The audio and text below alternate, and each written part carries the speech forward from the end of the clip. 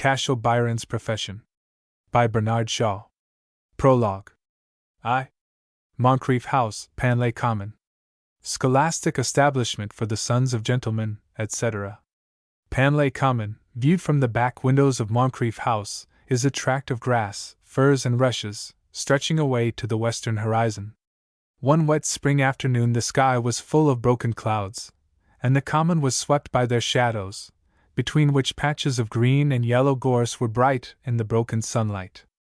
The hills to the northward were obscured by a heavy shower, traces of which were drying off the slates of the school, a square white building, formerly a gentleman's country house. In front of it was a well-kept lawn with a few clipped holly trees. At the rear, a quarter of an acre of land was enclosed for the use of the boys. Strollers on the common could hear, at certain hours, a hubbub of voices and racing footsteps from within the boundary wall. Sometimes, when the strollers were boys themselves, they climbed to the coping, and saw on the other side a piece of common trampled bare and brown, with a few square yards of concrete, so worn into hollows as to be unfit for its original use as a ball alley. Also a long shed, a pump, a door defaced by innumerable incised inscriptions, the back of the house in much worse repair than the front, and about 50 boys in tailless jackets and broad, turned-down collars. When the 50 boys perceived a stranger on the wall they rushed to the spot with a wild halloo, overwhelmed him with insult and defiance, and dislodged him by a volley of clods, stones, lumps of bread, and such other projectiles as were at hand. On this rainy spring afternoon a brougham stood at the door of Moncrief House. The coachman, enveloped in a white india-rubber coat, was bestirring himself a little after the recent shower.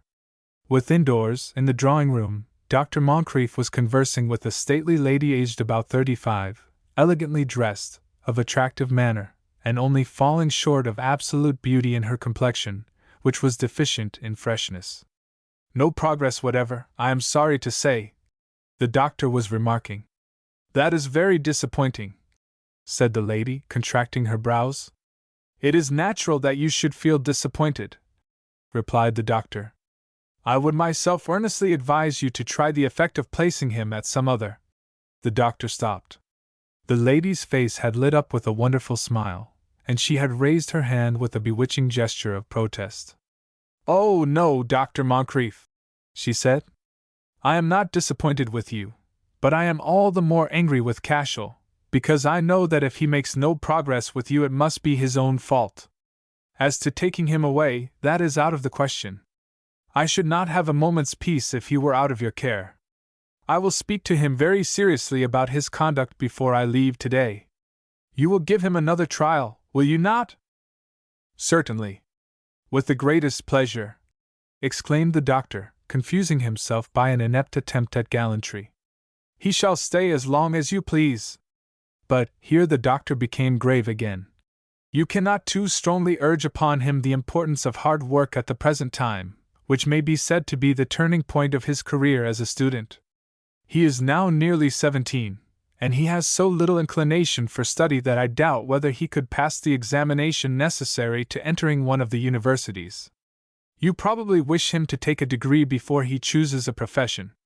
"Yes, of course," said the lady, vaguely, evidently assenting to the doctor's remark rather than expressing a conviction of her own. "What profession would you advise for him? You know so much better than I." Said Dr. Moncrief, puzzled.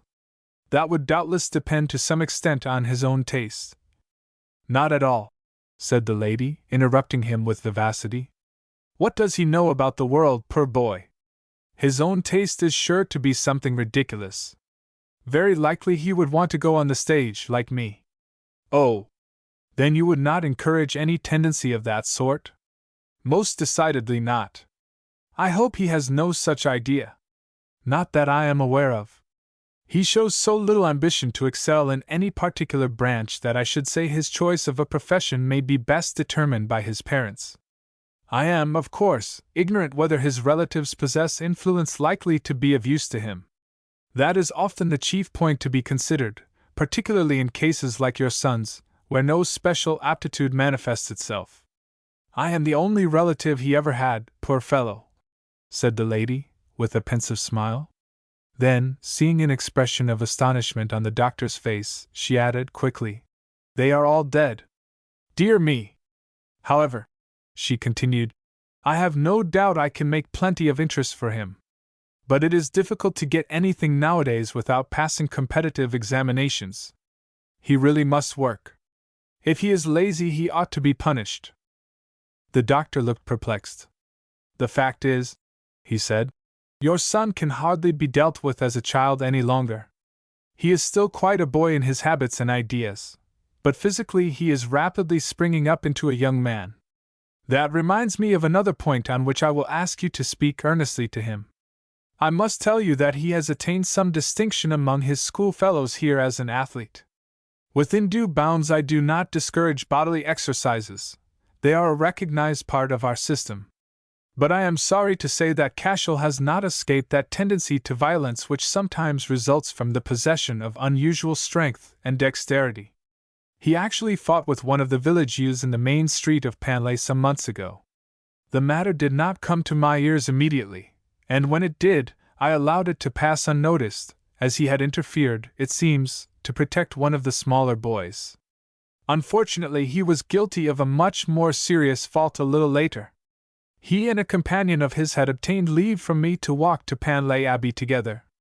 I afterwards found that their real object was to witness a prize fight that took place, illegally, of course, on the common. Apart from the deception practiced, I think the taste they betrayed a dangerous one, and I felt bound to punish them by a severe imposition and restriction to the grounds for 6 weeks. I do not hold, however, that everything has been done in these cases when a boy has been punished. I set a high value on a mother's influence for softening the natural roughness of boys. I don't think he minds what I say to him in the least," said the lady, with a sympathetic air, as if she pitied the doctor in a matter that chiefly concerned him. "I will speak to him about it, of course. Fighting is an unbearable habit. His father's people were always fighting, and they never did any good in the world. If you will be so kind. There are just the 3 points: the necessity for greater, much greater, application to his studies, a word to him on the subject of rough habits, and to sound him as to his choice of a career. I agree with you in not attaching much importance to his ideas on that subject as yet. Still, even a boyish fancy may be turned to account in rousing the energies of a lad." "Quite so," assented the lady. "I will certainly give him a lecture." The doctor looked at her mistrustfully, thinking perhaps that she herself would be the better for a lecture on her duties as a mother. But he did not dare to tell her so. Indeed, having a prejudice to the effect that actresses were deficient in natural feeling, he doubted the use of daring. He also feared that the subject of her son was beginning to bore her, and, though a doctor of divinity, he was as reluctant as other men to be found wanting in address by a pretty woman. So he rang the bell, and bade the servant send Master Cashel Byron. Presently a door was heard to open below, and a buzz of distant voices became audible. The doctor fidgeted and tried to think of something to say, but his invention failed him. He sat in silence while the inarticulate buzz rose into a shouting of "Byron! Cash!" The latter cry imitated from the summons usually addressed to cashiers and haberdashers' shops. Finally there was a piercing yell of "Mamma!" apparently in explanation of the demand for Byron's attendance in the drawing-room. The doctor reddened. Mrs. Byron smiled. Then the door below closed, shutting out the tumult, and footsteps were heard on the stairs. "Come in," cried the doctor, encouragingly. Master Cashel Byron entered blushing, made his way awkwardly to his mother, and kissed the critical expression which was on her upturned face as she examined his appearance. Being only 17, he had not yet acquired a taste for kissing. He inexpertly gave Mrs. Byron quite a shock by the collision of their teeth. Conscious of the failure, he drew himself upright, and tried to hide his hands, which were exceedingly dirty, in the scanty folds of his jacket. He was a well-grown youth, with neck and shoulders already strongly formed, and short auburn hair curling in little rings close to his scalp. He had blue eyes, and an expression of boyish good humor, which, however, did not convey any assurance of good temper. "How do you do, Cashel?" said Mrs. Byron, in a queenly manner, after a prolonged look at him. Very well, thanks, said he, grinning and avoiding her eye. Sit down, Byron, said the doctor. Byron suddenly forgot how to sit down, and looked irresolutely from one chair to another. The doctor made a brief excuse, and left the room, much to the relief of his pupil. You have grown greatly, Cashel. And I am afraid you are very awkward. Cashel colored and looked gloomy. I do not know what to do with you, continued Mrs. Byron. Dr. Moncrief tells me that you are very idle and rough. I am not, said Cashel, sulkily. It is Beck. There is no use in contradicting me in that fashion, said Mrs. Byron, interrupting him sharply. I am sure that whatever Dr. Moncrief says is perfectly true. He is always talking like that, said Cashel, plaintively. I can't learn Latin and Greek, and I don't see what good they are. I work as hard as any of the rest, except the regular stews, perhaps. As to my being rough, that is all because I was out one day with Gully Molesworth, and we saw a crowd on the common, and when we went to see what was up it was two men fighting. It wasn't our fault that they came there to fight. Yes, I have no doubt that you have 50 good excuses, Cashel. But I will not allow any fighting, and you really must work harder. Do you ever think of how hard I have to work to pay Dr. Moncrief £120 a year for you? I work as hard as I can. Old Moncrief seems to think that a fellow ought to do nothing else from morning till night but write Latin verses. Tatum, that the doctor thinks such a genius, does all his concerting from cribs. If I had a crib I could concert as well, very likely better. You are very idle, Cashel, I am sure of that. It is too provoking to throw away so much money every year for nothing.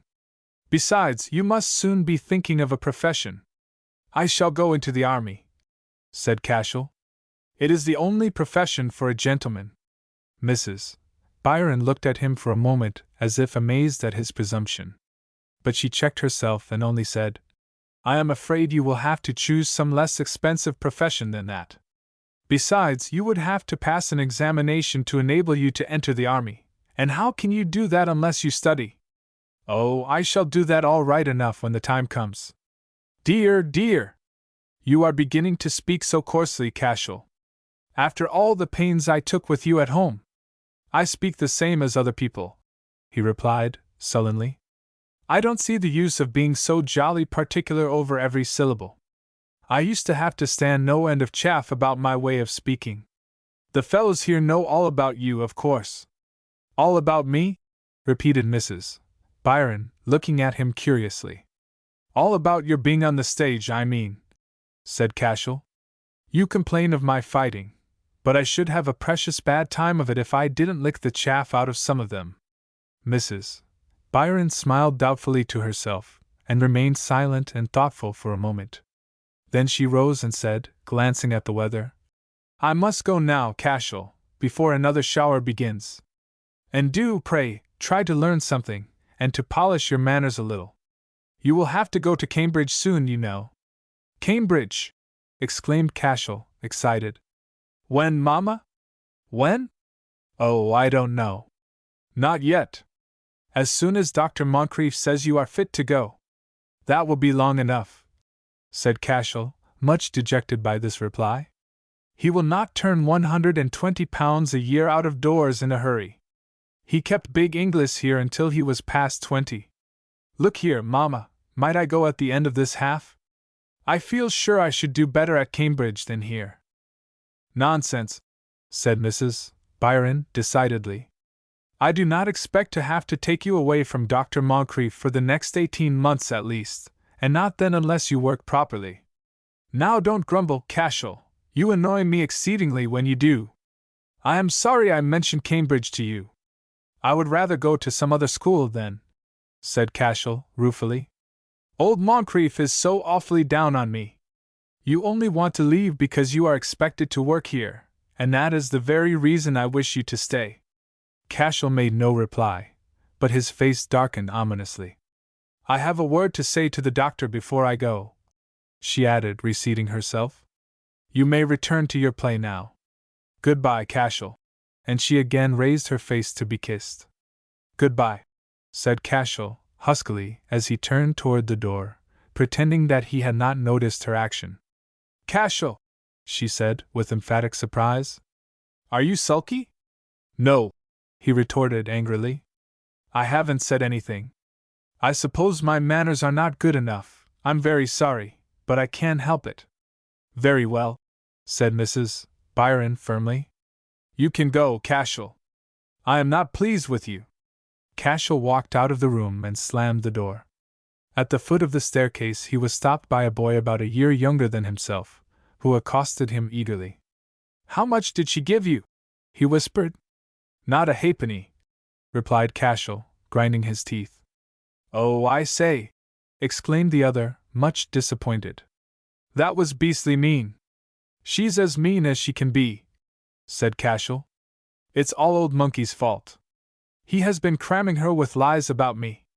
But she's just as bad as he is. I tell you, Gully, I hate my mother." "Oh, come," said Gully, shocked. "That's a little too strong, old chap, but she certainly ought to have stood something. I don't know what you intend to do, Gully, but I mean to bolt. If she thinks I am going to stick here for the next 2 years, she is jolly much mistaken. It would be an awful lark to bolt," said Gully, with a chuckle. "But," he added seriously, "if you really mean it, by George, I'll go too. Wilson has just given me 1,000 lines, and I'll be hanged if I do them." "Gully," said Cashel, his eyes sparkling, "I should like to see one of those chaps we saw on the common pitch into the doctor. Get him on the ropes, you know." Gully's mouth watered. "Yes," he said breathlessly. "Particularly the fellow they called the Fibber. Just 1 round would be enough for the old beggar. Let's come out into the playground. I shall catch it if I am found here." 2. That night there was just sufficient light struggling through the clouds to make Panley Common visible as a black expanse, against the lightest tone of which a piece of ebony would have appeared pale.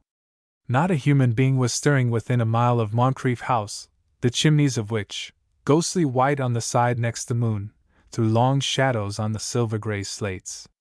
The stillness had just been broken by the stroke of 12:15 from a distant church tower, when, from the obscurity of one of these chimney shadows, a head emerged. It belonged to a boy, whose body presently wriggled through an open skylight. When his shoulders were through, he turned himself face upward, seized the miniature gable in which the skylight was set, drew himself completely out, and made his way stealthily down to the parapet.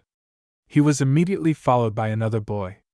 The door of Moncrief House was at the left-hand corner of the front, and was surmounted by a tall porch, the top of which was flat and could be used as a balcony. A wall, of the same height as the porch, connected the house front with the boundary wall, and formed part of the enclosure of a fruit garden which lay at the side of the house between the lawn and the playground. When the 2 boys had crept along the parapet to a point directly above the porch, they stopped, and each lowered a pair of boots to the balcony by means of fishing lines. When the boots were safely landed, their owners let the lines drop and re-entered the house by another skylight. A minute elapsed. Then they reappeared on the top of the porch, having come out through the window to which it served as a balcony. Here they put on their boots, and stepped on to the wall of the fruit garden. As they crawled along it, the hindmost boy whispered, "I say, Cashy." "Shut up, will you?" replied the other under his breath. "What's wrong?" "I should like to have one more go at old Mother Moncrief's pear tree, that's all. There are no pears on it this season, you fool." "I know. This is the last time we shall go this road, Cashy. Usen it to be a lark? Eh? If you don't shut up, it won't be the last time, for you'll be caught. Now for it." Cashel had reached the outer wall, and he finished his sentence by dropping from it to the common. Gully held his breath for some moments after the noise made by his companions striking the ground. Then he demanded in a whisper whether all was right.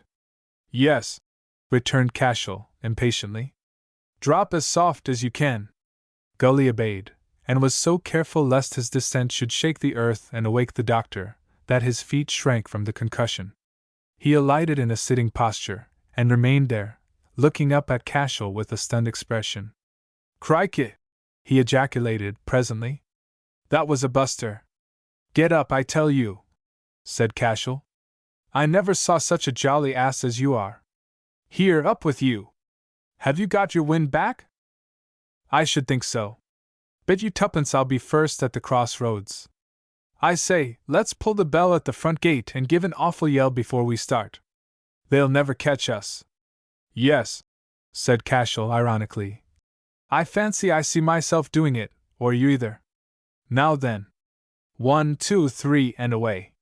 They ran off together, and reached the crossroads about 8 minutes later, Gully completely out of breath, and Cashel nearly so. Here, according to their plan, Gully was to take the north road and run to Scotland, where he felt sure that his uncle's gamekeeper would hide him.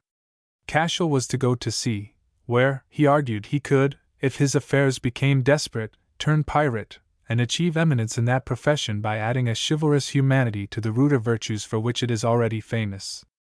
Cashel waited until Gully had recovered from his race. Then he said, Now, old fellow, we've got to separate. Gully, thus confronted with the lonely realities of his scheme, did not like the prospect. After a moment's reflection he exclaimed, Damn, old chap, but I'll come with you. Scotland may go and be hanged. But Cashel, being the stronger of the two, was as anxious to get rid of Gully as Gully was to cling to him. No, he said. I'm going to rough it, and you wouldn't be able for that. You're not strong enough for a sea life. Why, man, those sailor fellows are as hard as nails, and even they can hardly stand it. Well, then, do you come with me? Urged Gully. My uncle's gamekeeper won't mind. He's a jolly good sort, and we shall have no end of shooting. That's all very well for you, Gully, but I don't know your uncle, and I'm not going to put myself under a compliment to his gamekeeper. Besides, we should run too much risk of being caught if we went through the country together. Of course, I should be only too glad if we could stick to one another, but it wouldn't do. I feel certain we should be nabbed. Goodbye. But wait a minute, pleaded Gully. Suppose they do try to catch us. We shall have a better chance against them if there are two of us. Stuff, said Cashel. That's all boyish nonsense. There will be at least 6 policemen sent after us, and even if I did my very best, I could barely lick 2 if they came on together. And you would hardly be able for one. You just keep moving, and don't go near any railway station, and you will get to Scotland all safe enough. Look here, we have wasted 5 minutes already.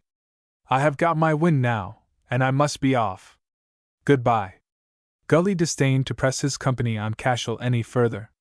Goodbye, he said, mournfully shaking his hand. Success, old chap. Success, echoed Cashel, grasping Gully's hand with a pang of remorse for leaving him. I'll write to you as soon as I have anything to tell you.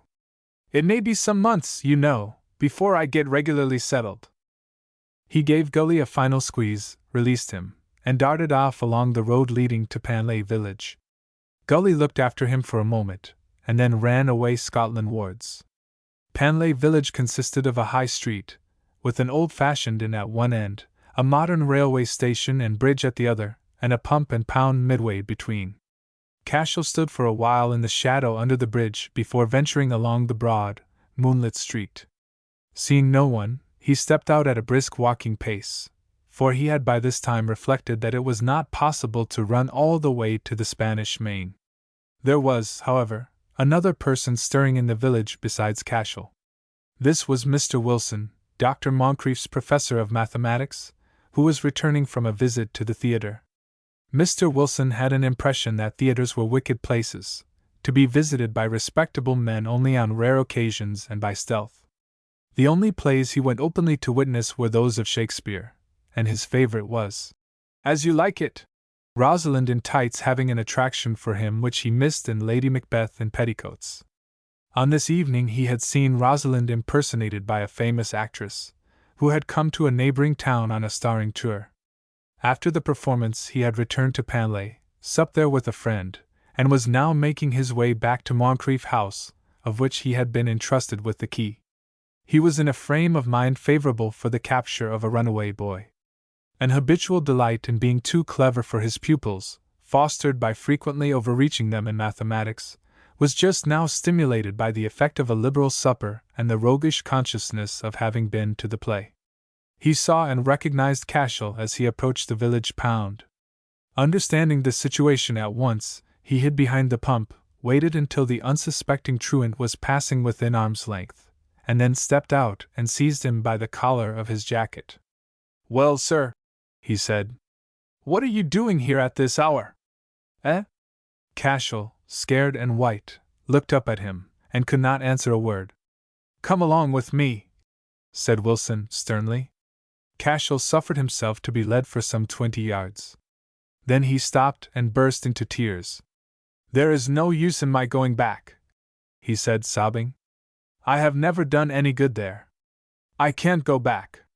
"Indeed," said Wilson, with magisterial sarcasm. "We shall try to make you do better in future." And he forced the fugitive to resume his march. Cashel, bitterly humiliated by his own tears, and exasperated by a certain cold triumph which his captor evinced on witnessing them, did not go many steps farther without protest. "You needn't hold me," he said angrily. "I can walk without being held." The master tightened his grasp and pushed his captive forward. "I won't run away, sir," said Cashel, more humbly, shedding fresh tears. "Please let me go," he added, in a suffocated voice, trying to turn his face toward his captor. But Wilson twisted him back again, and urged him still onward. Cashel cried out passionately, "Let me go!" and struggled to break loose. "Come, come, Byron," said the master, controlling him with a broad, strong hand. "None of your nonsense, sir." Then Cashel suddenly slipped out of his jacket, turned on Wilson, and struck up at him savagely with his right fist. The master received the blow just beside the point of his chin, and his eyes seemed to Cashel roll up and fall back into his head with the shock. He drooped forward for a moment, and fell in a heap face downward. Cashel recoiled, wringing his hand to relieve the tingling of his knuckles, and terrified by the thought that he had committed murder. But Wilson presently moved and dispelled that misgiving. Some of Cashel's fury returned as he shook his fist at his prostrate adversary, and exclaiming, "You won't brag much of having seen me cry," wrenched the jacket from him with unnecessary violence, and darted away at full speed. Mr. Wilson, though he was soon conscious and able to rise, did not feel disposed to stir for a long time. He began to moan with a dazed faith that someone would eventually come to him with sympathy and assistance. 5 minutes elapsed, and brought nothing but increased cold and pain. It occurred to him that if the police found him they would suppose him to be drunk, also that it was his duty to go to them and give them the alarm. He rose, and after a struggle with dizziness and nausea, concluded that his most pressing duty was to get to bed, and leave Dr. Moncrief to recapture his ruffianly pupil as best he could. Accordingly, at 1:30, the doctor was roused by a knocking at his chamber door, outside which he presently found his professor of mathematics, bruised, muddy, and apparently inebriated. 5 minutes elapsed before Wilson could get his principal's mind on the right track. Then the boys were awakened and the roll called. Byron and Molesworth were reported absent. No one had seen them go, no one had the least suspicion of how they got out of the house. One little boy mentioned the skylight, but observing a threatening expression on the faces of a few of the bigger boys, who were fond of fruit, he did not press his suggestion, and submitted to be snubbed by the doctor for having made it. It was nearly 3 o'clock before the alarm reached the village, where the authorities tacitly declined to trouble themselves about it until morning. The doctor, convinced that the lad had gone to his mother, did not believe that any search was necessary, and contented himself with writing a note to Mrs. Byron describing the attack on Mr. Wilson, and expressing regret that no proposal having for its object the readmission of Master Byron to the academy could be entertained. The pursuit was now directed entirely after Molesworth, and it won plain, from Mr. Wilson's narrative, that he had separated from Cashel outside Panley. Information was soon forthcoming. Peasants in all parts of the country had seen, they said, a lad that might be him. The search lasted until 5 o'clock next afternoon, when it was rendered superfluous by the appearance of Gully in person, footsore and repentant. After parting from Cashel and walking 2 miles, he had lost heart and turned back.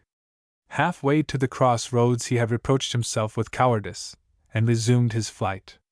This time he placed 8 miles betwixt himself and Moncrief House. Then he left the road to make a short cut through a plantation, and went astray. After wandering until morning, thinking dejectedly of the story of the babes in the wood, he saw a woman working in a field, and asked her the shortest way to Scotland. She had never heard of Scotland, and when he asked the way to Panlay she lost patience and threatened to set her dog at him. This discouraged him so much that he was afraid to speak to the other strangers whom he met. Having the sun as a compass, he oscillated between Scotland and Panlay according to the fluctuation of his courage.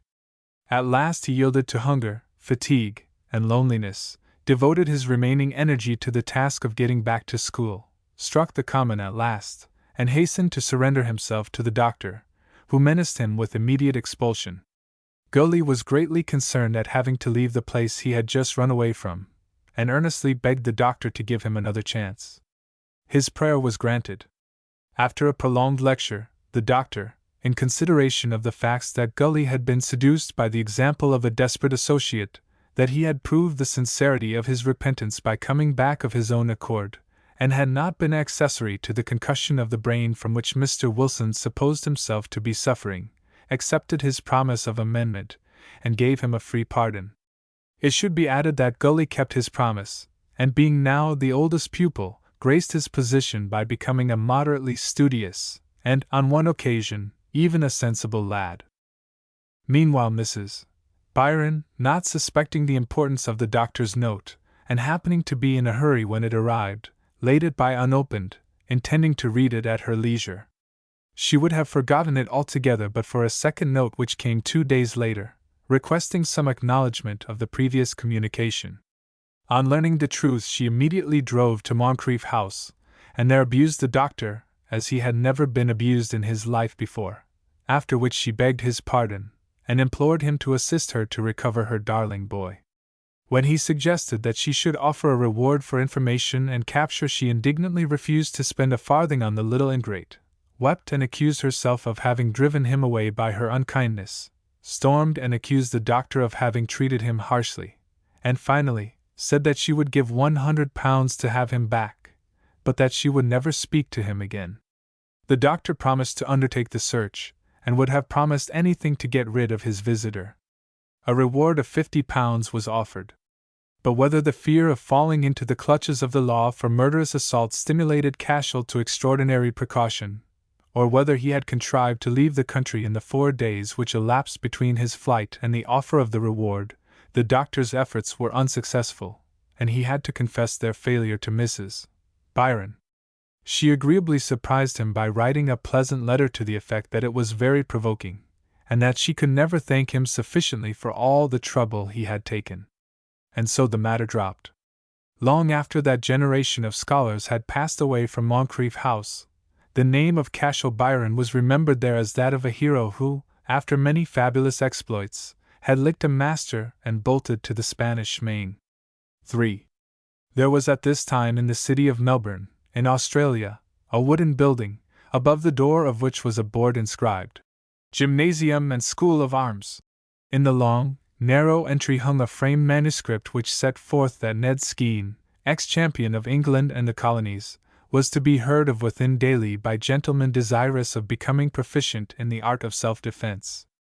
Also the terms on which Mrs. Skene, assisted by a competent staff of professors, would give lessons in dancing, deportment, and calisthenics. One evening a man sat smoking on a common wooden chair outside the door of this establishment.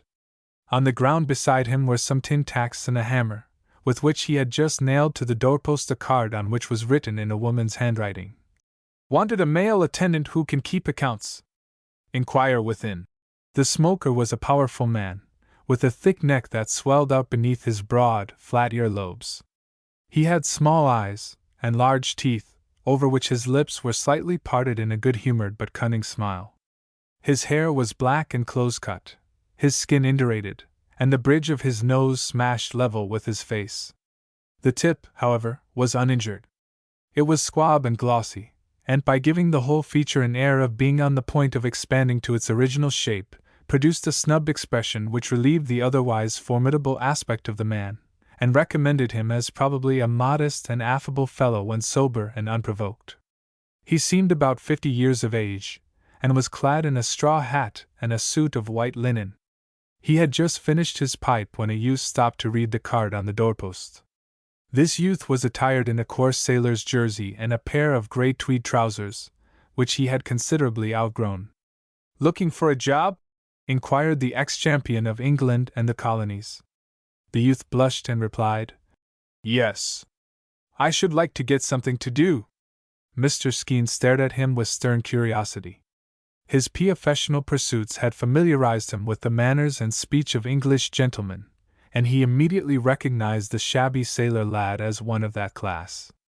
"Perhaps you're a scholar," said the prize-fighter, after a moment's reflection. "I have been at school, but I didn't learn much there," replied the youth. "I think I could bookkeep by double entry," he added, glancing at the card. "Double entry? What's that?" "It's the way merchants' books are kept. It is called so because everything is entered twice over." "Ah," said Skeen, unfavorably impressed by the system. "Once is enough for me. What's your weight?" "I don't know," said the lad with a grin. "Not know your own weight!" exclaimed Skeen. "That ain't the way to get on in life." "I haven't been weighed since I was in England," said the other, beginning to get the better of his shyness. "I was 8 stone 4 then, so you see I am only a light weight." "And what do you know about light weights? Perhaps, being so well educated, you know how to fight." "Eh? I don't think I could fight you," said the youth, with another grin. Skeen chuckled, and the stranger, with boyish communicativeness, gave him an account of a real fight, meaning, apparently, one between professional pugilists, which he had seen in England. He went on to describe how he had himself knocked down a master with one blow when running away from school. Skeen received this skeptically, and cross-examined the narrator as to the manner and effect of the blow, with the result of convincing himself that the story was true. At the end of a quarter of an hour the lad had commended himself so favorably by his conversation that the champion took him into the gymnasium, weighed him, measured him, and finally handed him a pair of boxing gloves and invited him to show what he was made of. The youth, though impressed by the prize-fighter's attitude with a hopeless sense of the impossibility of reaching him, rushed boldly at him several times, knocking his face on each occasion against Skeen's left fist, which seemed to be ubiquitous, and to have the property of imparting the consistency of iron to padded leather. At last the novice directed a frantic assault at the champion's nose, rising on his toes in his excitement as he did so. Skeen struck up the blow with his right arm, and the impetuous youth spun and stumbled away until he fell supine in a corner, rapping his head smartly on the floor at the same time. He rose with unabated cheerfulness and offered to continue the combat, but Skeen declined any further exercise just then, and much pleased with his novice's game, promised to give him a scientific education and make a man of him. The champion now sent for his wife, whom he revered as a preeminently sensible and well-mannered woman. The newcomer could see in her only a ridiculous dancing mistress, but he treated her with great deference, and thereby improved the favorable opinion which Skeen had already formed of him. He related to her how, after running away from school, he had made his way to Liverpool, gone to the docks, and contrived to hide himself on board a ship bound for Australia. Also how he had suffered severely from hunger and thirst before he discovered himself, and how, notwithstanding his unpopular position as stowaway, he had been fairly treated as soon as he had shown that he was willing to work. And in proof that he was still willing, and had profited by his maritime experience, he offered to sweep the floor of the gymnasium then and there. This proposal convinced the Skeens, who had listened to his story like children listening to a fairy tale, that he was not too much of a gentleman to do rough work, and it was presently arranged that he should thenceforth board and lodge with them, have 5 shillings a week for pocket money, and be man of all work, servant, gymnasium attendant, clerk, and apprentice to the ex-champion of England and the colonies. He soon found his bargain no easy one. The gymnasium was open from 9 in the morning until 11 at night, and the athletic gentlemen who came there not only ordered him about without ceremony, but varied the monotony of being set at naught by the invincible Skeen by practicing what he taught them on the person of his apprentice, whom they pounded with great relish, and threw backwards, forwards, and over their shoulders as though he had been but a senseless effigy, provided for that purpose. Meanwhile the champion looked on and laughed, being too lazy to redeem his promise of teaching the novice to defend himself. The latter, however, watched the lessons which he saw daily given to others, and before the end of a month, he so completely turned the tables on the amateur pugilists of Melbourne that Skene one day took occasion to remark that he was growing uncommon clever, but that gentlemen liked to be played easy with, and that he should be careful not to knock them about too much. Besides these bodily exertions, he had to keep account of gloves and foils sold and bought, and of the fees due both to Mr. and Mrs. Skene. This was the most irksome part of his duty, for he wrote a large, schoolboy hand, and was not quick at figures. When he at last began to assist his master in giving lessons, the accounts had fallen into arrear, and Mrs. Skene had to resume her former care of them, a circumstance which gratified her husband, who regarded it as a fresh triumph of her superior intelligence. Then a Chinaman was engaged to do the more menial work of the establishment. Skene's novice, as he was now generally called, was elevated to the rank of assistant professor to the champion, and became a person of some consequence in the gymnasium.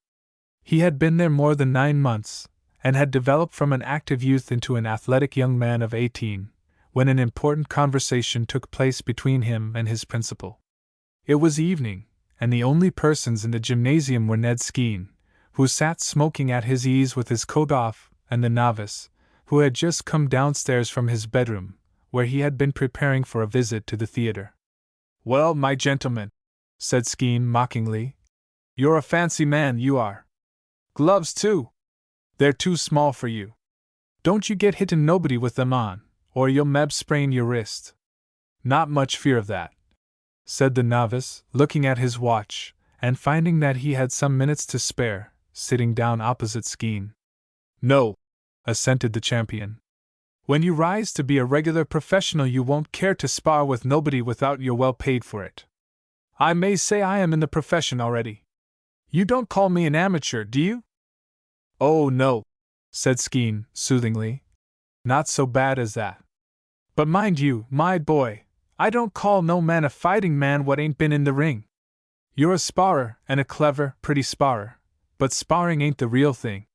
Some day, please God, we'll make up a little match for you, and show what you can do without the gloves." "I would just as soon have the gloves off as on," said the novice, a little sulkily. "That's because you have a heart as big as a lion," said Skene, patting him on the shoulder. But the novice, who was accustomed to hear his master pay the same compliment to his patrons whenever they were seized with fits of boasting, which usually happened when they got beaten, looked obdurate, and said nothing. "Sam Duckett, of Milltown, was here today while you was out giving Captain Noble his lesson," continued Skene, watching his apprentice's face cunningly. "Now Sam is a real fighting man, if you like. I don't think much of him. He's a liar, for one thing. That's a failing of the profession. I don't mind telling you so," said Skene mournfully. Now the novice had found out this for himself, already. He never, for instance, believed the accounts which his master gave of the accidents and conspiracies which had led to his being defeated 3 times in the ring. However, as Skene had won 15 battles, his next remark was undeniable. "Men fight none the worse for being liars. Sam Duckett bet Ebony Muley in 20 minutes. "Yes," said the novice scornfully. "And what is Ebony Muley? A wretched old nigger nearly 60 years old, who is drunk 7 days in the week, and would sell a fight for a glass of brandy. Duckett ought to have knocked him out of time in 70 seconds. Duckett has no science." "Not a bit," said Ned. "But he has lots of game." "Shaw! Come now, Ned, you know as well as I do that that is one of the stalest commonplaces going. If a fellow knows how to box, they always say he has science but no pluck. If he doesn't know his right hand from his left, they say that he isn't clever but that he is full of game." Skene looked with secret wonder at his pupil, whose powers of observation and expression sometimes seemed to him almost to rival those of Mrs. Skene. "Sam was saying something like that today," he remarked. "He says you're only a sparrer, and that you'd fall down with fright if you was put into a 24-foot ring. The novice flushed. I wish I had been here when some bucket said that. Why, what could you ha' done to him? Said Skeen, his small eyes twinkling. I'd have punched his head, that's what I could and would have done to him. Why, man, he'd eat you. He might. And he might eat you too, Ned, if he had salt enough with you. He talks big because he knows I have no money, and he pretends he won't strip for less than £50 a side. No money! Cried Skeen. I know them as'll make up £50 before 12 tomorrow for any man as I will answer for. There'd be a start for a young man. Why, my fuss fight was for 5 shillings in Tottenham Fields, and proud I was when I won it. I don't want to set you on to fight a crack like Sam Duckett anyway against your inclinations, but don't go for to say that money isn't to be had. Let Ned Skeen pint to a young man and say, that's the young man as Ned backs, and others will come for ard, aye, crowds of 'em. The novice hesitated. Do you think I ought to, Ned? He said. That ain't for me to say, said Skeen doggedly. I know what I would ha' said at your age. But perhaps you're right to be cautious. I tell you the truth, I wouldn't care to see you whipped by the like of Sam Duckett. Will you train me if I challenge him? Will I train you? Echoed Skeen, rising with enthusiasm. I train you, and put my money on you, too, and you shall knock fireworks out of him, my boy, as sure as my name's Ned Skeen. Then, cried the novice, reddening with excitement, I'll fight him. And if I lick him you will have to hand over your belt as champion of the colonies to me.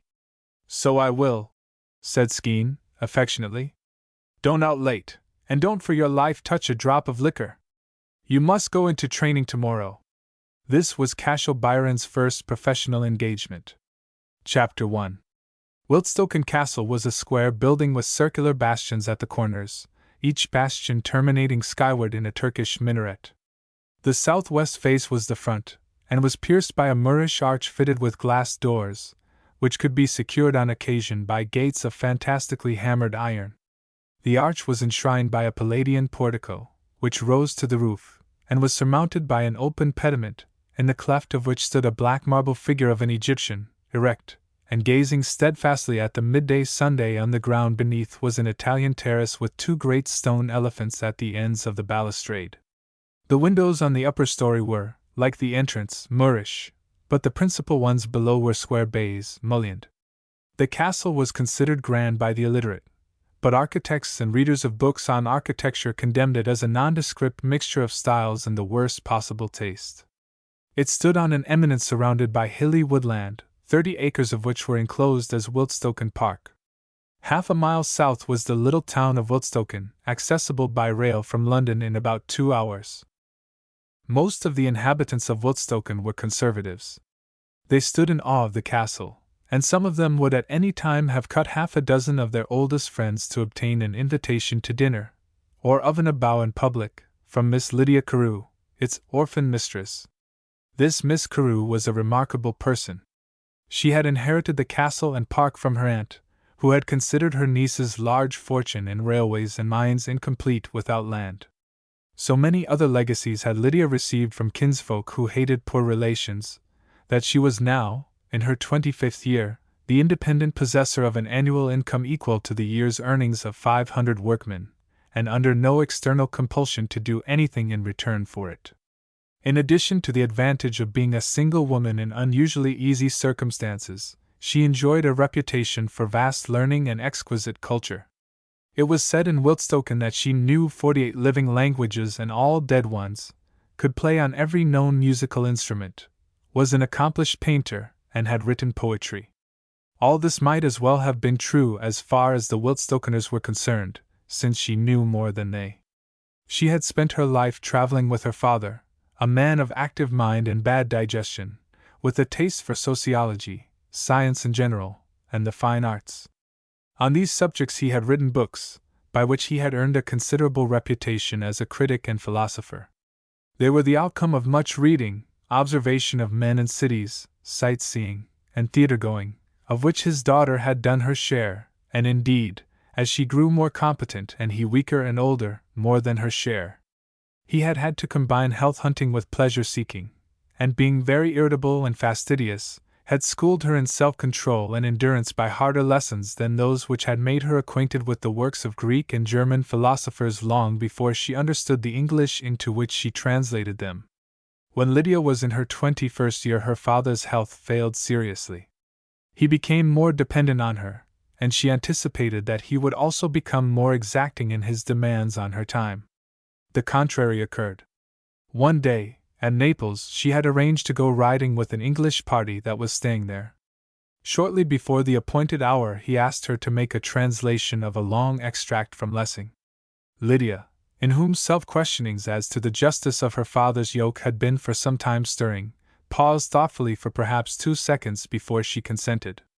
Carew said nothing, but he presently intercepted a servant who was bearing an apology to the English party, read the note, and went back to his daughter, who was already busy at Lessing. "Lydia," he said, with a certain hesitation, which she would have ascribed to shyness had that been at all credible of her father when addressing her, "I wish you never to postpone your business to literary trifling." She looked at him with the vague fear that accompanies a new and doubtful experience, and he, dissatisfied with his way of putting the case, added, "It is of greater importance that you should enjoy yourself for an hour than that my book should be advanced." "Far greater." Lydia, after some consideration, put down her pen and said, "I shall not enjoy writing if there is anything else left undone." "I shall not enjoy your writing if your excursion is given up for it," he said. "I prefer your going." Lydia obeyed silently. An odd thought struck her that she might end the matter gracefully by kissing him. But as they were unaccustomed to make demonstrations of this kind, nothing came of the impulse. She spent the day on horseback, reconsidered her late rebellious thoughts, and made the translation in the evening. Thenceforth Lydia had a growing sense of the power she had unwittingly been acquiring during her long subordination. Timidly at first, and more boldly as she became used to dispense with the parental leading strings, she began to follow her own bent in selecting subjects for study, and even to defend certain recent developments of art against her father's conservatism. He approved of this independent mental activity on her part, and repeatedly warned her not to pin her faith more on him than on any other critic. She once told him that one of her incentives to disagree with him was the pleasure it gave her to find out ultimately that he was right. He replied gravely, "That pleases me, Lydia, because I believe you. But such things are better left unsaid. They seem to belong to the art of pleasing, which you will perhaps soon be tempted to practice, because it seems to all young people easy, well paid, amiable, and a mark of good breeding. In truth it is vulgar, cowardly, egotistical, and insincere, a virtue in a shopman, a vice in a free woman. It is better to leave genuine praise unspoken than to expose yourself to the suspicion of flattery." Shortly after this, at his desire, she spent a season in London, and went into English polite society, which she found to be in the main a temple for the worship of wealth and a market for the sale of virgins.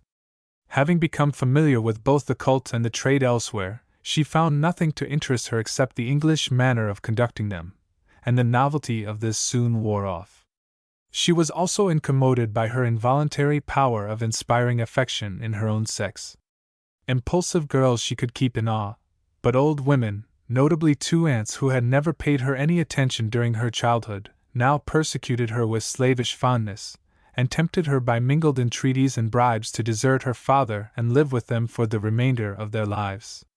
Her reserve fanned their longing to have her for a pet, and to escape them, she returned to the Continent with her father, and ceased to hold any correspondence with London. Her aunts declared themselves deeply hurt, and Lydia was held to have treated them very injudiciously. But when they died, and their wills became public, it was found that they had vied with one another in enriching her. When she was 25 years old, the first startling event of her life took place. This was the death of her father at Avignon. No endearments passed between them even on that occasion. She was sitting opposite to him at the fireside one evening, reading aloud, when he suddenly said, "My heart has stopped, Lydia. Goodbye," and immediately died. She had some difficulty in quelling the tumult that arose when the bell was answered.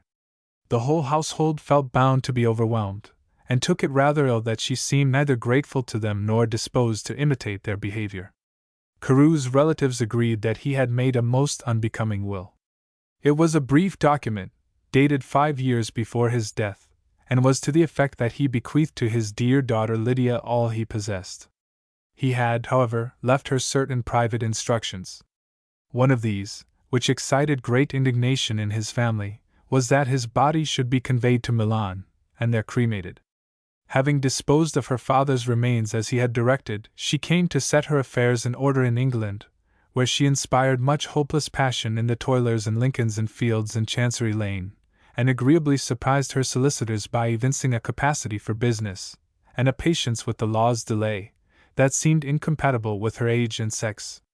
When all was arranged, and she was once more able to enjoy perfect tranquillity, she returned to Avignon, and there discharged her last duty to her father. This was to open a letter she had found in his desk, inscribed by his hand.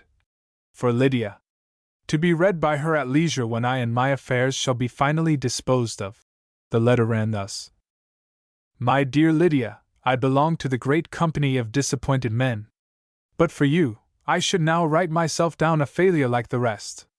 It is only a few years since it first struck me that although I had failed in many ambitions with which, having failed, I need not trouble you now, I had achieved some success as a father.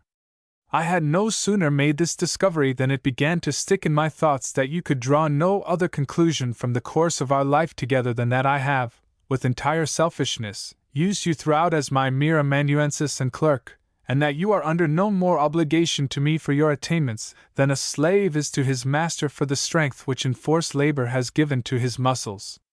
Lest I should leave you suffering from so mischievous and oppressive an influence as a sense of injustice, I now justify myself to you. I have never asked you whether you remember your mother. Had you at any time broached the subject, I should have spoken quite freely to you on it, but as some wise instinct led you to avoid it, I was content to let it rest until circumstances such as the present should render further reserve unnecessary. If any regret at having known so little of the woman who gave you birth troubles you, shake it off without remorse. She was the most disagreeable person I ever knew.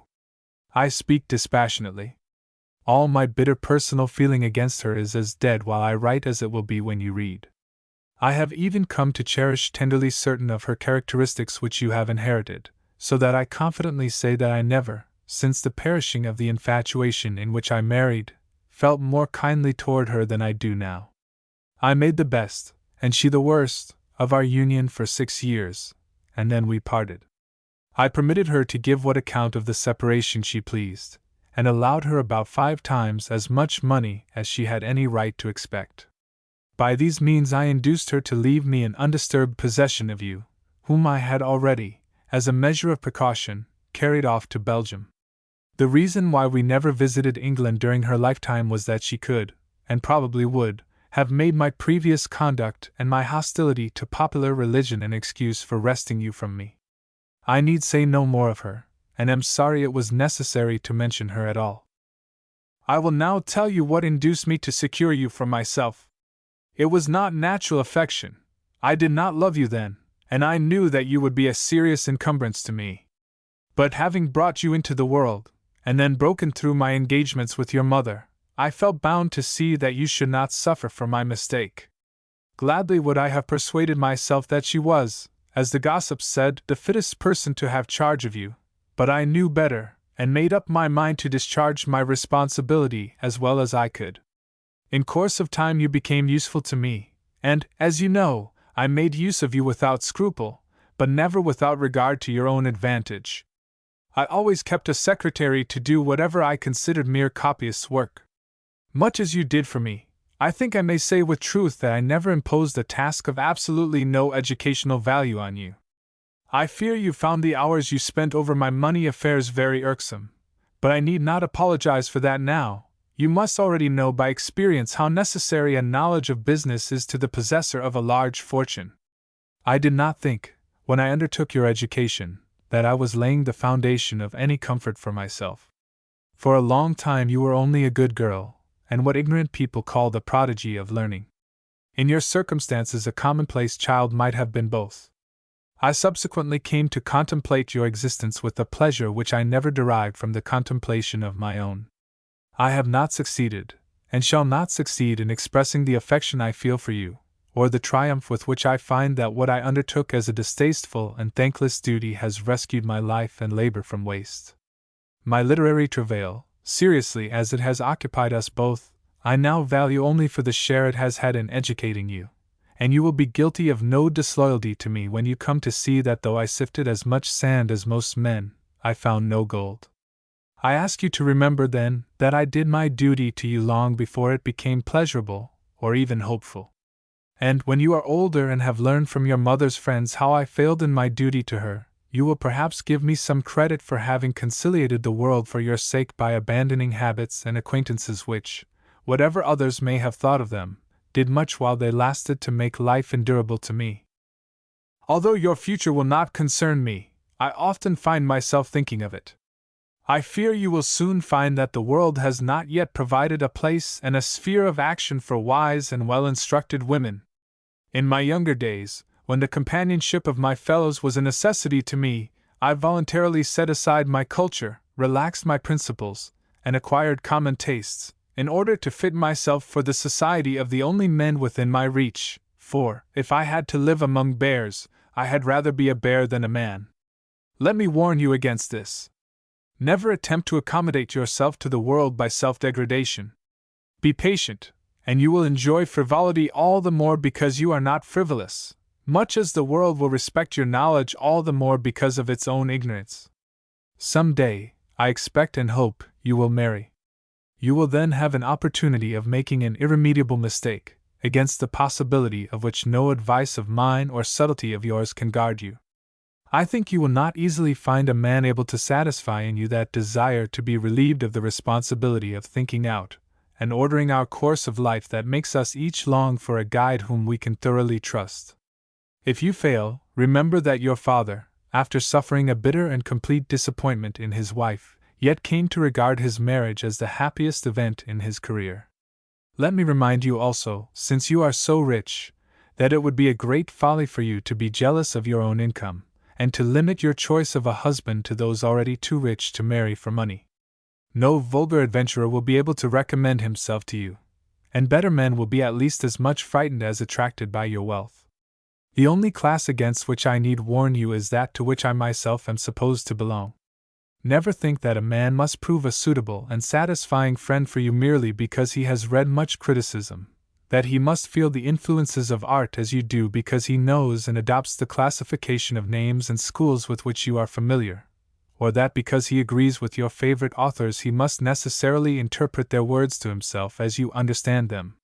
Beware of men who have read more than they have worked, or who love to read better than to work. Beware of painters, poets, musicians, and artists of all sorts, except very great artists. Beware even of them as husbands and fathers.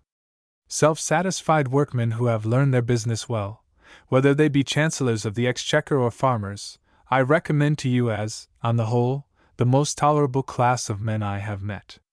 I shall make no further attempt to advise you. As fast as my counsels rise to my mind follow reflections that convince me of their futility. You may perhaps wonder why I never said to you what I have written down here. I have tried to do so and failed. If I understand myself aright, I have written these lines mainly to relieve a craving to express my affection for you. The awkwardness which an over-civilized man experiences in admitting that he is something more than an educated stone prevented me from confusing you by demonstrations of a kind I had never accustomed you to. Besides, I wish this assurance of my love, my last word, to reach you when no further commonplaces to blur the impressiveness of its simple truth are possible. I know I have said too much, and I feel that I have not said enough. But the writing of this letter has been a difficult task. Practiced as I am with my pen, I have never, even in my earliest efforts, composed with such labor and sense of inadequacy. Here the manuscript broke off. The letter had never been finished. Chapter 2. In the month of May, 7 years after the flight of the 2 boys from Moncrief House, a lady sat in an island of shadow which was made by a cedar tree in the midst of a glittering green lawn. She did well to avoid the sun, for her complexion was as delicately tinted as mother of pearl. She was a small, graceful woman, with sensitive lips and nostrils, green eyes, with quiet, unarched brows, and ruddy gold hair, now shaded by a large, untrimmed straw hat. Her dress of Indian muslin, with half sleeves terminating at the elbows in wide ruffles, hardly covered her shoulders, where it was supplemented by a scarf through which a glimpse of her throat was visible and a nest of soft turquoise lace. She was reading a little ivory-bound volume, a miniature edition of the second part of Goethe's Faust. As the afternoon wore on and the light mellowed, the lady dropped her book and began to think and dream, unconscious of a prosaic black object crossing the lawn towards her. This was a young gentleman in a frock coat. He was dark, and had a long, grave face, with a reserved expression, but not ill-looking. "Going so soon, Lucian?" said the lady, looking up as he came into the shadow. Lucian looked at her wistfully. His name, as she uttered it, always stirred him vaguely. He was fond of finding out the reasons of things, and had long ago decided that this inward stir was due to her fine pronunciation. His other intimates called him Lucian. "Yes," he said, "I have arranged everything, and have come to give an account of my stewardship, and to say good-bye." He placed a garden chair near her, and sat down. She laid her hands one on the other in her lap, and composed herself to listen. "First," he said, "as to the Warren Lodge. It is let for a month only, so you can allow Mrs. Goff to have it rent-free in July if you still wish to. I hope you will not act so unwisely." She smiled and said, "Who are the present tenants? I hear that they object to the dairymaids and men crossing the elm vista." "We must not complain of that. It was expressly stipulated when they took the lodge that the vista should be kept private for them. I had no idea at that time that you were coming to the castle, or I should of course have declined such a condition. But we do keep it private for them, strangers are not admitted. Our people pass and repass once a day on their way to and from the dairy, that is all. It seems churlish, Lydia, but this, it appears, is a special case, a young gentleman, who has come to recruit his health. He needs daily exercise in the open air, but he cannot bear observation, and he has only a single attendant with him. Under these circumstances I agreed that they should have the sole use of the elm vista. In fact, they are paying more rent than would be reasonable without this privilege. I hope the young gentleman is not mad. I satisfied myself before I let the lodge to him that he would be a proper tenant," said Lucian, with reproachful gravity. "He was strongly recommended to me by Lord Worthington, whom I believe to be a man of honor, notwithstanding his inveterate love of sport. As it happens, I expressed to him the suspicion you have just suggested. Worthington vouched for the tenant's sanity, and offered to take the lodge in his own name and be personally responsible for the good behavior of this young invalid, who has, I fancy, upset his nerves by hard reading. Probably some college friend of Worthington's." "Perhaps so. But I should rather expect a college friend of Lord Worthington's to be a hard rider or drinker than a hard reader. You may be quite at ease, Lydia. I took Lord Worthington at his word so far as to make the letting to him. I have never seen the real tenant. But though I do not even recollect his name, I will venture to answer for him at second hand. I am quite satisfied, Lucian, and I am greatly obliged to you. I will give orders that no one shall go to the dairy by way of the Warren. It is natural that he should wish to be out of the world. The next point," resumed Lucian, "is more important, as it concerns you personally. Miss Goff is willing to accept your offer. And a most unsuitable companion she will be for you. Why, Lucian? On all accounts. She is younger than you, and therefore cannot chaperone you. She has received only an ordinary education, and her experience of society is derived from local subscription balls. And, as she is not unattractive, and is considered a beauty in Woodstoken, she is self-willed, and will probably take your patronage in bad part. Is she more self-willed than I? You are not self-willed, Lydia, except that you are deaf to advice. You mean that I seldom follow it. And so you think I had better employ a professional companion, a decayed gentlewoman, than save this young girl from going out as a governess and beginning to decay at 23? The business of getting a suitable companion, and the pleasure or duty of relieving poor people are two different things, Lydia. True, Lucian. When will Miss Goff call? This evening. Mind, nothing is settled as yet. If you think better of it on seeing her, you have only to treat her as an ordinary visitor, and the subject will drop. For my own part, I prefer her sister, but she will not leave Mrs. Goff, who has not yet recovered from the shock of her husband's death. Lydia looked reflectively at the little volume in her hand, and seemed to think out the question of Miss Goff. Presently, with an air of having made up her mind, she said, "Can you guess which of Goethe's characters you remind me of when you try to be worldly wise for my sake?" "When I try, what an extraordinary irrelevance! I have not read Goethe lately. Mephistopheles, I suppose? But I did not mean to be cynical. No, not Mephistopheles, but Wagner, with a difference. Wagner taking Mephistopheles instead of Faust for his model." Seeing by his face that he did not relish the comparison, she added, "I am paying you a compliment. Wagner represents a very clever man. The saving clause is unnecessary," he said somewhat sarcastically. "I know your opinion of me quite well, Lydia." She looked quickly at him. Detecting the concern in her glance, he shook his head sadly, saying, "I must go now, Lydia. I leave you in charge of the housekeeper until Miss Goff arrives." She gave him her hand, and a dull glow came into his gray jaws as he took it. Then he buttoned his coat and walked gravely away. As he went, she watched the sun mirrored in his glossy hat, and drowned in his respectable coat. She sighed, and took up Goethe again. But after a little while she began to be tired of sitting still, and she rose and wandered through the park for nearly an hour, trying to find the places in which she had played in her childhood during a visit to her late aunt.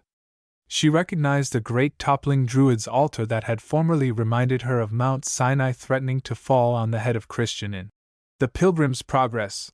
Farther on she saw and avoided a swamp in which she had once earned a scolding from her nurse by filling her stockings with mud. Then she found herself in a long avenue of green turf, running east and west, and apparently endless. This seemed the most delightful of all her possessions, and she had begun to plan a pavilion to build near it, when she suddenly recollected that this must be the elm vista of which the privacy was so stringently insisted upon, by her invalid tenant at the Warren Lodge. She fled into the wood at once, and when she was safe there, laughed at the oddity of being a trespasser in her own domain. She made a wide detour in order to avoid intruding a second time. Consequently, after walking for a quarter of an hour, she lost herself. The trees seemed never-ending. She began to think she must possess a forest as well as a park. At last she saw an opening. Hastening toward it, she came again into the sunlight, and stopped, dazzled by an apparition which she at first took to be a beautiful statue, but presently recognized, with a strange glow of delight, as a living man. To so mistake a gentleman exercising himself in the open air on a 19th-century afternoon would, under ordinary circumstances, imply incredible ignorance either of men or statues. But the circumstances in Miss Carew's case were not ordinary, for the man was clad in a jersey and knee breeches of white material, and his bare arms shone like those of a gladiator. His broad pectoral muscles, in their white covering, were like slabs of marble. Even his hair, short, crisp, and curly, seemed like burnished bronze in the evening light. It came into Lydia's mind that she had disturbed an antique god in his sylvan haunt. The fancy was only momentary, for she perceived that there was a third person present, a man impossible to associate with classic divinity. He looked like a well-to-do groom, and was contemplating his companion much as a groom might contemplate an exceptionally fine horse. He was the first to see Lydia, and his expression as he did so plainly showed that he regarded her as a most unwelcome intruder. The statue man, following his sinister look, saw her too, but with different feelings, for his lips parted, his color rose, and he stared at her with undisguised admiration and wonder. Lydia's first impulse was to turn and fly, her next, to apologize for her presence. Finally she went away quietly through the trees. The moment she was out of their sight she increased her pace almost to a run. The day was too warm for rapid movement, and she soon stopped and listened. There were the usual woodland sounds, leaves rustling, grasshoppers chirping, and birds singing, but not a human voice or footstep. She began to think that the godlike figure was only the Hermes of Praxiteles, suggested to her by Goethe's classical Sabbat, and changed by a daydream into the semblance of a living reality. The groom must have been one of those incongruities characteristic of dreams, probably a reminiscence of Lucian's statement that the tenant of the Warren Lodge had a single male attendant. It was impossible that this glorious vision of manly strength and beauty could be substantially a student broken down by excessive study. That irrational glow of delight, too, was one of the absurdities of dreamland, otherwise she should have been ashamed of it. Lydia made her way back to the castle in some alarm as to the state of her nerves, but dwelling on her vision with a pleasure that she would not have ventured to indulge had it concerned a creature of flesh and blood. Once or twice it recurred to her so vividly that she asked herself whether it could have been real. But a little reasoning convinced her that it must have been an hallucination. "If you please, madam," said one of her staff of domestics, a native of Wiltstoken, who stood in deep awe of the lady of the castle, "Miss Goff is waiting for you in the drawing-room." The drawing-room of the castle was a circular apartment, with a dome-shaped ceiling broken into gilt ornaments resembling thick bamboos, which projected vertically downward like stalagmites. The heavy chandeliers were loaded with flattened brass balls, magnified facsimiles of which crowned the uprights of the low, broad, massively framed chairs, which were covered in leather stamped with Japanese dragon designs in copper-colored metal. Near the fireplace was a great bronze bell of Chinese shape, mounted like a mortar on a black wooden carriage for use as a coal scuttle. The wall was decorated with large gold crescents on a ground of light blue. In this barbaric rotunda Miss Carew found awaiting her a young lady of 23, with a well-developed, resilient figure, and a clear complexion, porcelain-surfaced, and with a fine red in the cheeks. The lofty pose of her head expressed an habitual sense of her own consequence given her by the admiration of the youth of the neighborhood, which was also, perhaps, the cause of the neatness of her inexpensive black dress, and of her irreproachable gloves, boots, and hat. She had been waiting to introduce herself to the lady of the castle for 10 minutes in a state of nervousness that culminated as Lydia entered. "How do you do, Miss Goff? Have I kept you waiting? I was out." "Not at all," said Miss Goff, with a confused impression that red hair was aristocratic, and dark brown, the color of her own, vulgar. She had risen to shake hands, and now, after hesitating a moment to consider what etiquette required her to do next, resumed her seat. Miss Carew sat down too, and gazed thoughtfully at her visitor, who held herself rigidly erect, and striving to mask her nervousness, unintentionally looked disdainful. "Miss Goff," said Lydia, after a silence that made her speech impressive, "will you come to me on a long visit? In this lonely place I am greatly in want of a friend and companion of my own age and position. I think you must be equally so." Alice Goff was very young, and very determined to accept no credit that she did not deserve. With the unconscious vanity and conscious honesty of youth, she proceeded to set Miss Carew right as to her social position, not considering that the lady of the castle probably understood it better than she did herself, and indeed thinking it quite natural that she should be mistaken. "You are very kind," she replied stiffly. "But our positions are quite different, Miss Carew. The fact is that I cannot afford to live an idle life. We are very poor, and my mother is partly dependent on my exertions. I think you will be able to exert yourself to good purpose if you come to me," said Lydia, unimpressed. "It is true that I shall give you very expensive habits, but I will of course enable you to support them." "I do not wish to contract expensive habits," said Alice, reproachfully. "I shall have to content myself with frugal ones throughout my life." "Not necessarily. Tell me, frankly, how had you proposed to exert yourself? As a teacher, was it not?" Alice flushed, but assented. "You are not at all fitted for it, and you will end by marrying. As a teacher you could not marry well. As an idle lady, with expensive habits, you will marry very well indeed. It is quite an art to know how to be rich, an indispensable art, if you mean to marry a rich man." "I have no intention of marrying," said Alice loftily. She thought it time to check this cool aristocrat. "If I come at all, I shall come without any ulterior object." "That is just what I had hoped. Come without condition, or second thought of any kind. But, began Alice, and stopped, bewildered by the pace at which the negotiation was proceeding. She murmured a few words, and waited for Lydia to proceed. But Lydia had said her say, and evidently expected a reply, though she seemed assured of having her own way, whatever Alice's views might be. "I do not quite understand, Miss Carew. What duties, what would you expect of me?" "A great deal," said Lydia gravely. "Much more than I should from a mere professional companion."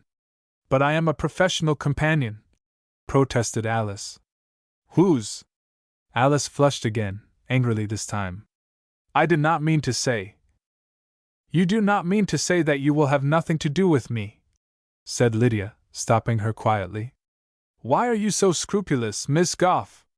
You will be close to your home, and can return to it at any moment if you become dissatisfied with your position here." Fearful that she had disgraced herself by ill manners, loath to be taken possession of as if her wishes were of no consequence when a rich lady's one was to be gratified, suspicious, since she had often heard gossiping tales of the dishonesty of people in high positions, lest she should be cheated out of the salary she had come resolved to demand, and withal unable to defend herself against Miss Carew, Alice caught at the first excuse that occurred to her. "I should like a little time to consider," she said. "Time to accustom yourself to me, is it not? You can have as long as you please. "Oh, I can let you know tomorrow," interrupted Alice, officiously. "Thank you. I will send a note to Mrs. Goff to say that she need not expect you back until tomorrow." "But I did not mean, I am not prepared to stay," remonstrated Alice, feeling that she was being entangled in a snare. "We shall take a walk after dinner then, and call at your house, where you can make your preparations. But I think I can supply you with all you will require." Alice dared make no further objection.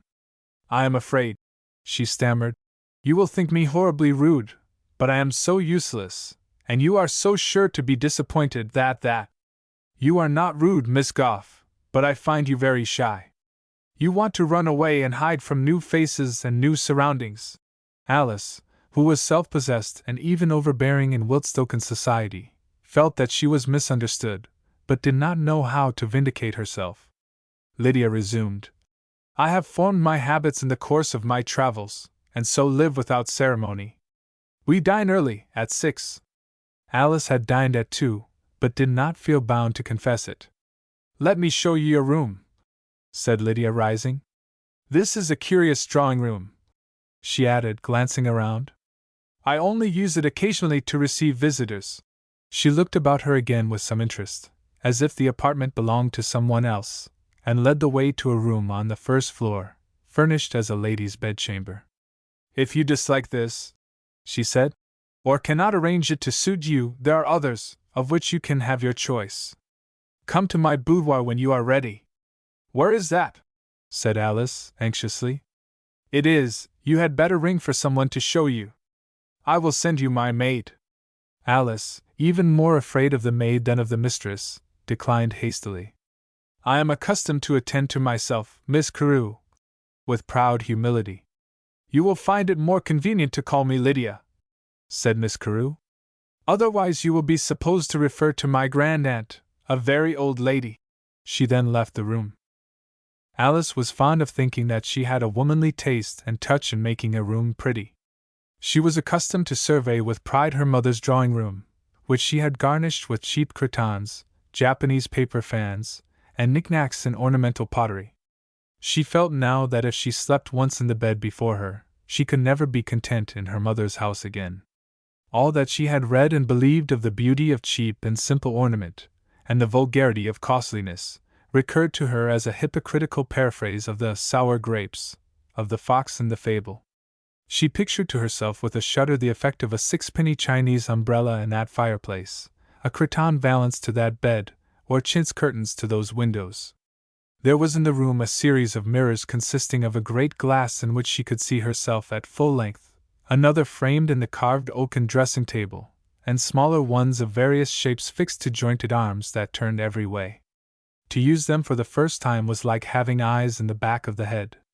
She had never seen herself from all points of view before. As she gazed, she strove not to be ashamed of her dress, but even her face and figure, which usually afforded her unqualified delight, seemed robust and middle-class in Miss Carew's mirrors. "After all," she said, seating herself on a chair that was even more luxurious to rest in than to look at, "putting the lace out of the question, and my old lace that belongs to Mamma is quite as valuable, her whole dress cannot have cost much more than mine. At any rate, it is not worth much more, whatever she may have chosen to pay for it." But Alice was clever enough to envy Miss Carew her manners more than her dress. She would not admit to herself that she was not thoroughly a lady, but she felt that Lydia, in the eye of a stranger, would answer that description better than she. Still, as far as she had observed, Miss Carew was exceedingly cool in her proceedings, and did not take any pains to please those with whom she conversed. Alice had often made compacts of friendship with young ladies, and had invited them to call her by her Christian name, but on such occasions she had always called them dear, or darling, and while the friendship lasted, which was often longer than a month, for Alice was a steadfast girl, had never met them without exchanging an embrace and a hearty kiss. "And nothing," she said, springing from the chair as she thought of this, and speaking very resolutely, "shall tempt me to believe that there is anything vulgar in sincere affection. I shall be on my guard against this woman." Having settled that matter for the present, she resumed her examination of the apartment, and was more and more attracted by it as she proceeded. For, thanks to her eminence as a local beauty, she had not that fear of beautiful and rich things which renders abject people incapable of associating costliness with comfort. Had the counterpane of the bed been her own, she would have unhesitatingly converted it into a ball dress. There were toilet appliances of which she had never felt the need, and could only guess the use. She looked with despair into the 2 large closets, thinking how poor a show her 3 dresses, her ulster, and her few old jackets would make there. There was also a dressing room with a marble bath that made cleanliness a luxury instead of one of the sternest of the virtues, as it seemed at home. Yet she remarked that though every object was more or less ornamental, nothing had been placed in the rooms for the sake of ornament alone. Miss Carew, judged by her domestic arrangements, was a utilitarian before everything. There was a very handsome chimney-piece, but as there was nothing on the mantel-board, Alice made a faint effort to believe that it was inferior in point of taste to that in her own bedroom, which was covered with blue cloth, surrounded by fringe and brass-headed nails, and laden with photographs in plush frames. The striking of the hour reminded her that she had forgotten to prepare for dinner. She hastily took off her hat, washed her hands, spent another minute among the mirrors, and was summoning courage to ring the bell, when a doubt occurred to her. Ought she to put on her gloves before going down or not? This kept her in perplexity for many seconds. At last she resolved to put her gloves in her pocket, and be guided as to their further disposal by the example of her hostess. Then, not daring to hesitate any longer, she rang the bell, and was presently joined by a French lady of polished manners, Miss Carew's maid, who conducted her to the boudoir, a hexagonal apartment that, Alice thought, a sultana might have envied. Lydia was there reading. Alice noted with relief that she had not changed her dress, and that she was unloved. Miss Goff did not enjoy the dinner. There was a butler who seemed to have nothing to do but stand at a buffet and watch her. There was also a swift, noiseless footman who presented himself at her elbow at intervals and compelled her to choose on the instant between unfamiliar things to eat and drink. She envied these men their knowledge of society, and shrank from their criticism. Once, after taking a piece of asparagus in her hand, she was deeply mortified at seeing her hostess consume the vegetable with the aid of a knife and fork. But the footman's back was turned to her just then, and the butler, oppressed by the heat of the weather, was in a state of abstraction bordering on slumber. On the whole, by dint of imitating Miss Oro, who did not plague her with any hostess-like vigilance, she came off without discredit to her breeding. Lydia, on her part, acknowledged no obligation to entertain her guest by chatting, and enjoyed her thoughts and her dinner in silence. Alice began to be fascinated by her, and to wonder what she was thinking about. She fancied that the footman was not quite free from the same influence. Even the butler might have been meditating himself to sleep on the subject. Alice felt tempted to offer her a penny for her thoughts. But she dared not be so familiar as yet. And had the offer been made and accepted, butler, footman, and guest would have been plunged into equal confusion by the explanation, which would have run thus. I saw a vision of the Hermes of Praxiteles in a sylvan haunt today, and I am thinking of that. Chapter 3. Next day Alice accepted Miss Carew's invitation. Lydia, who seemed to regard all conclusions as foregone when she had once signified her approval of them, took the acceptance as a matter of course. Alice thereupon thought fit to remind her that there were other persons to be considered. So she said, I should not have hesitated yesterday but for my mother. It seems so heartless to leave her. You have a sister at home, have you not? Yes. But she is not very strong, and my mother requires a great deal of attention. Alice paused, and added in a lower voice, She has never recovered from the shock of my father's death. Your father is then not long dead? Said Lydia in her usual tone. Only 2 years, said Alice coldly. I hardly know how to tell my mother that I am going to desert her. Go and tell her today, Alice. You need not be afraid of hurting her. Grief of 2 years' standing is only a bad habit. Alice started, outraged. Her mother's grief was sacred to her, and yet it was by her experience of her mother that she recognized the truth of Lydia's remark, and felt that it was unanswerable. She frowned, but the frown was lost. Miss Carew was not looking at her. Then she rose and went to the door, where she stopped to say, You do not know our family circumstances. I will go now and try to prevail on my mother to let me stay with you.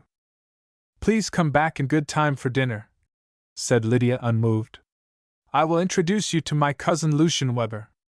I have just received a telegram from him. He is coming down with Lord Worthington. I do not know whether Lord Worthington will come to dinner or not. He has an invalid friend at the Warren, and Lucian does not make it clear whether he is coming to visit him or me. However, it is of no consequence. Lord Worthington is only a young sportsman. Lucian is a clever man, and will be an eminent one some day. He is secretary to a cabinet minister, and is very busy, but we shall probably see him often while the Whitsuntide holidays last. Excuse my keeping you waiting at the door to hear that long history. Adieu! She waved her hand. Alice suddenly felt that it was possible to be very fond of Miss Carew. She spent an unhappy afternoon with her mother. Mrs. Goff had had the good fortune to marry a man of whom she was afraid, and who made himself very disagreeable whenever his house or his children were neglected in the least particular. Making a virtue of necessity, she had come to be regarded in Wiltstoken as a model wife and mother. At last, when a drag ran over Mr. Goff and killed him, she was left almost penniless, with 2 daughters on her hands. In this extremity she took refuge in grief, and did nothing. Her daughters settled their father's affairs as best they could, moved her into a cheap house, and procured a strange tenant for that in which they had lived during many years. Janet, the elder sister, a student by disposition, employed herself as a teacher of the scientific fashions in modern female education, rumors of which had already reached Wiltstoken. Alice was unable to teach mathematics and moral science, but she formed a dancing class, and gave lessons in singing and in a language which she believed to be current in France, but which was not intelligible to natives of that country traveling through Wiltstoken. Both sisters were devoted to one another and to their mother. Alice, who had enjoyed the special affection of her self-indulgent father, preserved some regard for his memory, though she could not help wishing that his affection had been strong enough to induce him to save a provision for her. She was ashamed, too, of the very recollection of his habit of getting drunk at races, regattas, and other national festivals, by an accident at one of which he had met his death. Alice went home from the castle expecting to find the household divided between joy at her good fortune and grief at losing her, for her views of human nature and parental feeling were as yet pure superstitions. But Mrs. Goff at once became envious of the luxury her daughter was about to enjoy, and overwhelmed her with accusations of want of feeling, eagerness to desert her mother, and vain love of pleasure. Alice, who loved Mrs. Goff so well that she had often told her as many as 5 different lies in the course of one afternoon to spare her some unpleasant truth, and would have scouted as infamous any suggestion that her parent was more selfish than saintly, soon burst into tears, declaring that she would not return to the castle, and that nothing would have induced her to stay there the night before had she thought that her doing so could give pain at home. This alarmed Mrs. Goff, who knew by experience that it was easier to drive Alice upon rash resolves than to shake her in them afterwards. Fear of incurring blame in Woodstoken for wantonly opposing her daughter's obvious interests, and of losing her share of Miss Carew's money and countenance, got the better of her jealousy. She lectured Alice severely for her headstrong temper, and commanded her, on her duty not only to her mother, but also and chiefly to her God, to accept Miss Carew's offer with thankfulness, and to insist upon a definite salary as soon as she had, by good behavior, made her society indispensable at the castle. Alice, dutiful as she was, reduced Mrs. Goff to entreaties, and even to symptoms of an outburst of violent grief for the late Mr. Goff, before she consented to obey her. She would wait, she said, until Janet, who was absent teaching, came in, and promised to forgive her for staying away the previous night. Mrs. Goff had falsely represented that Janet had been deeply hurt, and had lain awake weeping during the small hours of the morning. The mother, seeing nothing for it but either to get rid of Alice before Janet's return or to be detected in a spiteful untruth, had to pretend that Janet was spending the evening with some friends, and to urge the unkindness of leaving Miss Carew lonely. At last Alice washed away the traces of her tears and returned to the castle, feeling very miserable, and trying to comfort herself with the reflection that her sister had been spared the scene which had just passed. Lucian Weber had not arrived when she reached the castle. Miss Carew glanced at her melancholy face as she entered, but asked no questions. Presently, however, she put down her book, considered for a moment, and said, "It is nearly 3 years since I have had a new dress." Alice looked up with interest. "Now that I have you to help me to choose, I think I will be extravagant enough to renew my entire wardrobe. I wish you would take this opportunity to get some things for yourself. You will find that my dressmaker, Madam Smith, is to be depended on for work, though she is expensive and dishonest. When we are tired of Woodstoken we will go to Paris, and be millinered there, but in the meantime we can resort to Madam Smith." "I cannot afford expensive dresses," said Alice. "I should not ask you to get them if you could not afford them. I warned you that I should give you expensive habits." Alice hesitated. She had a healthy inclination to take whatever she could get on all occasions, and she had suffered too much from poverty not to be more thankful for her good fortune than humiliated by Miss Carew's bounty. But the thought of being driven, richly attired, in one of the castle carriages, and meeting Janet trudging about her daily tasks in cheap black serge and mended gloves, made Alice feel that she deserved all her mother's reproaches. However, it was obvious that a refusal would be of no material benefit to Janet, so she said, "Really, I could not think of imposing on your kindness in this wholesale fashion. You are too good to me. I will write to Madam Smith this evening," said Lydia. Alice was about to renew her protest more faintly, when a servant entered and announced Mr. Weber. She stiffened herself to receive the visitor. Lydia's manner did not alter in the least. Lucian, whose demeanor resembled Miss Goff's rather than his cousin's, went through the ceremony of introduction with solemnity, and was received with a dash of scorn, for Alice, though secretly awe-stricken, bore herself tyrannically towards men from habit. In reply to Alice, Mr. Weber thought the day cooler than yesterday. In reply to Lydia, he admitted that the resolution of which the leader of the opposition had given notice was tantamount to a vote of censure on the government. He was confident that ministers would have a majority. He had no news of any importance. He had made the journey down with Lord Worthington, who had come to Woodstoken to see the invalid at the Warren. He had promised to return with him in the 7:30 train. When they went down to dinner, Alice, profiting by her experience of the day before, faced the servants with composure, and committed no solecisms. Unable to take part in the conversation, as she knew little of literature and nothing of politics, which were the staple of Lucian's discourse, she sat silent, and reconsidered an old opinion of hers that it was ridiculous and ill-bred in a lady to discuss anything that was in the newspapers. She was impressed by Lucian's cautious and somewhat dogmatic style of conversation, and concluded that he knew everything. Lydia seemed interested in his information, but quite indifferent to his opinions. Towards 7:30 Lydia proposed that they should walk to the railway station, adding, as a reason for going, that she wished to make some bets with Lord Worthington. Lucian looked grave at this, and Alice, to show that she shared his notions of propriety, looked shocked. Neither demonstration had the slightest effect on Lydia. On their way to the station he remarked, "Worthington is afraid of you, Lydia, needlessly, as it seems." "Why?" "Because you are so learned, and he's so ignorant. He has no culture save that of the turf. But perhaps you have more sympathy with his tastes than he supposes.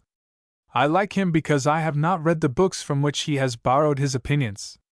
Indeed, from their freshness, I should not be surprised to learn that he had them at first hand from living men, or even from his own observation of life.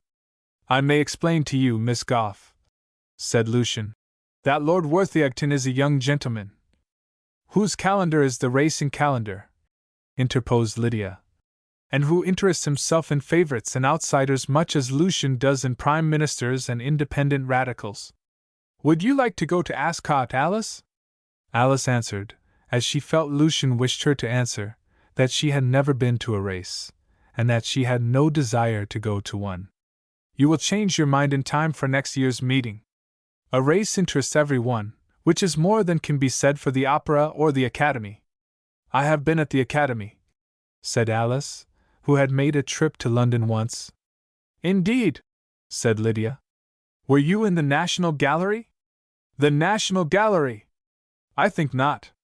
I forget. I know many persons who never miss an Academy, and who do not know where the National Gallery is. Did you enjoy the pictures, Alice?" "Oh, very much indeed. You will find Ascot far more amusing. Let me warn you," said Lucian to Alice, "that my cousin's pet caprice is to affect a distaste for art, to which she is passionately devoted, and for literature, in which she is profoundly read. Cousin Lucian," said Lydia, "should you ever be cut off from your politics, and disappointed in your ambition, you will have an opportunity of living upon art and literature. Then I shall respect your opinion of their satisfactoriness as a staff of life. As yet you have only tried them as a sauce. Discontented as usual," said Lucian.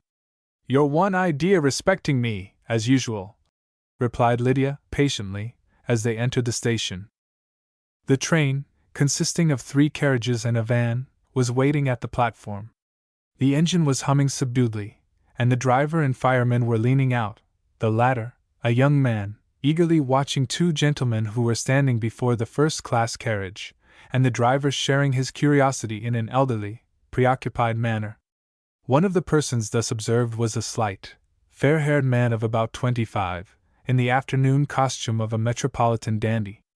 Lydia knew the other the moment she came upon the platform as the Hermes of the day before, modernized by a straw hat, a canary-colored scarf, and a suit of a minute black and white chessboard pattern, with a crimson silk handkerchief overflowing the breast pocket of the coat. His hands were unencumbered by stick or umbrella. He carried himself smartly, balancing himself so accurately that he seemed to have no weight, and his expression was self-satisfied and good-humored. But Lydia felt that there was a but somewhere, that he must be something more than a handsome, powerful, and light-hearted young man. "There is Lord Worthington," she said, indicating the slight gentleman. "Surely that cannot be his invalid friend with him?" "That is the man that lives at the Warren," said Alice. "I know his appearance." "Which is certainly not suggestive of a valetudinarian," remarked Lucian, looking hard at the stranger. They had now come close to the 2, and could hear Lord Worthington, as he prepared to enter the carriage, saying, "Take care of yourself, like a good fellow, won't you? Remember! If it lasts a second over the 15 minutes, I shall drop £500. Hermes placed his arm round the shoulders of the young lord and gave him a playful roll. Then he said with good accent and pronunciation, but with a certain rough quality of voice, and louder than English gentlemen usually speak, "Your money is as safe as the mint, my boy." Evidently, Alice thought, the stranger was an intimate friend of Lord Worthington. She resolved to be particular in her behavior before him, if introduced. Lord Worthington, said Lydia. At the sound of her voice he climbed hastily down from the step of the carriage, and said in some confusion, How d'ye do, Miss Carew? Lovely country and lovely weather, must agree awfully well with you. Plenty of leisure for study, I hope. Thank you, I never study now. Will you make a book for me at Ascot? He laughed, and shook his head. I am ashamed of my low tastes, he said, but I haven't the heap to distinguish myself in your, Miss Carew was saying in a low voice. If your friend is my tenant, introduce him to me. Lord Worthington hesitated, looked at Lucian, seemed perplexed and amused at the same time, and at last said, You really wish it? Of course, said Lydia. Is there any reason? Oh, not the least in the world since you wish it, he replied quickly, his eyes twinkling mischievously as he turned to his companion who was standing at the carriage door admiring Lydia, and being himself admired by the stoker. Mr. Cashel Byron, Miss Carew. Mr. Cashel Byron raised his straw hat and reddened a little, but on the whole, bore himself like an eminent man who was not proud. As, however, he seemed to have nothing to say for himself, Lord Worthington hastened to avert silence by resuming the subject of Ascot. Lydia listened to him, and looked at her new acquaintance. Now that the constraint of society had banished his former expression of easy good humor, there was something formidable in him that gave her an unaccountable thrill of pleasure. The same impression of latent danger had occurred, less agreeably to Lucian, who was affected much as he might have been by the proximity of a large dog of doubtful temper.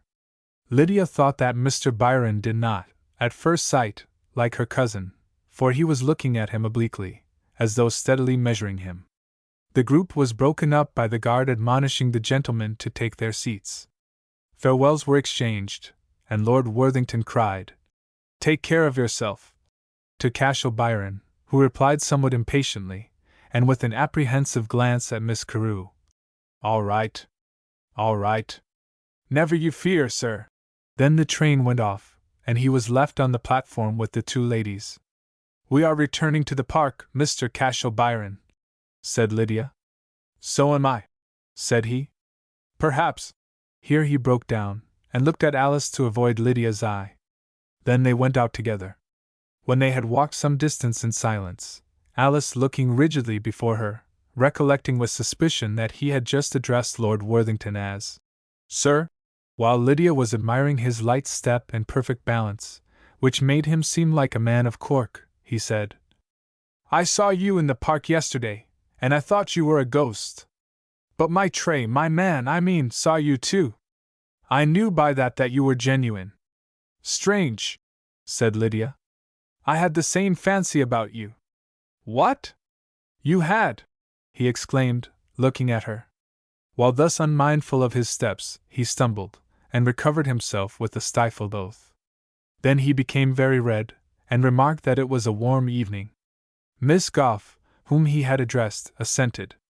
I hope, she added, that you are better. He looked puzzled. Concluding, after consideration, that she had referred to his stumble, he said, Thank you, I didn't hurt myself. Lord Worthington has been telling us about you, said Lydia. He recoiled, evidently deeply mortified. She hastened to add, He mentioned that you had come down here to recruit your health, that is all. Cashel's features relaxed into a curious smile. But presently he became suspicious, and said anxiously, He didn't tell you anything else about me, did he? Alice stared at him superciliously. Lydia replied, No, nothing else. I thought you might have heard my name somewhere, he persisted. Perhaps I have, but I cannot recall in what connection. Why? Do you know any friend of mine? Oh, no, only Lord Worthington. I conclude then that you are celebrated, and that I have the misfortune not to know it, Mr. Cashel Byron. Is it so? Not a bit of it, he replied hastily. There's no reason why you should ever have heard of me. I am much obliged to you for your kind inquiries, he continued, turning to Alice. I'm quite well now, thank you. The country has set me right again. Alice, who was beginning to have her doubts of Mr. Byron, in spite of his familiarity with Lord Worthington, smiled falsely and drew herself up a little. He turned away from her, hurt by her manner, and so able to conceal his feelings that Miss Carew, who was watching him, set him down privately as the most inept dissimulator she had ever met. He looked at Lydia wistfully, as if trying to read her thoughts, which now seemed to be with the setting sun, or in some equally beautiful and mysterious region. But he could see that there was no reflection of Miss Goff's scorn in her face. "And so you really took me for a ghost?" he said. "Yes. I thought at first that you were a statue." "A statue? You do not seem flattered by that." "It is not flattering to be taken for a lump of stone," he replied ruefully. Lydia looked at him thoughtfully. Here was a man whom she had mistaken for the finest image of manly strength and beauty in the world, and he was so devoid of artistic culture that he held a statue to be a distasteful lump of stone. "I believe I was trespassing then," she said, "but I did so unintentionally. I had gone astray, for I am comparatively a stranger here, and cannot find my way about the park yet." "It didn't matter a bit," said Cashel, impetuously. "Come as often as you want. Mellish fancies that if anyone gets a glimpse of me he won't get any odds. You see, he would like people to think—" Cashel checked himself, and added, in some confusion, "Mellish is mad, that's about where it is." Alice glanced significantly at Lydia. She had already suggested that madness was the real reason of the seclusion of the tenants at the Warren. Cashel saw the glance, and intercepted it by turning to her and saying, with an attempt at conversational ease, "How do you young ladies amuse yourselves in the country? Do you play billiards ever?" "No," said Alice, indignantly. The question, she thought, implied that she was capable of spending her evenings on the first floor of a public house. To her surprise, Lydia remarked, "I play a little. I do not care sufficiently for the game to make myself proficient. You were equipped for lawn tennis, I think, when I saw you yesterday. Miss Goff is a celebrated lawn tennis player. She vanquished the Australian champion last year." It seemed that Byron, after all, was something of a courtier, for he displayed great astonishment at this feat. "The Australian champion," he repeated. "And who may he— oh, you mean the lawn tennis champion. To be sure. Well, Miss Goff, I congratulate you. It is not every amateur that can brag of having shown a professional to a back seat." Alice, outraged by the imputation of bragging, and certain that slang was vulgar, whatever billiards might be, bore herself still more loftily, and resolved to snub him explicitly if he addressed her again. But he did not, for they presently came to a narrow iron gate in the wall of the park, at which Lydia stopped. "Let me open it for you," said Cashel. She gave him the key, and he seized one of the bars of the gate with his left hand, and stooped as though he wanted to look into the keyhole. Yet he opened it smartly enough. Alice was about to pass him with a cool bow when she saw Miss Carew offer Cashel her hand. Whatever Lydia did was done so well that it seemed the right thing to do. He took it timidly and gave it a little shake, not daring to meet her eyes. Alice put out her hand stiffly. Cashel immediately stepped forward with his right foot, and enveloped her fingers with the hardest clump of knuckles she had ever felt. Glancing down at this remarkable fist, she saw that it was discolored almost to blackness. Then she went in through the gate, followed by Lydia, who turned to close it behind her. As she pushed, Cashel, standing outside, grasped a bar and pulled. She at once relinquished to him the labor of shutting the gate, and smiled her thanks as she turned away. But in that moment he plucked up courage to look at her. The sensation of being so looked at was quite novel to her, and very curious. She was even a little out of countenance, but not so much so as Cashel, who nevertheless could not take his eyes away. "Do you think," said Alice, as they crossed the orchard, "that that man is a gentleman?" "How can I possibly tell? We hardly know him. But what do you think? There is always a certain something about a gentleman that one recognizes by instinct. Is there? I have never observed it." "Have you not?" said Alice, surprised, and beginning uneasily to fear that her superior perception of gentility was in some way the effect of her social inferiority to Miss Carew. "I thought one could always tell." "Perhaps so. said Lydia. For my own part, one have found the same varieties of address in every class. Some people enjoy a native distinction and grace of manner. That is what I mean, said Alice. But they are seldom ladies and gentlemen, often actors, gypsies, and Celtic or foreign peasants. Undoubtedly one can make a fair guess, but not in the case of this Mr. Cashel Byron. Are you curious about him? I, exclaimed Alice, superbly. Not in the least. I am. He interests me. I seldom see anything novel in humanity, and he is a very singular man. I meant, said Alice, crestfallen, that I take no special interest in him. Lydia, not being curious as to the exact degree of Alice's interest, merely nodded, and continued, He may, as you suppose, be a man of humble origin who has seen something of society, or he may be a gentleman unaccustomed to society. Probably the latter. I feel no conviction either way. But he speaks very roughly, and his slang is disgusting. His hands are hard and quite black. Did you not notice them? I noticed it all, and I think that if he were a man of low condition he would be careful not to use slang. Self-made persons are usually precise in their language. They rarely violate the written laws of society. Besides, his pronunciation of some words is so distinct that an idea crossed me once that he might be an actor. But then it is not uniformly distinct. I am sure that he has some object or occupation in life. He has not the air of an idler.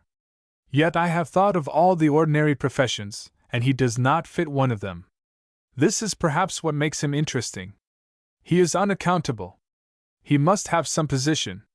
He was very familiar with Lord Worthington.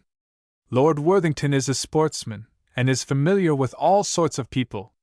Yes, but surely he would not let a jockey, or anybody of that class, put his arm round his neck, as we saw Mr. Byron do. That is true, said Lydia thoughtfully. Still, she added, clearing her brow and laughing, I am loath to believe that he is an invalid student. I will tell you what he is, said Alice suddenly. He is companion and keeper to the man with whom he lives. Do you recollect his saying Mellish is mad? That is possible, said Lydia. At all events we have got a topic, and that is an important home comfort in the country. Just then they reached the castle. Lydia lingered for a moment on the terrace. The Gothic chimneys of the Warren Lodge stood up against the long, crimson cloud into which the sun was sinking. She smiled as if some quaint idea had occurred to her, raised her eyes for a moment to the black marble Egyptian gazing with unwavering eyes into the sky, and followed Alice indoors. Later on, when it was quite dark, Cashel sat in a spacious kitchen at the lodge, thinking. His companion, who had laid his coat aside, was at the fire, smoking, and watching a saucepan that simmered there. He broke the silence by remarking, after a glance at the clock, Time to go to roost. Time to go to the devil, said Cashel. I am going out. Yes, and get a chill. Not if I know it you don't. Well, go to bed yourself, and then you won't know it. I want to take a walk round the place. If you put your foot outside that door tonight Lord Worthington will lose his £500. You can't lick anyone in 15 minutes if you train on night air. Get licked yourself more likely. Will you bet 2 to 1 that I don't stay out all night and knock the Flying Dutchman out of time in the first round afterwards? Eh? Come, said Mellish coaxingly.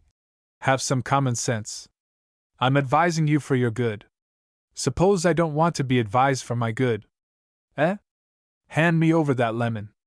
You needn't start a speech, I'm not going to eat it. Blest if he ain't rubbing his hands with it, exclaimed Mellish, after watching him for some moments. Why, you bloomin' fool, lemon won't art in your hands. Ain't I took enough trouble with them? I want to whiten them, said Cashel, impatiently throwing the lemon under the grate. But it's no use, I can't go about with my fists like a nigger's. I'll go up to London tomorrow and buy a pair of gloves. What? Real gloves? Wearing gloves? You thundering old lunatic, said Cashel, rising and putting on his hat. Is it likely that I want a pair of mufflers? Perhaps you think you could teach me something with them. Ha! Ha! By the by, Now mind this, Mellish, don't let it out down here that I'm a fighting man. Do you hear? Me let it out, cried Mellish, indignantly. Is it likely? Now I ask you, Cashel Byron, is it likely? Likely or not, don't do it, said Cashel. You might get talking with some of the chaps about the castle stables. They are generous with their liquor when they can get sporting news for it. Mellish looked at him reproachfully, and Cashel turned towards the door. This movement changed the trainer's sense of injury into anxiety. He renewed his remonstrances as to the folly of venturing into the night air, and cited many examples of pugilists who had suffered defeat in consequence of neglecting the counsel of their trainers. Cashel expressed his disbelief in these anecdotes in brief and personal terms, and at last Mellish had to content himself with proposing to limit the duration of the walk to half an hour. Perhaps I will come back in half an hour, said Cashel, and perhaps I won't. Well, look here, said Mellish. We won't quarrel about a minute or two, but I feel the want of a walk myself, and I'll come with you. I'm D if you shall, said Cashel. Here, let me out, and shut up. I'm not going further than the park. I have no intention of making a night of it in the village, which is what you are afraid of. I know you, you old dodger. If you don't get out of my way, I'll seat you on the fire. But duty, Cashel, duty, pleaded Mellish, persuasively. Every man ought to do his duty. Consider your duty to your backers. Are you going to get out of my way, or must I put you out of it? Said Cashel, reddening ominously. Mellish went back to his chair, bowed his head on his hands, and wept. I'd sooner be a dog nor a trainer, he exclaimed. Oh, the cussedness of being shut up for weeks with a fightin' man! For the fust 2 days they're as sweet as treacle, and then their contrariness comes out. Their tempers is puffect L. Cashel, additionally enraged by a sting of remorse, went out and slammed the door. He made straight towards the castle, and watched its windows for nearly half an hour, keeping in constant motion so as to avert a chill. At last an exquisitely toned bell struck the hour from one of the minarets. To Cashel, accustomed to the coarse jangling of ordinary English bells, the sound seemed to belong to fairyland. He went slowly back to the Warren Lodge, and found his trainer standing at the open door, smoking, and anxiously awaiting his return. Cashel rebuffed certain conciliatory advances with a haughty reserve more dignified, but much less acceptable to Mr. Mellish, than his former profane familiarity, and went contemplatively to bed. Chapter 4. One morning Miss Carew sat on the bank of a great pool in the park, throwing pebbles 2 by 2 into the water, and intently watching the intersection of the circles they made on its calm surface. Alice was seated on a camp stool a little way off, sketching the castle, which appeared on an eminence to the southeast. The woodland rose round them like the sides of an amphitheatre, but the trees did not extend to the water's edge, where there was an ample margin of bright greensward and a narrow belt of gravel, from which Lydia was picking her pebbles. Presently, hearing a footstep, she looked back, and saw Cashel Byron standing behind Alice, apparently much interested in her drawing. He was dressed as she had last seen him, except that he wore primrose gloves and an Egyptian red scarf. Alice turned, and surveyed him with haughty surprise, but he made nothing of her looks, and she, after glancing at Lydia to reassure herself that she was not alone, bade him good morning, and resumed her work. Queer place, he remarked, after a pause, alluding to the castle. Chinese looking, isn't it? It is considered a very fine building, said Alice. Oh, hang what it is considered, said Cashel. What is it? That is the point to look to. It is a matter of taste, said Alice, very coldly. Mr. Cashel Byron. Cashel started and hastened to the bank. How d'ye do, Miss Carew? He said. I didn't see you until you called me. She looked at him, and he, convicted of a foolish falsehood, quailed. There is a splendid view of the castle from here. He continued to change the subject. Miss Goff and I have just been talking about it. Yes. Do you admire it? Very much indeed. It is a beautiful place. Every one must acknowledge that. It is considered kind to praise my house to me, and to ridicule it to other people. You do not say, Hang what it is considered now? Cashel, with an unaccustomed sense of getting the worst of an encounter, almost lost heart to reply. Then he brightened and said, I can tell you how that is. As far as being a place to sketch, or for another person to look at, it is Chinese enough. But somehow your living in it makes a difference. That is what I meant, upon my soul it is. Lydia smiled, but he, looking down at her, did not see the smile because of her coronet of red hair, which seemed to flame in the sunlight. The obstruction was unsatisfactory to him. He wanted to see her face. He hesitated, and then sat down on the ground beside her cautiously, as if getting into a very hot bath. I hope you won't mind my sitting here, he said timidly. It seems rude to talk down at you from a height. She shook her head and threw 2 more stones into the pool. He could think of nothing further to say, and as she did not speak, but gravely watched the circles in the water, he began to stare at them too, and they sat in silence for some minutes, steadfastly regarding the waves, she as if there were matter for infinite thought in them, and he as though the spectacle wholly confounded him. At last she said, Have you ever realized what a vibration is? No, said Cashel, after a blank look at her. I am glad to hear you make that admission. Science has reduced everything nowadays to vibration. Light, sound, sensation, all the mysteries of nature are either vibrations or interference of vibrations. There, she said, throwing another pair of pebbles in, and pointing to the 2 sets of widening rings as they overlapped one another. The twinkling of a star, and the pulsation in a chord of music, are that. But I cannot picture the thing in my own mind. I wonder whether the hundreds of writers of textbooks on physics, who talk so glibly of vibrations, realize them any better than I do. Not a bit of it. Not one of them. Not half so well, said Cashel, cheerfully, replying to as much of her speech as he understood. Perhaps the subject does not interest you, she said, turning to him. On the contrary, I like it of all things, said he boldly. I can hardly say so much from my own interest in it. I am told that you are a student, Mr. Cashel Byron. What are your favorite studies? Or rather, since that is generally a hard question to answer, what are your pursuits? Alice listened. Cashel looked doggedly at Lydia, and his color slowly deepened. I am a professor, he said. A professor of what? I know I should ask of where, but that would only elicit the name of a college, which would convey no real information to me. I am a professor of science, said Cashel, in a low voice, looking down at his left fist, which he was balancing in the air before him, and stealthily hitting his bent knee as if it were another person's face. Physical or moral science? Persisted Lydia. Physical science, said Cashel. But there's more moral science in it than people think. Yes, said Lydia seriously.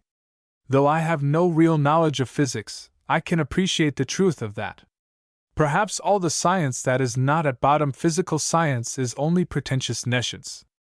I have read much of physics, and have often been tempted to learn something of them, to make the experiments with my own hands, to furnish a laboratory, to wield the scalpel even.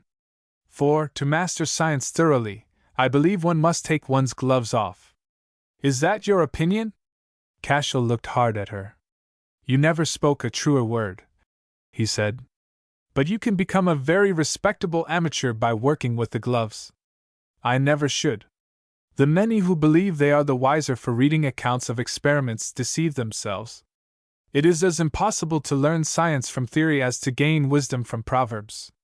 Ah, it is so easy to follow a line of argument, and so difficult to grasp the facts that underlie it.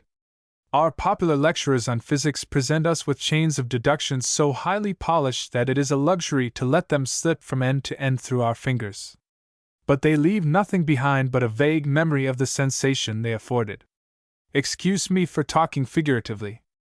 I perceive that you affect the opposite, a reaction on your part, I suppose, against tall talk and fine writing. Pray, should I ever carry out my intention of setting to work in earnest at science, will you give me some lessons? Well, said Cashel, with a covert grin, I would rather you came to me than to another professor, but I don't think it would suit you. I should like to try my hand on your friend there. She's stronger and straighter than 9 out of 10 men. You set a high value on physical qualifications, then. So do I. Only from a practical point of view, mind you, said Cashel earnestly. It isn't right to be always looking at men and women as you would at horses. If you want to back them in a race or in a fight, that's one thing, but if you want a friend or a sweetheart, that's another. Quite so, said Lydia, smiling. You do not wish to commit yourself to any warmer feeling towards Miss Goff than a critical appreciation of her form and condition. Just that, said Cashel, satisfied. You understand me, Miss Carew. There are some people that you might talk to all day, and they'd be no wiser at the end of it than they were at the beginning. You're not one of that sort. I wonder, do we ever succeed really in communicating our thoughts to one another? A thought must take a new shape to fit itself into a strange mind. You, Mr. Professor, must have acquired special experience of the incommunicability of ideas in the course of your lectures and lessons. Cashel looked uneasily at the water, and said in a lower voice, Of course you may call me just whatever you like, but if it's all the same to you, I wish you wouldn't call me Professor. I have lived so much in countries where professors expect to be addressed by their titles on all occasions, that I may claim to be excused for having offended on that point. Thank you for telling me. But I am to blame for discussing science with you. Lord Worthington told us that you had come down here expressly to escape from it, to recruit yourself after an excess of work. It doesn't matter, said Cashel. I have not done harm enough to be greatly concerned, but I will not offend again. To change the subject, let us look at Miss Goff's sketch. Miss Carew had hardly uttered this suggestion, when Cashel, in a businesslike manner, and without the slightest air of gallantry, expertly lifted her and placed her on her feet. This unexpected attention gave her a shock, followed by a thrill that was not disagreeable. She turned to him with a faint mantling on her cheeks. He was looking with contracted brows at the sky, as though occupied with some calculation. Thank you, she said, but pray do not do that again. It is a little humiliating to be lifted like a child. You are very strong. There is not much strength needed to lift such a featherweight as you. 7 stone 2, I should judge you to be about. But there's a great art in doing these things properly. I have often had to carry off a man of 14 stone, resting him all the time as if he was in bed. Ah, said Lydia, I see you have had some hospital practice. I have often admired the skill with which trained nurses handle their patients. Cashel made no reply, but with a sinister grin, followed her to where Alice sat. It is very foolish of me, I know, said Alice presently, but I never can draw when anyone is looking at me. You fancy that everybody is thinking about how you're doing it, said Cashel, encouragingly. That's always the way with amateurs. But the truth is that not a soul except yourself is a bit concerned about it. Excuse me, he added, taking up the drawing, and proceeding to examine it leisurely. Please give me my sketch, Mr. Byron, she said, her cheeks red with anger. Puzzled, he turned to Lydia for an explanation, while Alice seized the sketch and packed it in her portfolio. It is getting rather warm, said Lydia. Shall we return to the castle? I think we had better, said Alice, trembling with resentment as she walked away quickly, leaving Lydia alone with Cashel, who presently exclaimed, What in thunder have I done? You have made an inconsiderate remark with unmistakable sincerity. I only tried to cheer her up. She must have mistaken what I said. I think not. Do you believe that young ladies like to be told that there is no occasion for them to be ridiculously self-conscious? I say that. I'll take my oath I never said anything of the sort. You worded it differently. But you assured her that she need not object to have her drawing overlooked, as it is of no importance to anyone. Well, if she takes offense at that, she must be a born fool. Some people can't bear to be told anything. But they soon get all that thin-skinned nonsense knocked out of them. Have you any sisters, Mr. Cashel Byron? No, why? Or a mother? I have a mother, but I haven't seen her for years, and I don't much care if I never see her. It was through her that I came to be what I am. Are you then dissatisfied with your profession? No, I don't mean that. I am always saying stupid things. Yes. That comes of your ignorance of a sex accustomed to have its silliness respected. You will find it hard to keep on good terms with my friend without some further study of womanly ways. As to her, I won't give in that I'm wrong unless I am wrong. The truth's the truth. Not even to please Miss Goff?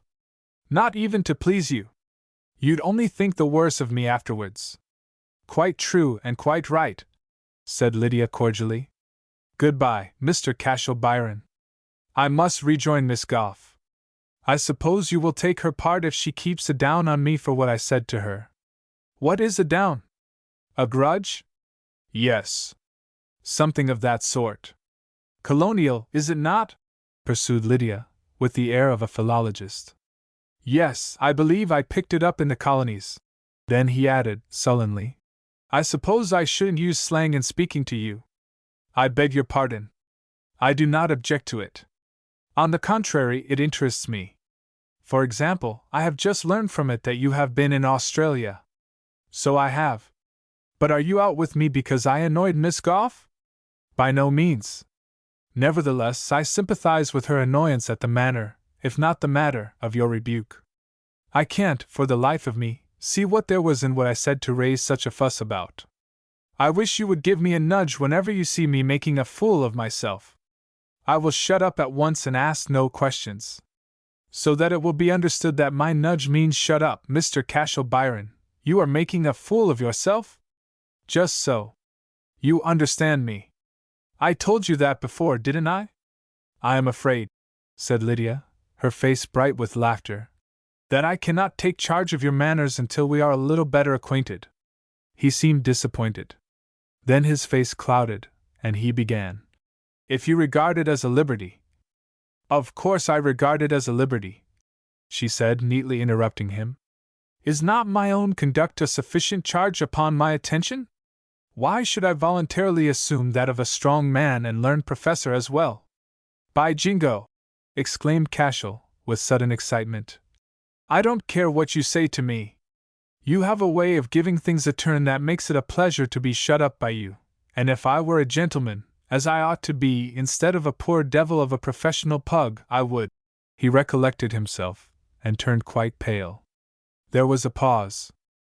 Let me remind you, said Lydia, composedly, though she too had changed color at the beginning of his outburst, that we are both wanted elsewhere at present, I by Miss Goff, and you by your servant, who has been hovering about us and looking at you anxiously for some minutes. Cashel turned fiercely, and saw Mellish standing a little way off, sulkily watching him. Lydia took the opportunity, and left the place. As she retreated she could hear that they were at high words together, but she could not distinguish what they were saying. Fortunately so, for their language was villainous. She found Alice in the library, seated bolt upright in a chair that would have tempted a good-humored person to recline. Lydia sat down in silence. Alice, presently looking at her, discovered that she was in a fit of noiseless laughter. The effect, in contrast to her habitual self-possession, was so strange that Alice almost forgot to be offended. I am glad to see that it is not hard to amuse you, she said. Lydia waited to recover herself thoroughly, and then replied, I have not laughed so 3 times in my life. Now, Alice, put aside your resentment of our neighbor's impudence for the moment, and tell me what you think of him.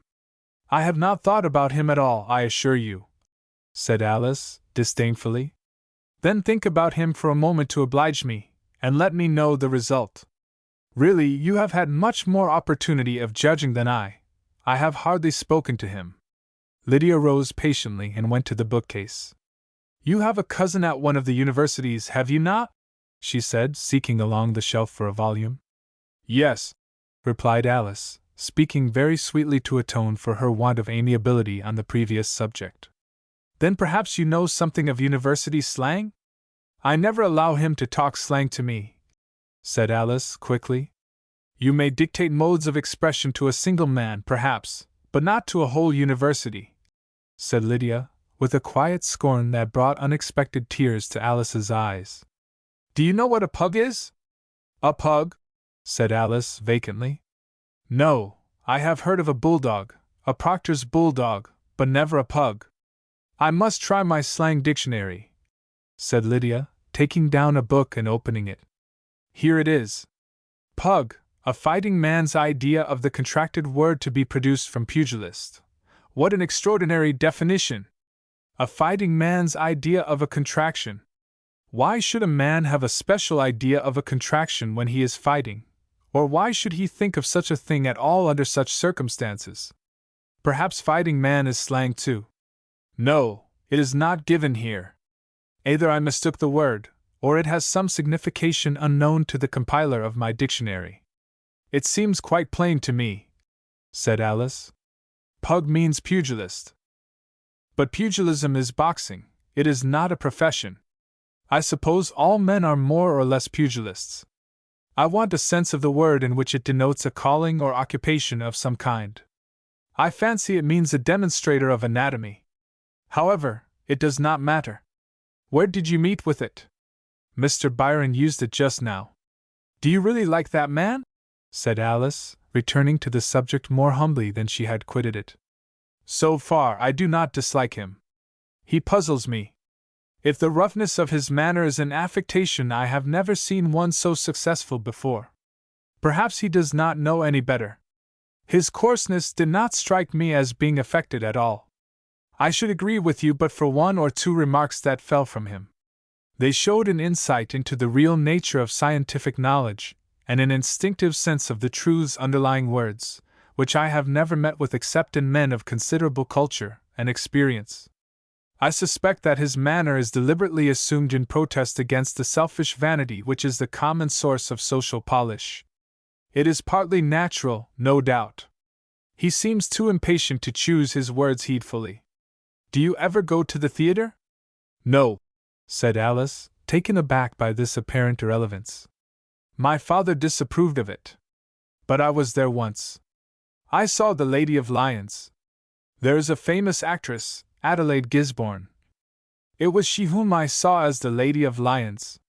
She did it beautifully. Did Mr. Byron remind you of her? Alice stared incredulously at Lydia. I do not think there can be two people in the world less like one another, she said. Nor do I, said Lydia meditatively. But I think their dissimilarity owes its emphasis to some lurking likeness. Otherwise, how could he have reminded me of her?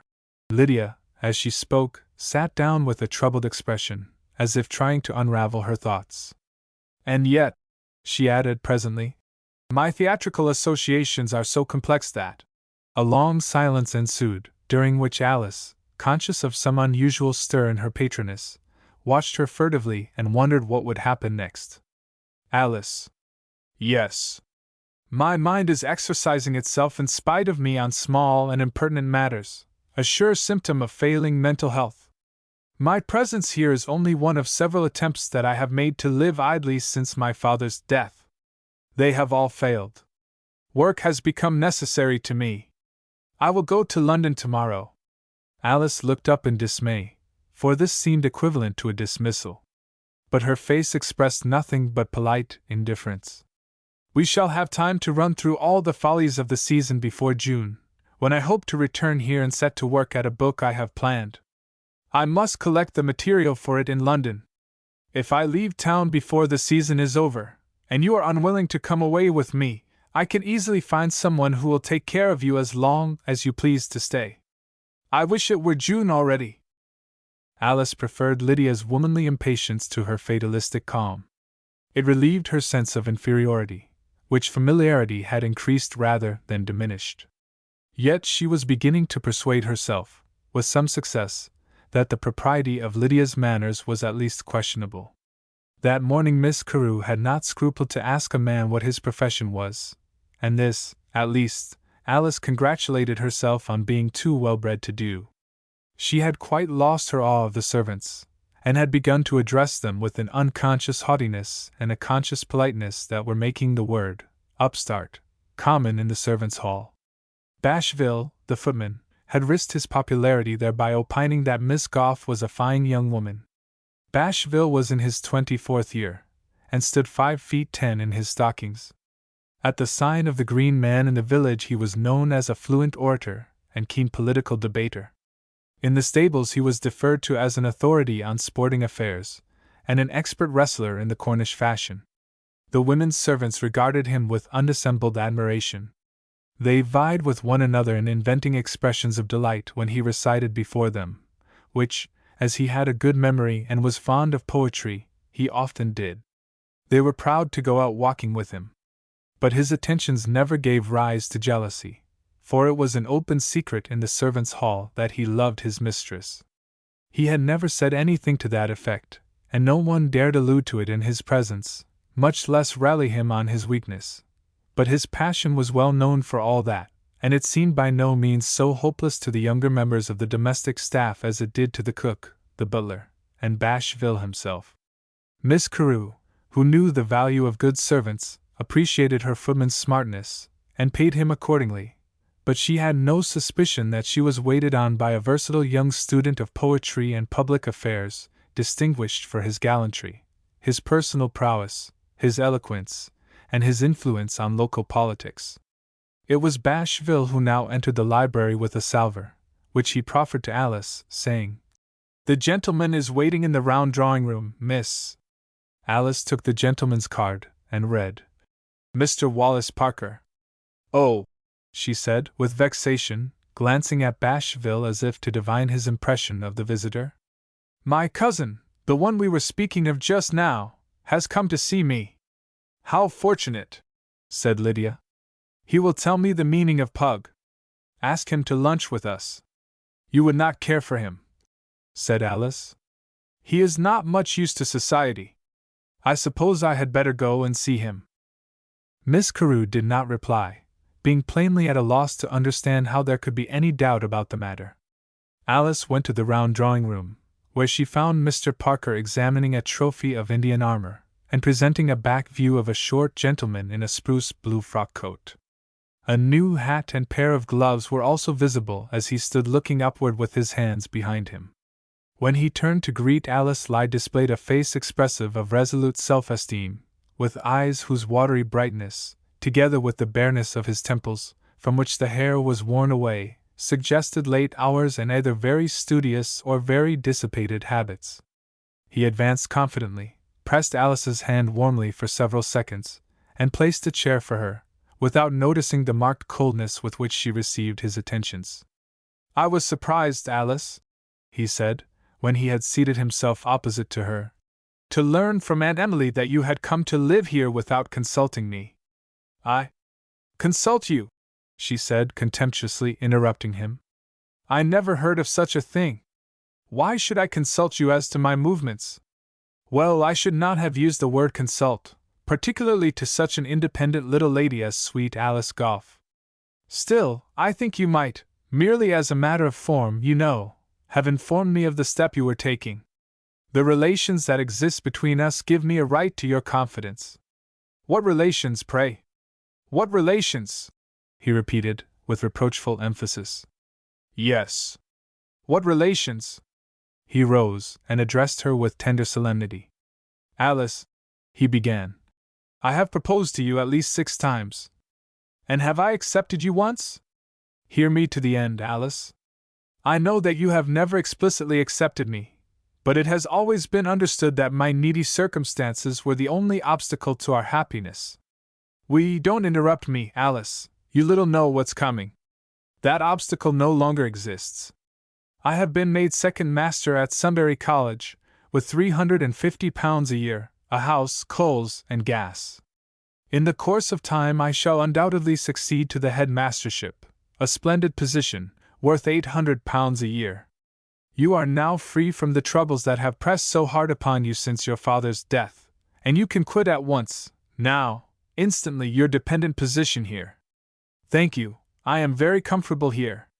I am staying on a visit with Miss Carew." Silence ensued, and he sat down slowly. Then she added, "I am exceedingly glad that you have got something good at last. It must be a great relief to your poor mother." "I fancied, Alice, though it may have been only fancy, I fancied that your mother was colder than usual in her manner this morning. I hope that the luxuries of this palatial mansion are powerless to corrupt your heart. I cannot lead you to a castle and place crowds of liveried servants at your beck and call, but I can make you mistress of an honorable English home, independent of the bounty of strangers. You can never be more than a lady, Alice. It is very good of you to lecture me, I am sure. You might be serious with me, he said, rising in ill humor, and walking a little way down the room. I think the offer of a man's hand ought to be received with respect. Oh! I did not quite understand. I thought we agreed that you are not to make me that offer every time we meet. It was equally understood that the subject was only deferred until I should be in a position to resume it without binding you to a long engagement. That time has come now, and I expect a favorable answer at last. I am entitled to one, considering how patiently I have waited for it. For my part, Wallace, I must say I do not think it wise for you to think of marrying with only £350 a year. With a house, remember that, and coals and gas. You are becoming very prudent, now that you live with Miss What's-her-name here. I fear you no longer love me, Alice. I never said I loved you at any time. Pshaw! You never said so, perhaps, but you always gave me to understand that. I did nothing of the sort, Wallace, and I won't have you say so. In short, he retorted bitterly, you think you will pick up some swell here who will be a better bargain than I am. Wallace! How dare you? You hurt my feelings, Alice, and I speak out. I know how to behave myself quite as well as those who have the entree here, but when my entire happiness is at stake I do not stand on punctilio. Therefore I insist on a straightforward answer to my fair, honorable proposal. Wallace, said Alice with dignity, I will not be forced into giving an answer against my will. I regard you as a cousin. I do not wish to be regarded as a cousin. Have I ever regarded you as a cousin? And do you suppose, Wallace, that I should permit you to call me by my Christian name, and be as familiar as we have always been together, if you were not my cousin? If so, you must have a very strange opinion of me. I did not think that luxury could so corrupt. You said that before, said Alice pettishly. Do not keep repeating the same thing over and over. You know it is one of your bad habits. Will you stay to lunch? Miss Carew told me to ask you. Indeed? Miss Carew is very kind. Please inform her that I am deeply honored, and that I feel quite disturbed at being unable to accept her patronage. Alice poised her head disdainfully. No doubt it amuses you to make yourself ridiculous, she said, but I must say I do not see any occasion for it. I am sorry that my behavior is not sufficiently good for you. You never found any cause to complain of it when our surroundings were less aristocratic. I am quite ashamed of taking so much of your valuable time. Good morning. Good morning. But I do not see why you are in such a rage. I am not in a rage. I am only grieved to find that you are corrupted by luxury. I thought your principles were higher. Good morning, Miss Goff. I shall not have the pleasure of seeing you again in this very choice mansion. Are you really going, Wallace? Said Alice, rising. Yes. Why should I stay? She rang the bell, greatly disconcerting him, for he had expected her to detain him and make advances for a reconciliation. Before they could exchange more words, Bashville entered. Goodbye, said Alice, politely. Goodbye, he replied through his teeth. He walked loftily out, passing Bashville with marked scorn. He had left the house, and was descending the terrace steps, when he was overtaken by the footman, who said civilly, Beg your pardon, sir. You've forgotten this, I think. And he handed him a walking stick. Parker's first idea was that his stick had attracted the man's attention by the poor figure it made in the castle hall, and that Bashville was requesting him, with covert superciliousness, to remove his property. On second thoughts, his self-esteem rejected this suspicion as too humiliating, but he resolved to show Bashville that he had a gentleman to deal with. So he took the stick, and instead of thanking Bashville, handed him 5 shillings. Bashville smiled and shook his head. Oh, no, sir, he said. Thank you all the same. Those are not my views. The more fool you, said Parker, pocketing the coins and turning away. Bashville's countenance changed. Come, come, sir, he said, following Parker to the foot of the steps. Fair words deserve fair words. I am no more a fool than you are. A gentleman should know his place as well as a servant. Oh, go to the devil, muttered Parker, turning very red and hurrying away. If you weren't my mistress's guest, said Bashville, looking menacingly after him, I'd send you to bed for a week for sending me to the devil. Chapter 5. Miss Carew remorselessly carried out her intention of going to London, where she took a house in Regent's Park, to the disappointment of Alice, who had hoped to live in Mayfair, or at least in South Kensington. But Lydia set great store by the high northerly ground and open air of the park, and Alice found almost perfect happiness in driving through London in a fine carriage and fine clothes. She liked that better than concerts of classical music, which she did not particularly relish, or even than the opera, to which they went often. The theatres pleased her more, though the amusements there were tamer than she had expected. Society was delightful to her because it was real London society. She acquired a mania for dancing, went out every night, and seemed to herself far more distinguished and attractive than she had ever been in Woodstoken, where she had nevertheless held a sufficiently favorable opinion of her own manners and person. Lydia did not share all these dissipations. She easily procured invitations and chaperones for Alice, who wondered why so intelligent a woman would take the trouble to sit out a stupid concert, and then go home, just as the real pleasure of the evening was beginning. One Saturday morning, at breakfast, Lydia said, "Your late hours begin to interfere with the freshness of your complexion, Alice. I am getting a little fatigued, myself, with literary work. I will go to the Crystal Palace today, and wander about the gardens for a while. There is to be a concert in the afternoon for the benefit of Madame Simplica, whose playing you do not admire. Will you come with me?" "Of course," said Alice, resolutely dutiful. "Of choice, not of course," said Lydia. "Are you engaged for tomorrow evening? Sunday?" "Oh, no. Besides, I consider all my engagements subject to your convenience." There was a pause, long enough for this assurance to fall perfectly flat. Alice bit her lip. Then Lydia said, "Do you know Mrs. Hoskin? Mrs. Hoskin, who gives Sunday evenings." "Shall we go there?" said Alice eagerly. "People often ask me whether I have been at one of them. But I don't know her, though I have seen her." "Is she nice?" "She is a young woman who has read a great deal of art criticism, and been deeply impressed by it. She has made her house famous by bringing there all the clever people she meets, and making them so comfortable that they take care to come again. But she has not, fortunately for her, allowed her craze for art to get the better of her common sense. She married a prosperous man of business, who probably never read anything but a newspaper since he left school, and there is probably not a happier pair in England. I presume she had sense enough to know that she could not afford to choose," said Alice, complacently. "She is very ugly." "Do you think so?" "She has many admirers, and was, I am told, engaged to Mr. Herbert, the artist, before she met Mr. Hoskin. We shall meet Mr. Herbert there tomorrow, and a number of celebrated persons besides, his wife, Madame Simplica the pianiste, Owen Jack the composer, Hawkshaw the poet, Connolly the inventor, and others. The occasion will be a special one, as Herr Abengast, a remarkable German socialist and art critic, is to deliver a lecture on the true in art. Be careful, in speaking of him in society, to refer to him as a sociologist, and not as a socialist. Are you particularly anxious to hear him lecture?" "No doubt it will be very interesting," said Alice. "I should not like to miss the opportunity of going to Mrs.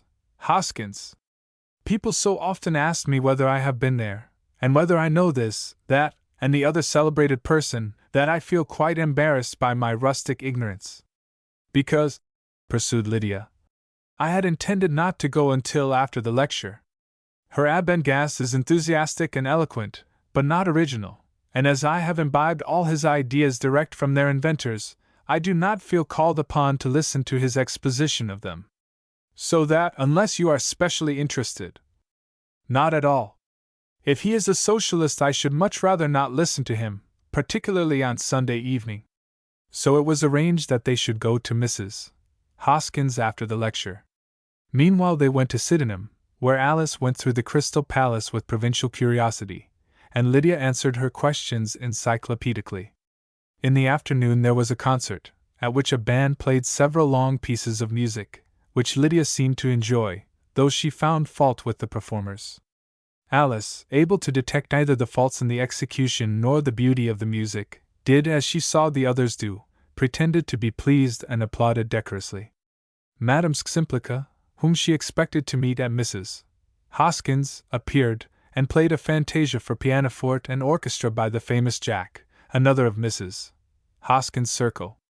There was in the program an analysis of this composition from which Alice learned that by attentively listening to the adagio she could hear the angels singing therein. She listened as attentively as she could, but heard no angels, and was astonished when, at the conclusion of the fantasia, the audience applauded Madame Simplica as if she had made them hear the music of the spheres.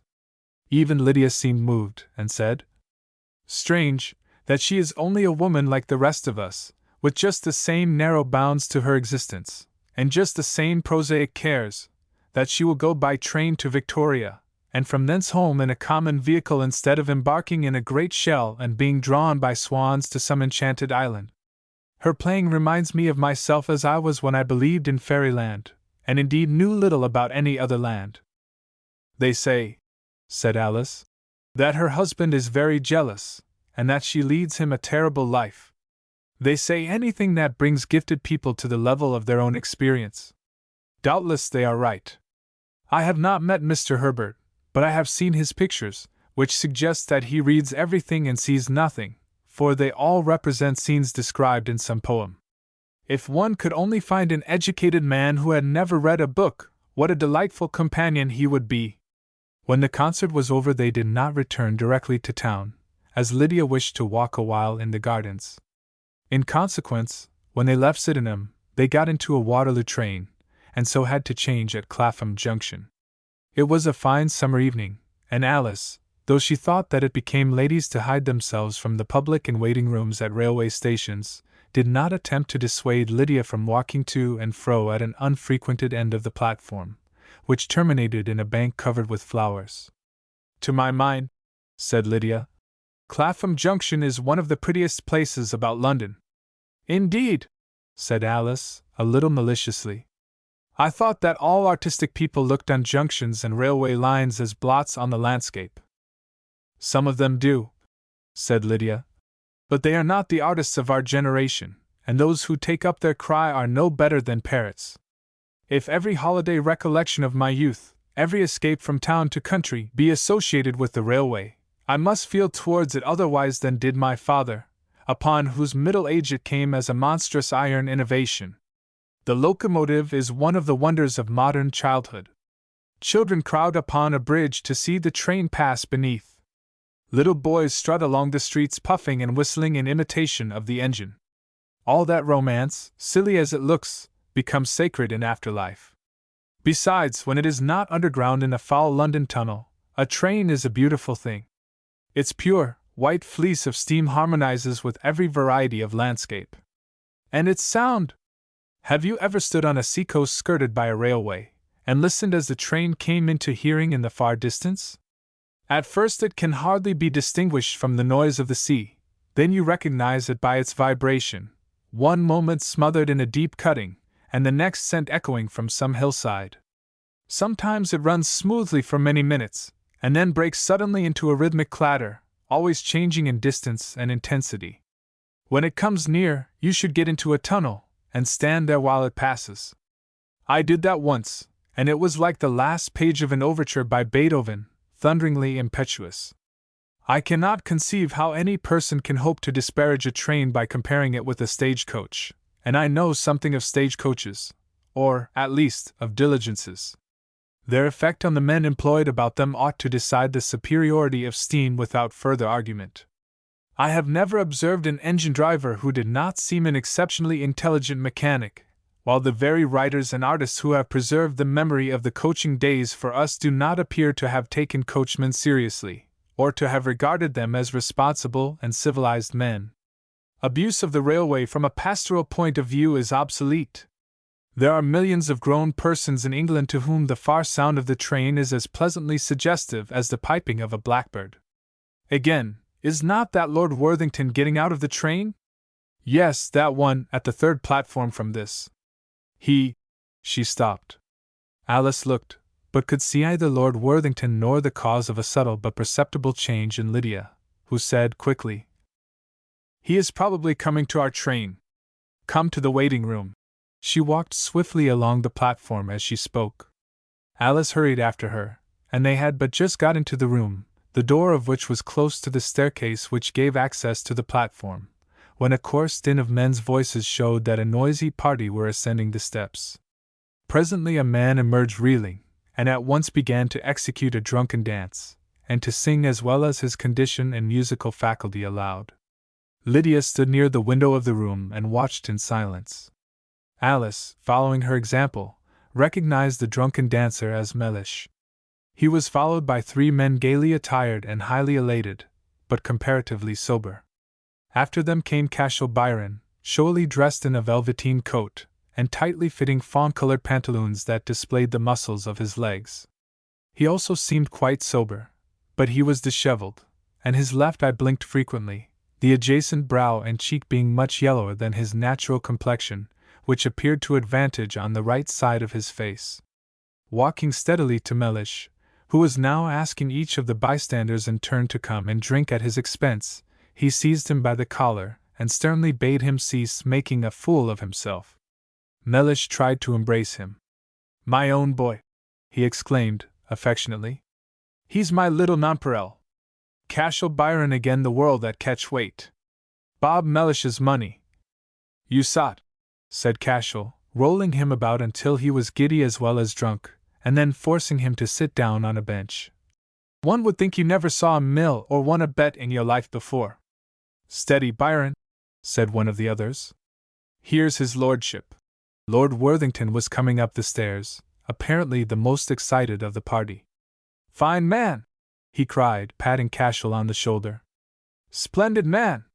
You have won a monkey for me today, and you shall have your share of it, old boy. I trained him, said Mellish, staggering forward again. I trained him. You know me, my lord. You know Bob Mellish. A word with your lordship and see confidence.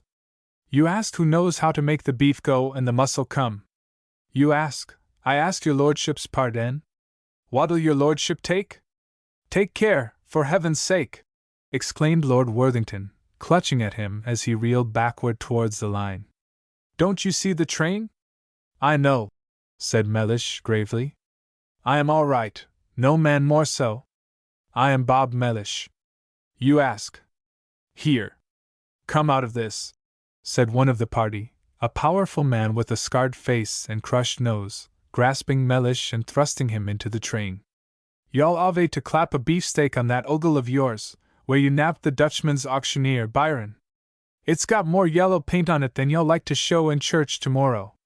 At this they all gave a roar of laughter, and entered a third-class carriage. Lydia and Alice had but just time to take their places in the train before it started. Ely, I must say, said Alice, that if those were Mr. Cashel Byron's and Lord Worthington's associates, their tastes are very peculiar. Yes, said Lydia, almost grimly. I am a fair linguist, but I did not understand a single sentence of their conversation, though I heard it all distinctly. They were not gentlemen, said Alice. You say that no one can tell by a person's appearance whether he is a gentleman or not, but surely you cannot think that those men are Lord Worthington's equals. I do not, said Lydia. They are ruffians, and Cashel Byron is the most unmistakable ruffian of them all. Alice, awestruck, did not venture to speak again until they left the train at Victoria. There was a crowd outside the carriage in which Cashel had travelled. They hastened past, but Lydia asked a guard whether anything was the matter. He replied that a drunken man, alighting from the train, had fallen down upon the rails, and that, had the carriage been in motion, he would have been killed. Lydia thanked her informant, and, as she turned from him, found Bashville standing before her, touching his hat. She had given him no instructions to attend. However, she accepted his presence as a matter of course, and inquired whether the carriage was there. No, madam, replied Bashville. The coachman had no orders. Quite right. A hansom, if you please. When he was gone, she said to Alice, "Did you tell Bashville to meet us?" "Oh dear, no," said Alice. "I should not think of doing such a thing. Strange. However, he knows his duties better than I do, so I have no doubt that he has acted properly. He has been waiting all the afternoon, I suppose, poor fellow." "He has nothing else to do," said Alice carelessly. "Here he is. He has picked out a capital horse for us, too." Meanwhile, Mellish had been dragged from beneath the train and seated on the knee of one of his companions. He was in a stupor, and had a large lump on his brow. His eye was almost closed. The man with the crushed nose now showed himself an expert surgeon. While Cashel supported the patient on the knee of another man, and the rest of the party kept off the crowd by mingled persuasion and violence, he produced a lancet and summarily reduced the swelling by lancing it. He then dressed the puncture neatly with appliances for that purpose which he carried about him, and shouted in Mellish's ear to rouse him. But the trainer only groaned, and let his head drop inert on his breast. More shouting was resorted to, but in vain. Cashel impatiently expressed an opinion that Mellish was shamming, and declared that he would not stand there to be fooled with all the evening. "If he was my pal 'stead o' yours," said the man with the broken nose, "I'd wake him up fast enough." "I'll save you the trouble," said Cashel, coolly stooping and seizing between his teeth the cartilage of the trainer's ear. "That's the way to do it," said the other, approvingly, as Mellish screamed and started to his feet. "Now then, up with you." He took Mellish's right arm, Cashel took the left, and they brought him away between them without paying the least heed to his tears, his protestations that he was hurt, his plea that he was an old man, or his bitter demand as to where Cashel would have been at that moment without his care. Lord Worthington had taken advantage of this accident to slip away from his travelling companions and drive alone to his lodgings in Jermyn Street. He was still greatly excited, and when his valet, an old retainer with whom he was on familiar terms, brought him a letter that had arrived during his absence, he asked him 4 times whether any one had called, and 4 times interrupted him by scraps of information about the splendid day he had had and the luck he was in. "I'd bet 500 even that it would be over in a quarter of an hour, and then I'd bet Byron 250 to 1 that it wouldn't. That's the way to do it, Bedford? Catch Cashel letting 250 slip through his fingers. By George, though, he's an artful card. At the end of 14 minutes I thought my 500 was corpsed." The Dutchman was full of fight, and Cashel suddenly turned weak and tried to back out of the rally. You should have seen the gleam in the Dutchman's eye when he rushed in after him. He made cocksure of finishing him straight off. "Indeed, my lord?" "Dear me! I should think so. I was taken in by it myself. It was only done to draw the poor devil. By George, Bedford, you should have seen the way Cashel put in his right. But you couldn't have seen it, it was too quick. The Dutchman was asleep on the grass before he knew he'd been hit. Byron had collected £15 for him before he came to. His jaw must feel devilish queer after it. By Jove, Bedford, Cashel is a perfect wonder. I'd back him for every cent I possess against any man alive. He makes you feel proud of being an Englishman." Bedford looked on with submissive wonder as his master, transfigured with enthusiasm, went hastily to and fro through the room, occasionally clenching his fist and smiting an imaginary Dutchman. The valet at last ventured to remind him that he had forgotten the letter. "Oh, hang the letter!" said Lord Worthington. "It's Mrs. Hoskins' writing, an invitation, or some such rot. Here, let's see it. Campden Hill Road, Saturday. My dear Lord Worthington, I have not forgotten my promise to obtain for you a near view of the famous Mrs. Herbert, Madame Simplicita, as you call her. She will be with us tomorrow evening, and we shall be very happy to see you then, if you care to come. At 9 o'clock, Herr Abengast, a celebrated German art critic and a great friend of mine, will read us a paper on the true in art, but I will not pay you the compliment of pretending to believe that interests you, so you may come at 10 or half past, by which hour all the serious business of the evening will be over." "Well, there is nothing like cheek," said Lord Worthington, breaking off in his perusal. "These women think that because I enjoy life in a rational way I don't know the back of a picture from the front, or the inside of a book from the cover. I shall go at 9 sharp. If any of your acquaintances take an interest in art, I will gladly make them welcome. Could you not bring me a celebrity or two? I am very anxious to have as good an audience as possible for her Abendgas. However, as it is, he shall have no reason to complain, as I flatter myself that I have already secured a very distinguished assembly. Still, if you can add a second illustrious name to my list, by all means do so.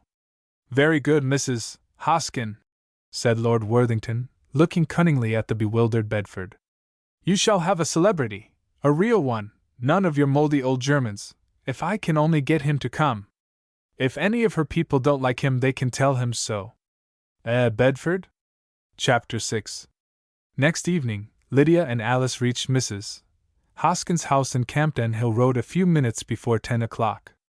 They found Lord Worthington in the front garden, smoking and chatting with Mr. Hoskin. He threw away his cigar and returned to the house with the two ladies, who observed that he was somewhat flushed with wine. They went into a parlor to take off their wraps, leaving him at the foot of the stairs. Presently they heard someone come down and address him excitedly thus. Worthington! Worthington! He has begun making a speech before the whole room. He got up the moment old Abendgas sat down. Why the deuce did you give him that glass of champagne? SH. You don't say so! Come with me, and let us try to get him away quietly. Did you hear that? Said Alice. Something must have happened. I hope so, said Lydia. Ordinarily, the fault in these receptions is that nothing happens. Do not announce us, if you please, she added to the servant, as they ascended the stairs. Since we have come late, let us spare the feelings of her Abendgas by going in as quietly as possible. They had no difficulty in entering unnoticed, for Mrs. Hoskin considered obscurity beautiful, and her rooms were but dimly lighted by two curious lanterns of pink glass, within which were vaporous flames. In the middle of the larger apartment was a small table covered with garnet-colored plush, with a reading desk upon it, and two candles in silver candlesticks, the light of which, being brighter than the lanterns, cast strong double shadows from a group of standing figures about the table. The surrounding space was crowded with chairs, occupied chiefly by ladies. Behind them, along the wall, stood a row of men, among whom was Lucian Weber. All were staring at Cashel Byron, who was making a speech to some bearded and spectacled gentleman at the table. Lydia, who had never before seen him either in evening dress or quite at his ease, was astonished at his bearing. His eyes were sparkling, his confidence overbore the company, and his rough voice created the silence it broke. He was in high good humor, and marked his periods by the swing of his extended left arm, while he held his right hand close to his body and occasionally pointed his remarks by slyly wagging his forefinger. Executive power, he was saying as Lydia entered. That's a very good expression, gentlemen, and one that I can tell you a lot about. We have been told that if we want to civilize our neighbors, we must do it mainly by the example of our own lives, by each becoming a living illustration of the highest culture we know. But what I ask is, how is anybody to know that you're an illustration of culture? You can't go about like a sandwich man with a label on your back to tell all the fine notions you have in your head, and you may be sure no person will consider your mere appearance preferable to his own. You want an executive power, that's what you want. Suppose you walked along the street and saw a man beating a woman, and setting a bad example to the roughs.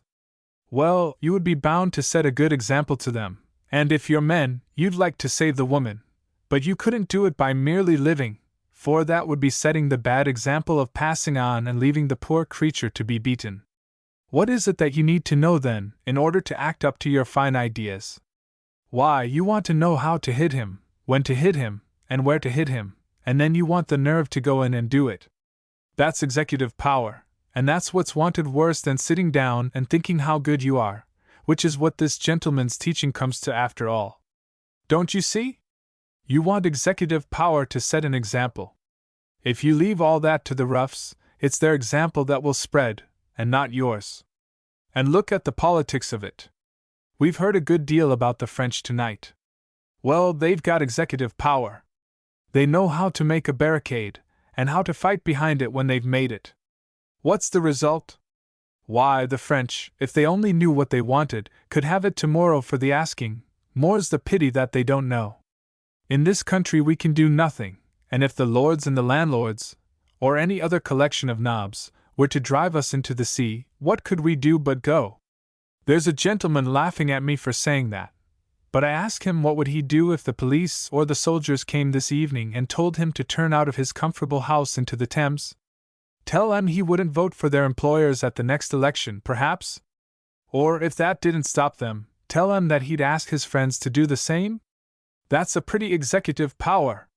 No, gentlemen. Don't let yourself be deceived by people that have staked their money against you. The first thing to learn is how to fight. There's no use in buying books and pictures unless you know how to keep them, and your own head as well. If that gentleman that laughed know how to fight, and his neighbors all knew how to fight too, he wouldn't need to fear police, nor soldiers, nor Russians, nor Prussians, nor any of the millions of men that may be let loose on him any day of the week, safe though he thinks himself. But says you, let's have a division of labor. Let's not fight for ourselves, but pay other men to fight for us. That shows how some people, when they get hold of an idea, will work it to that foolish length that it's wearisome to listen to them. Fighting is the power of self-preservation. Another man can't do it for you. You might as well divide the labor of eating your dinner, and pay one fellow to take the beef, another the beer, and a third the potatoes. But let us put it for the sake of argument that you do pay others to fight for you. Suppose someone else pays them higher, and they fight across, or turn openly against you. You'd have only yourself to blame for giving the executive power to money. And so long as the executive power is money, the poor will be kept out of their corner and fouled against the ropes. Whereas, by what I understand, the German professor wants them to have their rights. Therefore I say that a man's first duty is to learn to fight. If he can't do that, he can't set an example. He can't stand up for his own rights or his neighbors. He can't keep himself in bodily health. And if he sees the weak ill-used by the strong, the most he can do is to sneak away and tell the nearest policeman, who most likely won't turn up until the worst of the mischief is done. Coming to this lady's drawing room, and making an illustration of himself, won't make him feel like a man after that. Let me be understood though, gentlemen, I don't intend that you should take everything I say too exactly, too literally, as it were. If you see a man beating a woman, I think you should interfere on principle. But don't expect to be thanked by her for it, and keep your eye on her, don't let her get behind you. As for him, just give him a good one and go away. Never stay to get yourself into a street fight, for it's low, and generally turns out badly for all parties. However, that's only a bit of practical advice. It doesn't alter the great principle that you should get an executive power. When you get that, you'll have courage in you, and what's more, your courage will be of some use to you. For though you may have courage by nature, still, if you have an executive power as well, your courage will only lead you to stand up to be beaten by men that have both courage and executive power. And what good does that do you? People say that you're a game fellow, but they won't find the stakes for you unless you can win them. You'd far better put your game in your pocket, and throw up the sponge while you can see to do it. Now, on this subject of game, I've something to say that will ease the professor's mind on a point that he seemed anxious about. I am no musician, but I'll just show you how a man that understands one art understands every art. I made out from the gentleman's remarks that there is a man in the musical line named Wagner, who is what you might call a game sort of composer, and that the musical fancy, though they can't deny that his tunes are first-rate, and that, so to speak, he wins his fights, yet they try to make out that he wins them in an outlandish way, and that he has no real science. Now I tell the gentleman not to mind such talk. As I have just shown you, his game wouldn't be any use to him without science. He might have beaten a few second-raters with a rush while he was young, but he wouldn't have lasted out as he has done unless he was clever as well. You will find that those that run him down are either jealous, or they are old stagers that are not used to his style, and think that anything new must be bad. Just wait a bit, and take my word for it, they'll turn right round and swear that his style isn't new at all, and that he stole it from someone they saw when they were 10 years old. History shows us that that is the way of such fellows in all ages, as the gentleman said, and he gave you Beethoven as an example. But an example like that don't go home to you, because there isn't one man in a million that ever heard of Beethoven. Take a man that everybody has heard of, Jack Randall. The very same things were said of him. After that, you needn't go to musicians for an example. The truth is that there are people in the world with that degree of envy and malice in them that they can't bear to allow a good man his merits, and when they have to admit that he can do one thing, they try to make out that there's something else he can't do. Come, I'll put it to you short and businesslike. This German gentleman, who knows all about music, tells you that many pretend that this Wagner has game but knows science. Well, though I know nothing about music, will bet you £25 that there's others that allow him to be full of science, but say that he has no game, and that all he does comes from his head, and not from his heart. I'll bet £25 on it, and let the gentleman of the house be stakeholder, and the German gentleman referee. Well, I'm glad to see that there are no takers. Now we'll go to another little point that the gentleman forgot. He recommended you to learn, to make yourselves better and wiser from day to day. But he didn't tell you why it is that you won't learn, in spite of his advice. I suppose that, being a foreigner, he was afraid of hurting your feelings by talking too freely to you. But you're not so thin-skinned as to take offense at a little plain speaking, I'll be bound. So I tell you straight out that the reason you won't learn is not that you don't want to be clever, or that you are lazier than many that have learned a great deal, but just because you like people to think that you know everything already, because you're ashamed to be seen going to school. And you calculate that if you only hold your tongue and look wise, you'll get through life without your ignorance being found out. But where's the good of lies and pretense? What does it matter if you get laughed at by a cheeky brat or two for your awkward beginnings?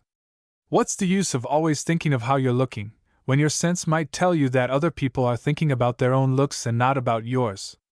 A big boy doesn't look well on a lower form, certainly, but when he works his way up he'll be glad he began. I speak to you more particularly because you're Londoners, and Londoners beat all creation for thinking about themselves. However, I don't go with the gentleman in everything he said. All this struggling and striving to make the world better is a great mistake, not because it isn't a good thing to improve the world if you know how to do it, but because striving and struggling is the worst way you could set about doing anything. It gives a man a bad style, and weakens him. It shows that he don't believe in himself much. When I heard the professor striving and struggling so earnestly to set you to work reforming this, that, and the other, I said to myself, he's got himself to persuade as well as his audience. That isn't the language of conviction.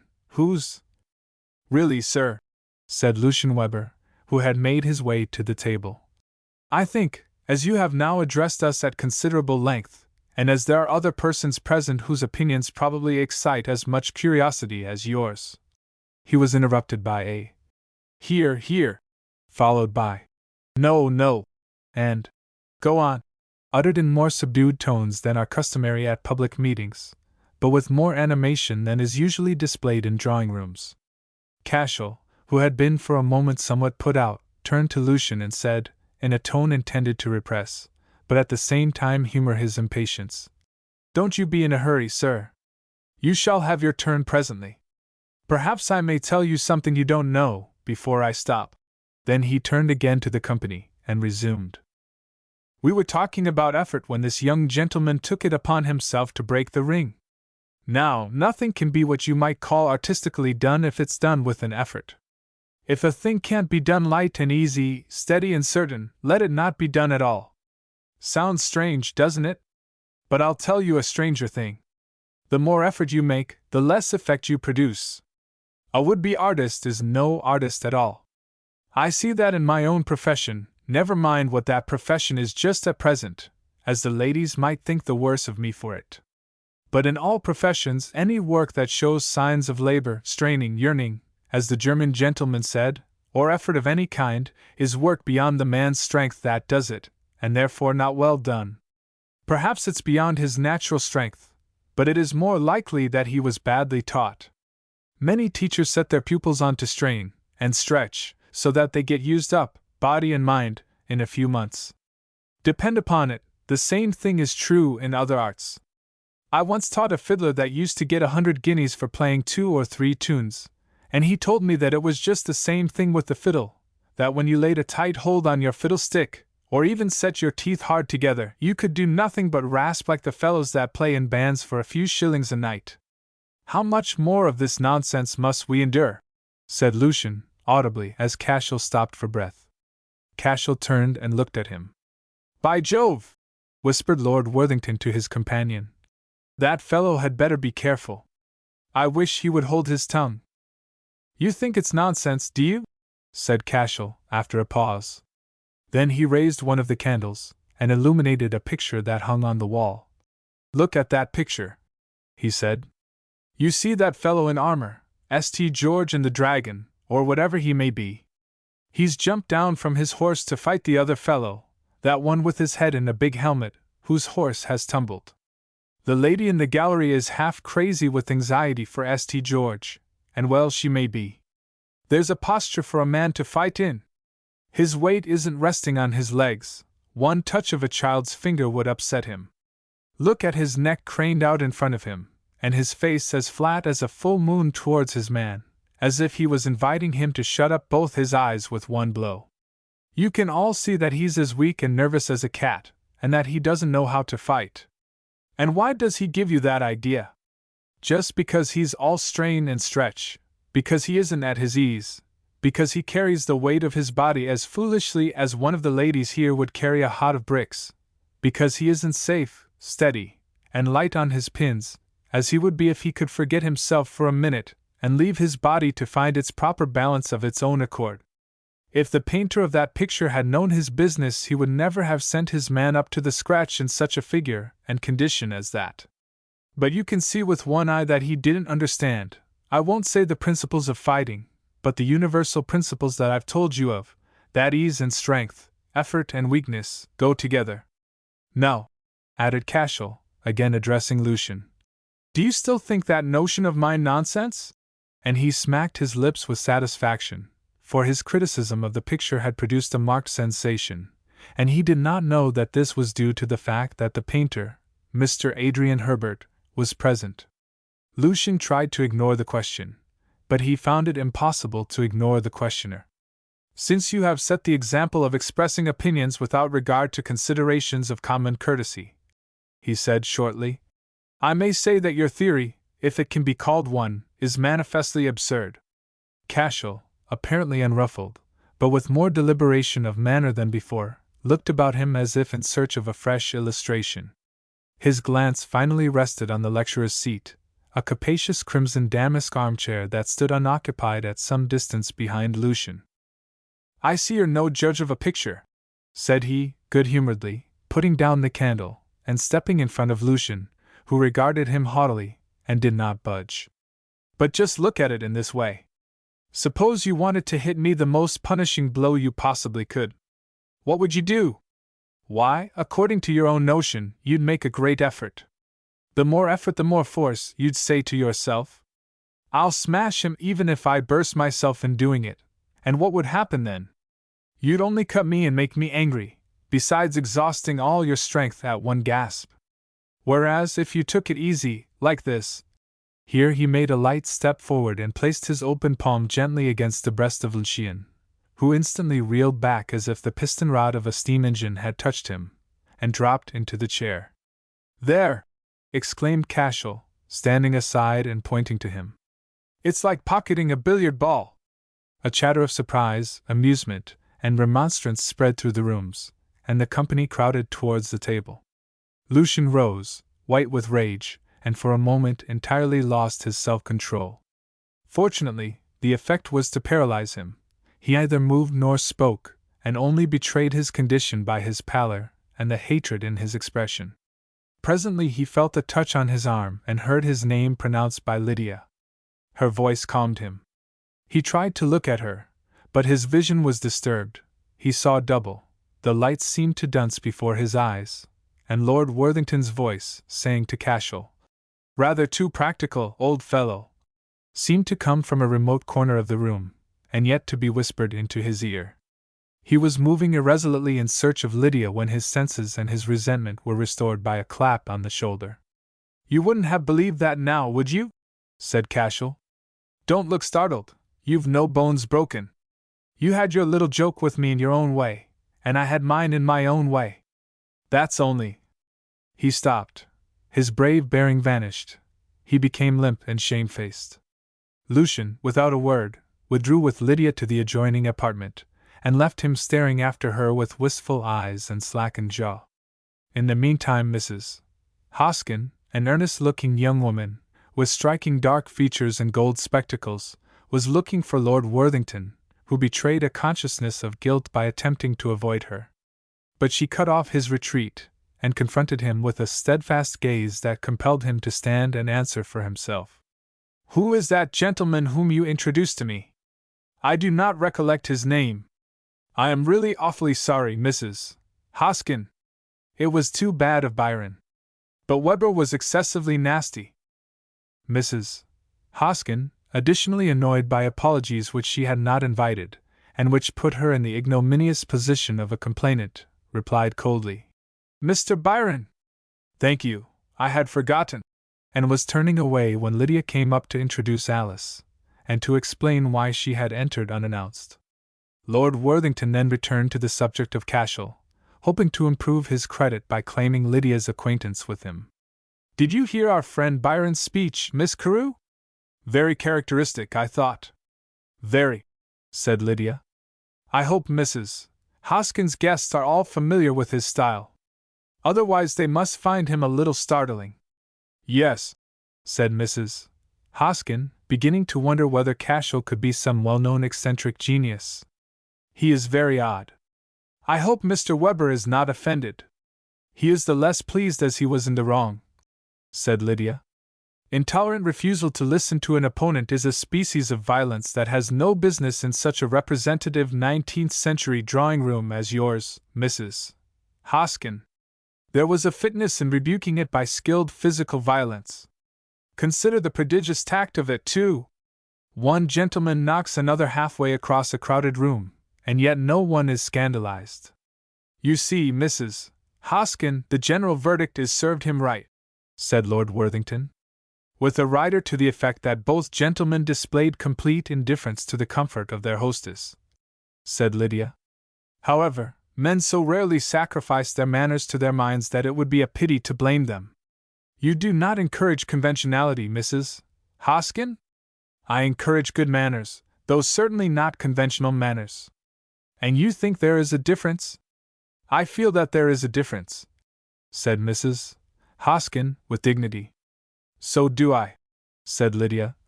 But one can hardly call others to account for one's own subjective ideas. Lydia went away to another part of the room without waiting for a reply. Meanwhile, Cashel stood friendless in the middle of the room, stared at by most of his neighbors, and spoken to by none. Women looked at him coldly lest it should be suspected that they were admiring him, and men regarded him stiffly according to the national custom. Since his recognition of Lydia, his self-confidence had given place to a misgiving that he had been making a fool of himself.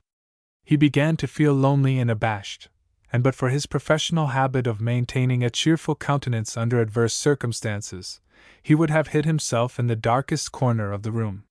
He was getting sullen, and seeking consolation in thoughts of how terribly he could handle all these distantly mannered, black-coated gentlemen if he chose, when Lord Worthington came up to him.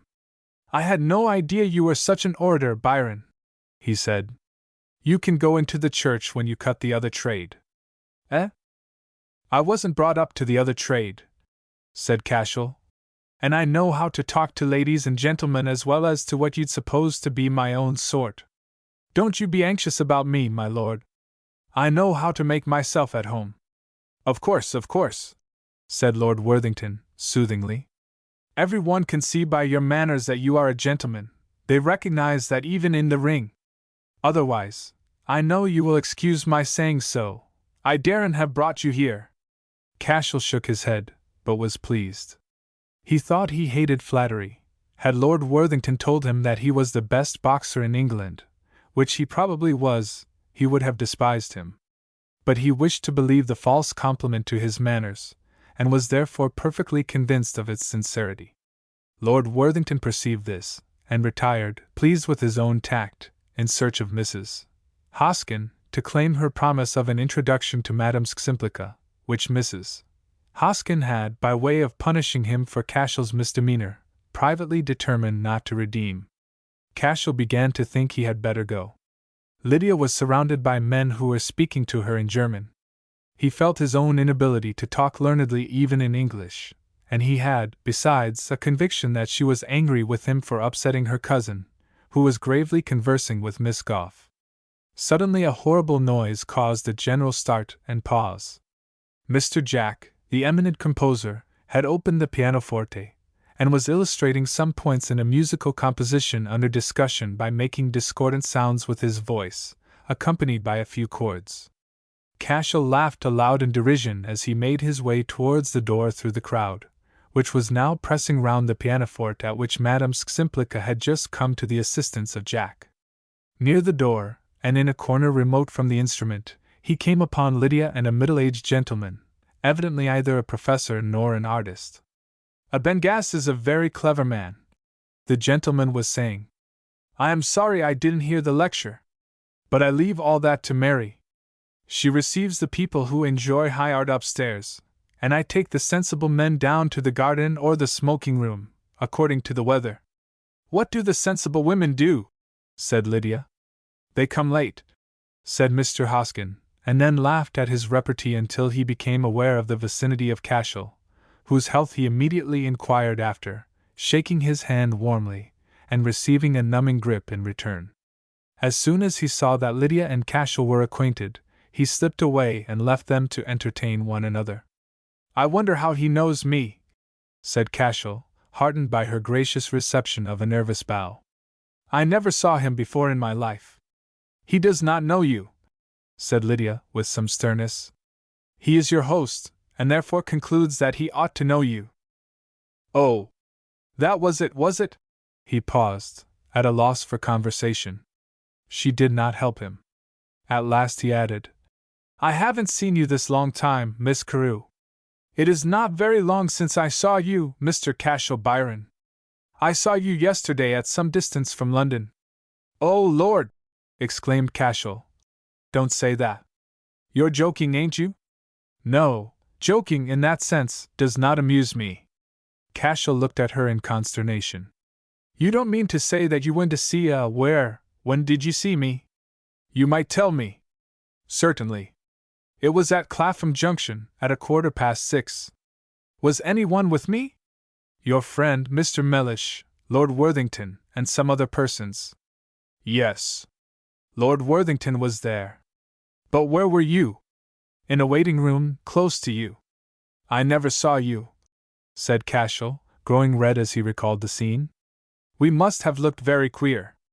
I had had an accident to my eye, and Mellish was not sober. Did you think I was in bad company?" "That was not my business, Mr. Cashel Byron." "No," said Cashel, with sudden bitterness. "What did you care what company I kept? You're mad with me because I made your cousin look like a fool, I suppose? That's what's the matter."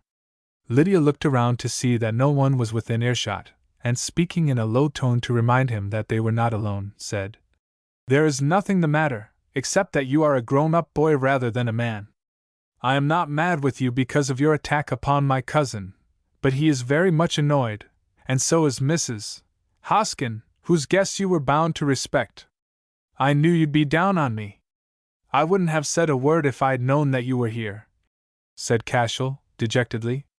"Lie down and be walked over, that's what you think I'm fit for. Another man would have twisted his head off. Is it possible that you do not know that gentlemen never twist one another's heads off in society, no matter how great may be the provocation?" "I know nothing," said Cashel with plaintive sullenness. "Everything I do is wrong. There. Will that satisfy you?" Lydia looked up at him in doubt. Then, with steady patience, she added, "Will you answer me a question on your honor?" He hesitated, fearing that she was going to ask what he was. "The question is this," she said, observing the hesitation. "Are you a simpleton, or a man of science pretending to be a simpleton for the sake of mocking me and my friends?" "I am not mocking you, honor bright." All that about science was only a joke. At least, it's not what you call science. I'm a real simpleton in drawing-room affairs, though I'm clever enough in my own line.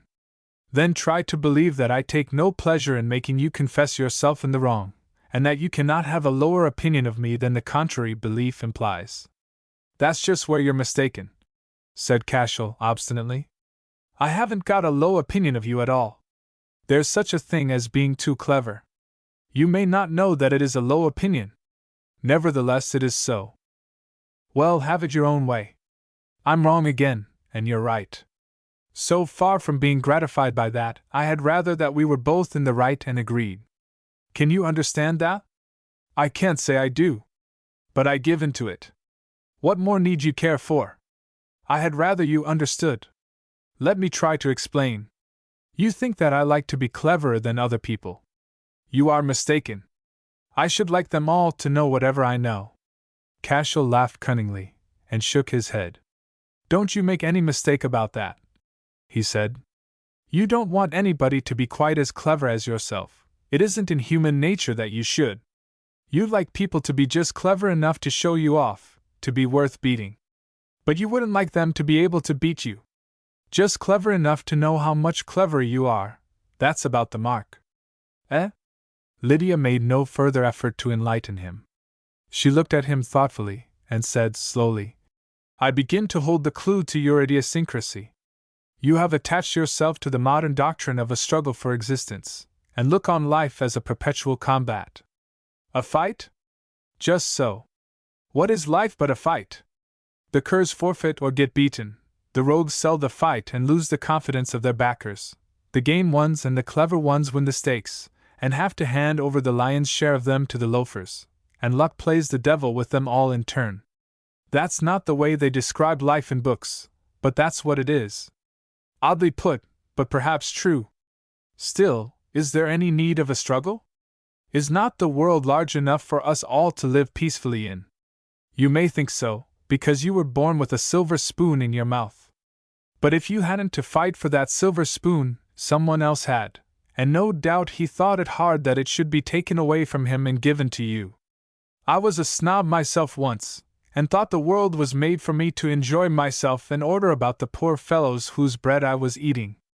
But I was left one day where I couldn't grab any more of their bread, and had to make some for myself, and some extra for loafers that had the power to make me pay for what they didn't own. That took the conceit out of me fast enough. But what do you know about such things? More than you think, perhaps. These are dangerous ideas to take with you into English society. HMF, growled Cashel. They'd be more dangerous if I could give every man that is robbed of half what he earns 12 lessons in science. So you can publish your lessons.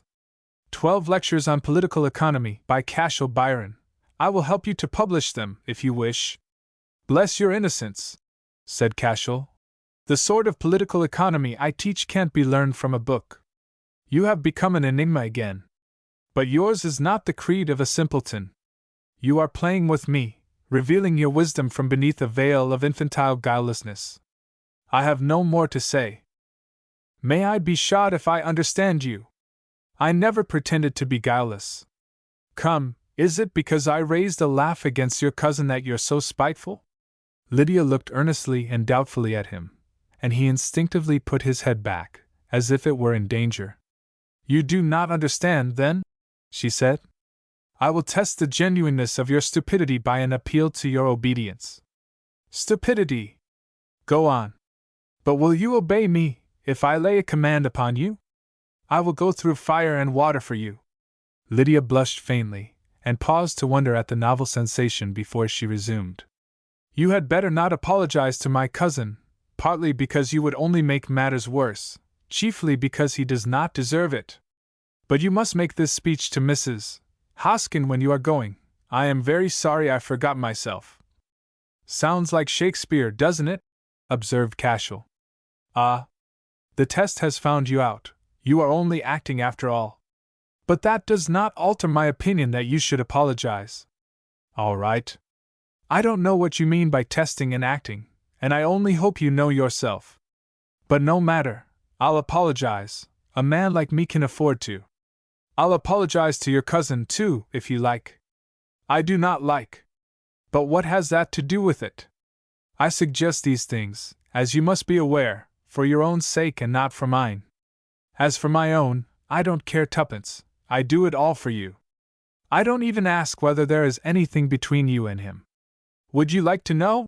Said Lydia, deliberately, after a pause of astonishment. Do you mean to say you'll tell me? He exclaimed. If you do, I'll say you're as good as gold. Certainly I will tell you. There is an old friendship and cousinship between us, but we are not engaged, nor at all likely to be. I tell you so because, if I avoided the question, you would draw the opposite and false conclusion. I am glad of it, said Cashel, unexpectedly becoming very gloomy. He isn't man enough for you. But he's your equal, damn him! He is my cousin, and, I believe, my sincere friend. Therefore please do not damn him. I know I shouldn't have said that. But I am only damning my own luck, which will not improve it in the least. I know that. You needn't have said it. I wouldn't have said a thing like that to you, stupid as I am. Evidently you supposed me to have meant more than I really did. However, that does not matter. You are still an enigma to me. Had we not better try to hear a little of Madame Simplica's performance? I'm a pretty plain enigma, I should think, said Cashel, mournfully. I would rather have you than any other woman in the world, but you're too rich and grand for me. If I can have the satisfaction of marrying you, I may as well have the satisfaction of saying I'd like to. Hardly a fair way of approaching the subject, said Lydia, composedly, but with a play of color again in her cheeks. Allow me to forbid it unconditionally. I must be plain with you, Mr. Cashel Byron. I do not know what you are or who you are, and I believe you have tried to mystify me on both points. And you never shall find out either the one or the other, if I can help it, put in Cashel. So that we're in a preciously bad way of coming to a good understanding. True, assented Lydia. I do not make secrets, I do not keep them, and I do not respect them. Your humor clashes with my principle. You call it a humor, said Cashel, angrily. Perhaps you think I am a duke in disguise. If so, you may think better of it. If you had a secret, the discovery of which would cause you to be kicked out of decent society, you would keep it pretty tight. And that through no fault of your own, mind you, but through downright cowardice and prejudice in other people. There are at least some fears and prejudices common in society that I do not share, said Lydia, after a moment's reflection. Should I ever find out your secret, do not too hastily conclude that you have forfeited my consideration. You are just the last person on earth by whom I want to be found out. But you'll find out fast enough. Pshaw! Cried Cashel, with a laugh. I'm as well known as Trafalgar Square. But I can't bring myself to tell you, and I hate secrets as much as you do, so let's drop it and talk about something else. We have talked long enough. The music is over, and the people will return to this room presently, perhaps to ask me who and what is the stranger who made them such a remarkable speech.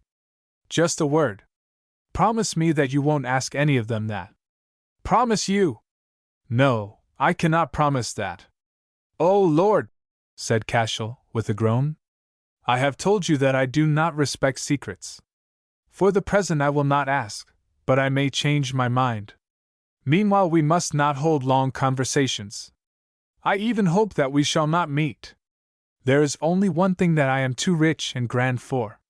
That one thing, mystification. Adieu. Before he could reply she was away from him in the midst of a number of gentlemen, and in conversation with one of them. Cashel seemed overwhelmed. But in an instant he recovered himself, and stepped jauntily before Mrs. Hoskin, who had just come into his neighborhood. I'm going, ma'am, he said. Thank you for a pleasant evening. I'm very sorry I forgot myself. Good night. Mrs. Hoskin, naturally frank, felt some vague response within herself to this address. But though not usually at a loss for words in social emergencies, she only looked at him, blushed slightly, and offered her hand. He took it as if it were a tiny baby's hand, and he, afraid of hurting it, gave it a little pinch, and turned to go. Mr. Adrian Herbert, the painter, was directly in his way, with his back towards him. "If you please, sir," said Cashel, taking him gently by the ribs and moving him aside. The artist turned indignantly, but Cashel was passing the doorway. On the stairs he met Lucian and Alice, and stopped a moment to take leave of them. "Good night, Miss Goff," he said. "It's a pleasure to see the country roses in your cheeks." He lowered his voice as he added, to Lucian, "Don't you worry yourself over that little trick I showed you. If any of your friends chaff you about it, tell them that it was Cashel Byron did it, and ask them whether they think they could have helped themselves any better than you could. Don't ever let a person come within distance of you while you're standing in that silly way on both your heels. Why, if a man isn't properly planted on his pins, a broom handle falling against him will upset him. That's the way of it. Good night." Lucian returned the salutation, mastered by a certain latent dangerousness in Cashel, suggestive that he might resent a snub by throwing the offender over the balustrade. As for Alice, she had entertained a superstitious dread of him ever since Lydia had pronounced him a ruffian. Both felt relieved when the house door, closing, shut them out of his reach. Chapter 7. Society was much occupied during Alice's first season in London with the upshot of an historical event of a common kind. England, a few years before, had stolen a kingdom from a considerable people in Africa, and seized the person of its king. The conquest proved useless, troublesome, and expensive, and after repeated attempts to settle the country on impracticable plans suggested to the Colonial Office by a popular historian who had made a trip to Africa, and by generals who were tired of the primitive remedy of killing the natives, it appeared that the best course was to release the captive king and get rid of the unprofitable booty by restoring it to him. In order, however, that the impression made on him by England's short-sighted disregard of her neighbor's landmark abroad might be counteracted by a glimpse of the vastness of her armaments and wealth at home, it was thought advisable to take him first to London, and show him the wonders of the town. But when the king arrived, his freedom from English prepossessions made it difficult to amuse, or even to impress him. A stranger to the idea that a private man could own a portion of the earth and make others pay him for permission to live on it, he was unable to understand why such a prodigiously wealthy nation should be composed partly of poor and uncomfortable persons toiling incessantly to create riches, and partly of a class that confiscated and dissipated the wealth thus produced without seeming to be at all happier than the unfortunate laborers at whose expense they existed. He was seized with strange fears, first for his health, for it seemed to him that the air of London, filthy with smoke, engendered puniness and dishonesty in those who breathed it, and eventually for his life, when he learned that kings in Europe were sometimes shot at by passers-by, there being hardly a monarch there who had not been so imperiled more than once, that the Queen of England, though accounted the safest of all, was accustomed to this variety of pistol practice, and that the autocrat of an empire huge beyond all other European countries, whose father had been torn asunder in the streets of his capital, lived surrounded by soldiers who shot down all strangers that approached him even at his own summons, and was an object of compassion to the humblest of his servants. Under these circumstances, the African king was with difficulty induced to stir out of doors, and he only visited Woolwich Arsenal, the destructive resources of which were expected to influence his future behavior in a manner favorable to English supremacy, under compulsion. At last the Colonial Office, which had charge of him, was at its wits' end to devise entertainments to keep him in good humor until the appointed time for his departure. On the Tuesday following Mrs. Hoskins' reception, Lucian Weber called at his cousin's house in Regent's Park, and said, in the course of a conversation with the two ladies there, "The Colonial Office has had an idea. The king, it appears, is something of an athlete, and is curious to witness what Londoners can do in that way. So a grand assault at arms is to be held for him." "What is an assault at arms?" said Lydia. "I have never been at one, and the name suggests nothing but an affray with bayonets. It is an exhibition of swordsmanship, military drill, gymnastics, and so forth." "I will go to that," said Lydia. "Will you come, Alice? Is it usual for ladies to go to such exhibitions?" said Alice cautiously. "On this occasion ladies will go for the sake of seeing the king," said Lucian. The Olympian Gymnastic Society, which has undertaken the direction of the part of the assault that is to show off the prowess of our civilians, expects what they call a flower show audience. Will you come, Lucian? If I can be spared, yes. If not, I will ask Worthington to go with you. He understands such matters better than I. Then let us have him, by all means, said Lydia. I cannot see why you are so fond of Lord Worthington, said Alice.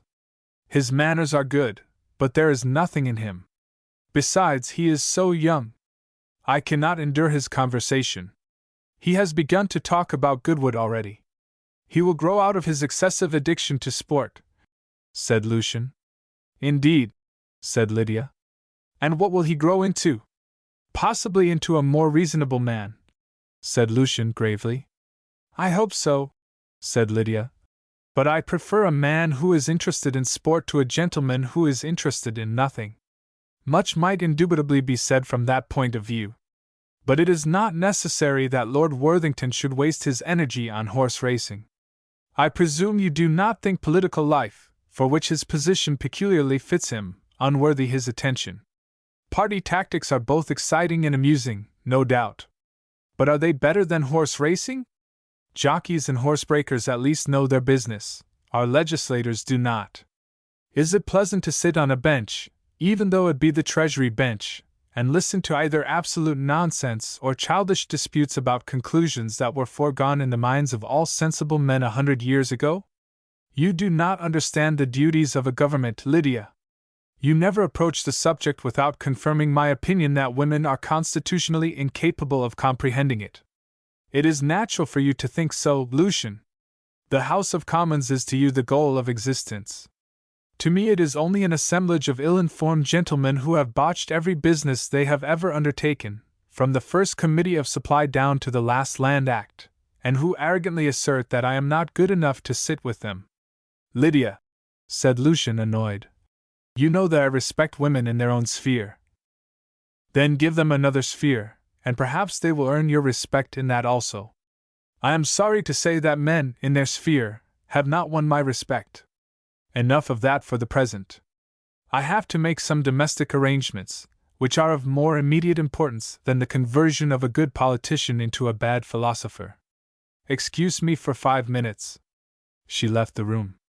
Lucian sat down and gave his attention to Alice, who had still enough of her old nervousness to make her straighten her shoulders and look stately. But he did not object to this. A little stiffness of manner gratified his taste. I hope, he said, that my cousin has not succeeded in inducing you to adopt her peculiar views. No, said Alice. Of course her case is quite exceptional, she is so wonderfully accomplished. In general, I do not think women should have views. There are certain convictions which every lady holds. For instance, we know that Roman Catholicism is wrong. But that can hardly be called a view. Indeed, it would be wicked to call it so, as it is one of the highest truths.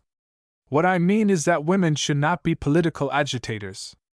I understand, and quite agree with you. Lydia is, as you say, an exceptional case. She has lived much abroad, and her father was a very singular man. Even the clearest heads, when removed from the direct influence of English life and thought, contract extraordinary prejudices.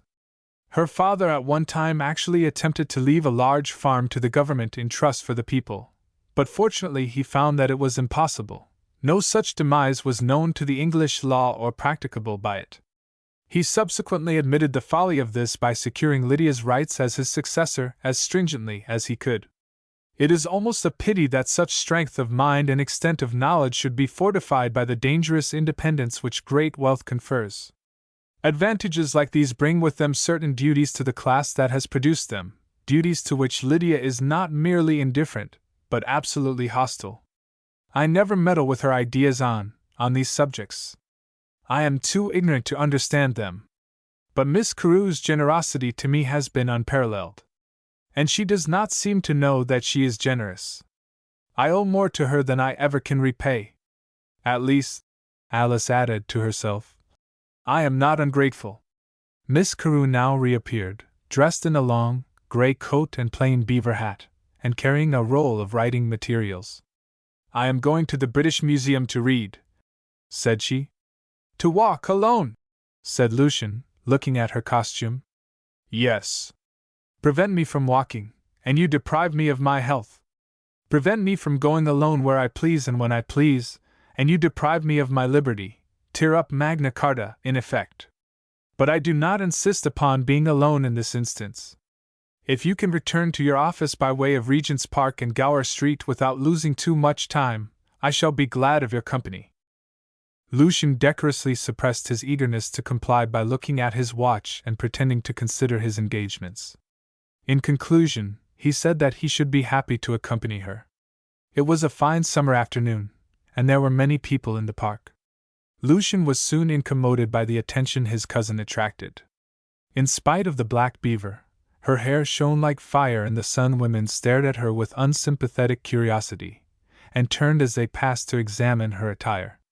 Men resorted to various subterfuges to get a satisfactory look without rudely betraying their intention. A few stupid youths gaped, and a few impudent ones smiled. Lucian would gladly have kicked them all, without distinction. He at last suggested that they should leave the path, and make a short cut across the greensward. As they emerged from the shade of the trees, he had a vague impression that the fineness of the weather and the beauty of the park made the occasion romantic, and that the words by which he hoped to make the relation between him and his cousin dearer and closer would be well spoken there. But he immediately began to talk, in spite of himself, about the cost of maintaining the public parks, of the particulars of which he happened to have some official knowledge. Lydia, readily interested by facts of any sort, thought the subject not a bad one for a casual afternoon conversation, and pursued it until they left the turf and got into the Euston Road, where the bustle of traffic silenced them for a while. When they escaped from the din into the respectable quietude of Gower Street, he suddenly said, "It is one of the evils of great wealth in the hands of a woman, that she can hardly feel sure." His ideas fled suddenly. He stopped, but he kept his countenance so well that he had the air of having made a finished speech, and being perfectly satisfied with it. "Do you mean that she can never feel sure of the justice of her title to her riches? That used to trouble me, but it no longer does so." "Nonsense," said Lucian. "I alluded to the disinterestedness of your friends. That does not trouble me either. Absolutely disinterested friends I do not seek, as I should only find them among idiots or somnambulists. As to those whose interests are base, they do not know how to conceal their motives from me. For the rest, I am not so unreasonable as to object to a fair account being taken of my wealth in estimating the value of my friendship. Do you not believe in the existence of persons who would like you just as well if you were poor? Such persons would, merely to bring me nearer to themselves, wish me to become poor, for which I should not thank them. I set great store by the esteem my riches command, Lucian. It is the only set-off I have against the envy they inspire. Then you would refuse to believe in the disinterestedness of any man who wanted to marry me. On the contrary, I should be the last person to believe that a man could prefer my money to myself. If he were independent, and in a fair way to keep his place in the world without my help, I should despise him if he hesitated to approach me for fear of misconstruction. I do not think a man is ever thoroughly honest until he is superior to that fear. But if he had no profession, no money, and no aim except to live at my expense, then I should regard him as an adventurer, and treat him as one, unless I fell in love with him." "Unless you fell in love with him? That, assuming that such things really happen, would make a difference in my feeling, but none in my conduct. I would not marry an adventurer under any circumstances. I could cure myself of a misdirected passion, but not of a bad husband." Lucian said nothing. He walked on with long, irregular steps, lowering at the pavement as if it were a difficult problem, and occasionally thrusting at it with his stick. At last he looked up and said, "Would you mind prolonging your walk a little by going round Bedford Square with me? I have something particular to say." She turned and complied without a word, and they had traversed one side of the square before he spoke again, in these terms. "On second thoughts, Lydia, this is neither the proper time nor place for an important communication. Excuse me for having taken you out of your way for nothing. I do not like this, Lucian. Important communications, in this case, corrupt good manners. If your intended speech is a sensible one, the present is as good a time, and Bedford Square as good a place, as you are likely to find for it. If it is otherwise, confess that you have decided to leave it unsaid. But do not postpone it. Reticence is always an error, even on the Treasury bench. It is doubly erroneous in dealing with me, for I have a constitutional antipathy to it. Yes, he said hurriedly. But give me one moment, until the policeman has passed. The policeman went leisurely by, striking the flags with his heels, and slapping his palm with a white glove. The fact is, Lydia, that I feel great difficulty. What is the matter? Said Lydia, after waiting in vain for further particulars. You have broken down twice in a speech. There was a pause. Then she looked at him quickly and added, incredulously, Are you going to get married? Is that the secret that ties your practiced tongue? Not unless you take part in the ceremony. Very gallant, and in a vein of humor that is new in my experience of you. But what have you to tell me, Lucian? Frankly, your hesitation is becoming ridiculous. You have certainly not made matters easier for me, Lydia. Perhaps you have a womanly intuition of my purpose, and are intentionally discouraging me. Not the least. I am not good at speculations of that sort. On my word, if you do not confess quickly, I will hurry away to the museum. I cannot find a suitable form of expression, said Lucian, in painful perplexity. I am sure you will not attribute any sordid motive to my addresses, though the term seems absurd. I am too well aware that there is little, from the usual point of view, to tempt you to unite yourself to me. Still, a rapid change in Lydia's face showed him that he had said enough. I had not thought of this, she said, after a silence that seemed long to him. Our observations are so meaningless until we are given the thread to string them on. You must think better of this, Lucian. The relation that at present exists between us is the very best that our different characters will admit of. Why do you desire to alter it? Because I would make it closer and more permanent. I do not wish to alter it otherwise. You would run some risk of simply destroying it by the method you propose, said Lydia, with composure. We could not cooperate. There are differences of opinion between us amounting to differences of principle. Surely you are not serious. Your political opinions or notions are not represented by any party in England, and therefore they are practically ineffective, and could not clash with mine. And such differences are not personal matters. Such a party might be formed a week after our marriage, will, I think, be formed a long time before our deaths. In that case I fear that our difference of opinion would become a very personal matter. He began to walk more quickly as he replied. It is too absurd to set up what you call your opinions as a serious barrier between us. You have no opinions, Lydia. The impracticable crotchets you are fond of airing are not recognized in England as sane political convictions. Lydia did not retort. She waited a minute in pensive silence and then said, Why do you not marry Alice Gough? Oh, hang Alice Gough! It is so easy to come at the man beneath the veneer by expertly chipping at his feelings, said Lydia, laughing. But I was serious, Lucian. Alice is energetic, ambitious, and stubbornly upright in questions of principle. I believe she would assist you steadily at every step of your career. Besides, she has physical robustness. Our student stock needs an infusion of that. Many thanks for the suggestion, but I do not happen to want to marry Miss Gough. I invite you to consider it. You have not had time yet to form any new plans. New plans? Then you absolutely refuse me, without a moment's consideration? Absolutely, Lucian. Does not your instinct warn you that it would be a mistake for you to marry me? No, I cannot say that it does. Then trust to mine, which gives forth no uncertain note on this question, as your favorite newspapers are fond of saying. It is a question of feeling, he said in a constrained voice. Is it?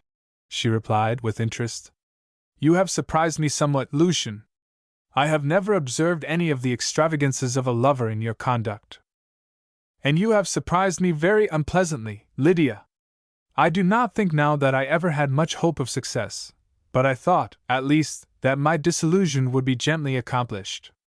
What? Have I been harsh? I do not complain. I was unlucky, Lucian, not malicious. Besides, the artifices by which friends endeavor to spare one another's feelings are pretty disloyalties. I am frank with you. Would you have me otherwise? Of course not. I have no right to be offended. Not the least. Now add to that formal admission a sincere assurance that you are not offended. I assure you I am not, said Lucian, with melancholy resignation. They had by this time reached Charlotte Street, and Lydia tacitly concluded the conference by turning towards the museum, and beginning to talk upon indifferent subjects. At the corner of Russell Street he got into a cab and drove away, dejectedly acknowledging a smile and wave of the hand with which Lydia tried to console him. She then went to the National Library, where she forgot Lucian. The effect of the shock of his proposal was in store for her, but as yet she did not feel it, and she worked steadily until the library was closed, and she had to leave. As she had been sitting for some hours, and it was still light, she did not take a cab, and did not even walk straight home. She had heard of a bookseller in Soho who had for sale a certain scarce volume which she wanted, and it occurred to her that the present was a good opportunity to go in search of him. Now, there was hardly a capital in Western Europe that she did not know better than London. She had an impression that Soho was a region of quiet streets and squares, like Bloomsbury. Her mistake soon became apparent, but she felt no uneasiness in the narrow thoroughfares, for she was free from the common prejudice of her class that poor people are necessarily ferocious, though she often wondered why they were not so. She got as far as Great Pulteney Street in safety, but in leaving it she took a wrong turning and lost herself in a labyrinth of courts where a few workmen, a great many workmen's wives and mothers, and innumerable workmen's children were passing the summer evening at gossip and play. She explained her predicament to one of the women, who sent a little boy with her to guide her. Business being over for the day, the street to which the boy led her was almost deserted. The only shop that seemed to be thriving was a public house, outside which a few roughs were tossing for pence. Lydia's guide, having pointed out her way to her, prepared to return to his playmates. She thanked him, and gave him the smallest coin in her purse, which happened to be a shilling. He, in a transport at possessing what was to him a fortune, uttered a piercing yell, and darted off to show the coin to a covey of small ragamuffins who had just raced into view round the corner at which the public house stood. In his haste he dashed against one of the group outside, a powerfully built young man, who turned and cursed him. The boy retorted passionately, and then, overcome by pain, began to cry.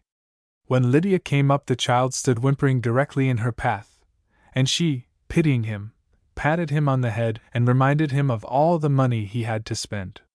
He seemed comforted, and scraped his eyes with his knuckles in silence, but the man, who, having received a sharp kick on the ankle, was stung by Lydia's injustice in according to the aggressor the sympathy due to himself, walked threateningly up to her and demanded, with a startling oath, whether he had offered to do anything to the boy.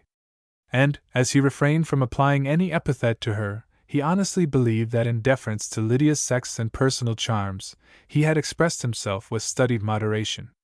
She, not appreciating his forbearance, recoiled, and stepped into the roadway in order to pass him.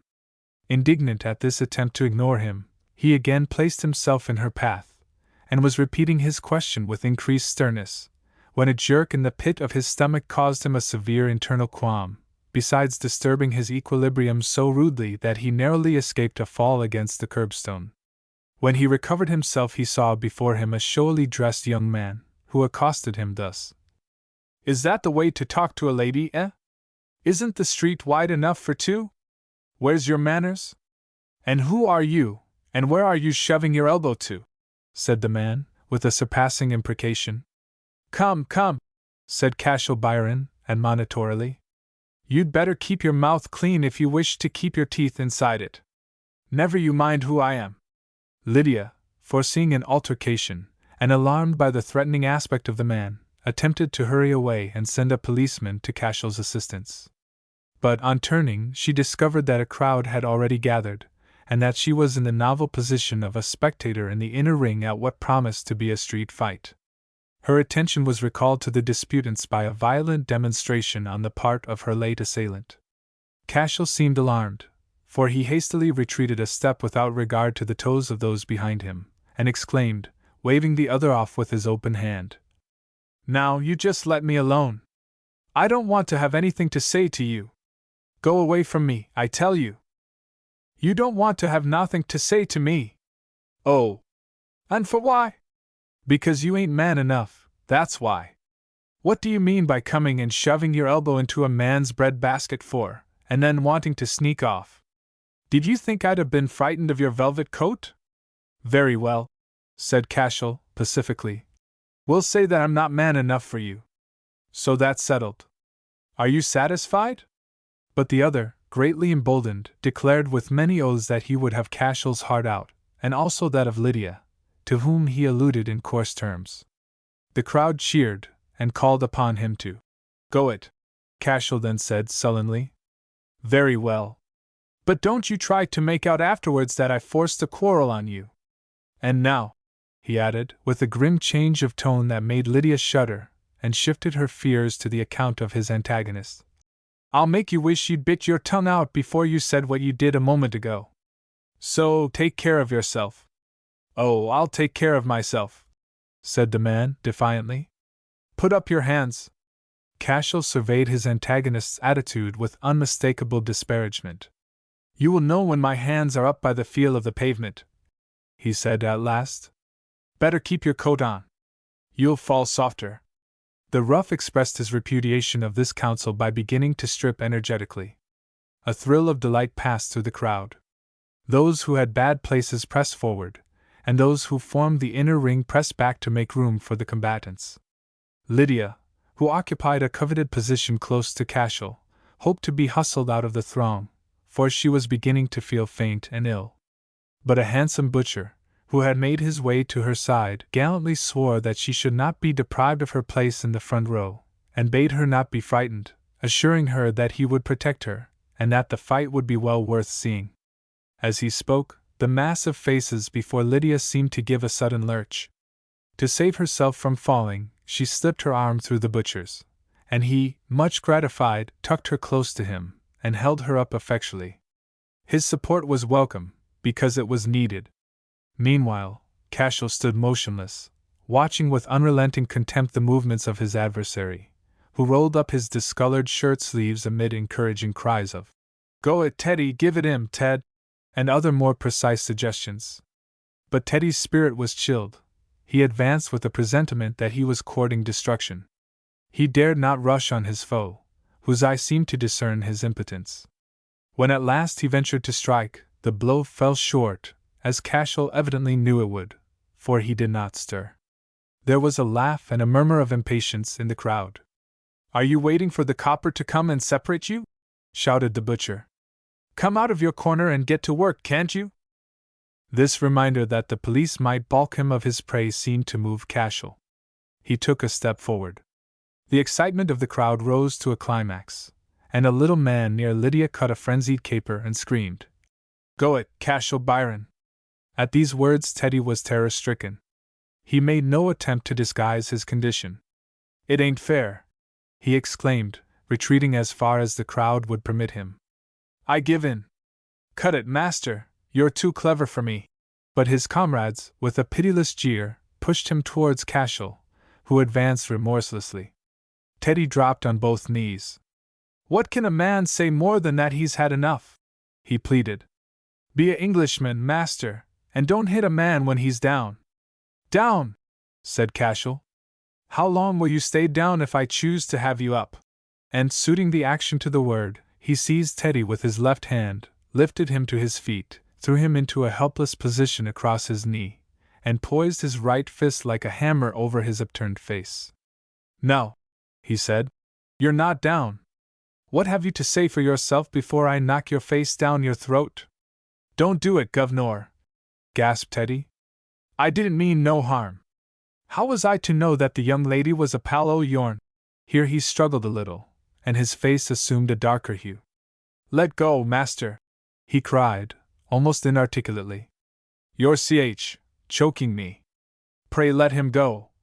said Lydia, disengaging herself from the butcher and catching Cashel's arm. Cashel, with a start, relaxed his grasp, and Teddy rolled on the ground. He went away thrusting his hands through his sleeves, and outfacing his disgrace by a callous grin.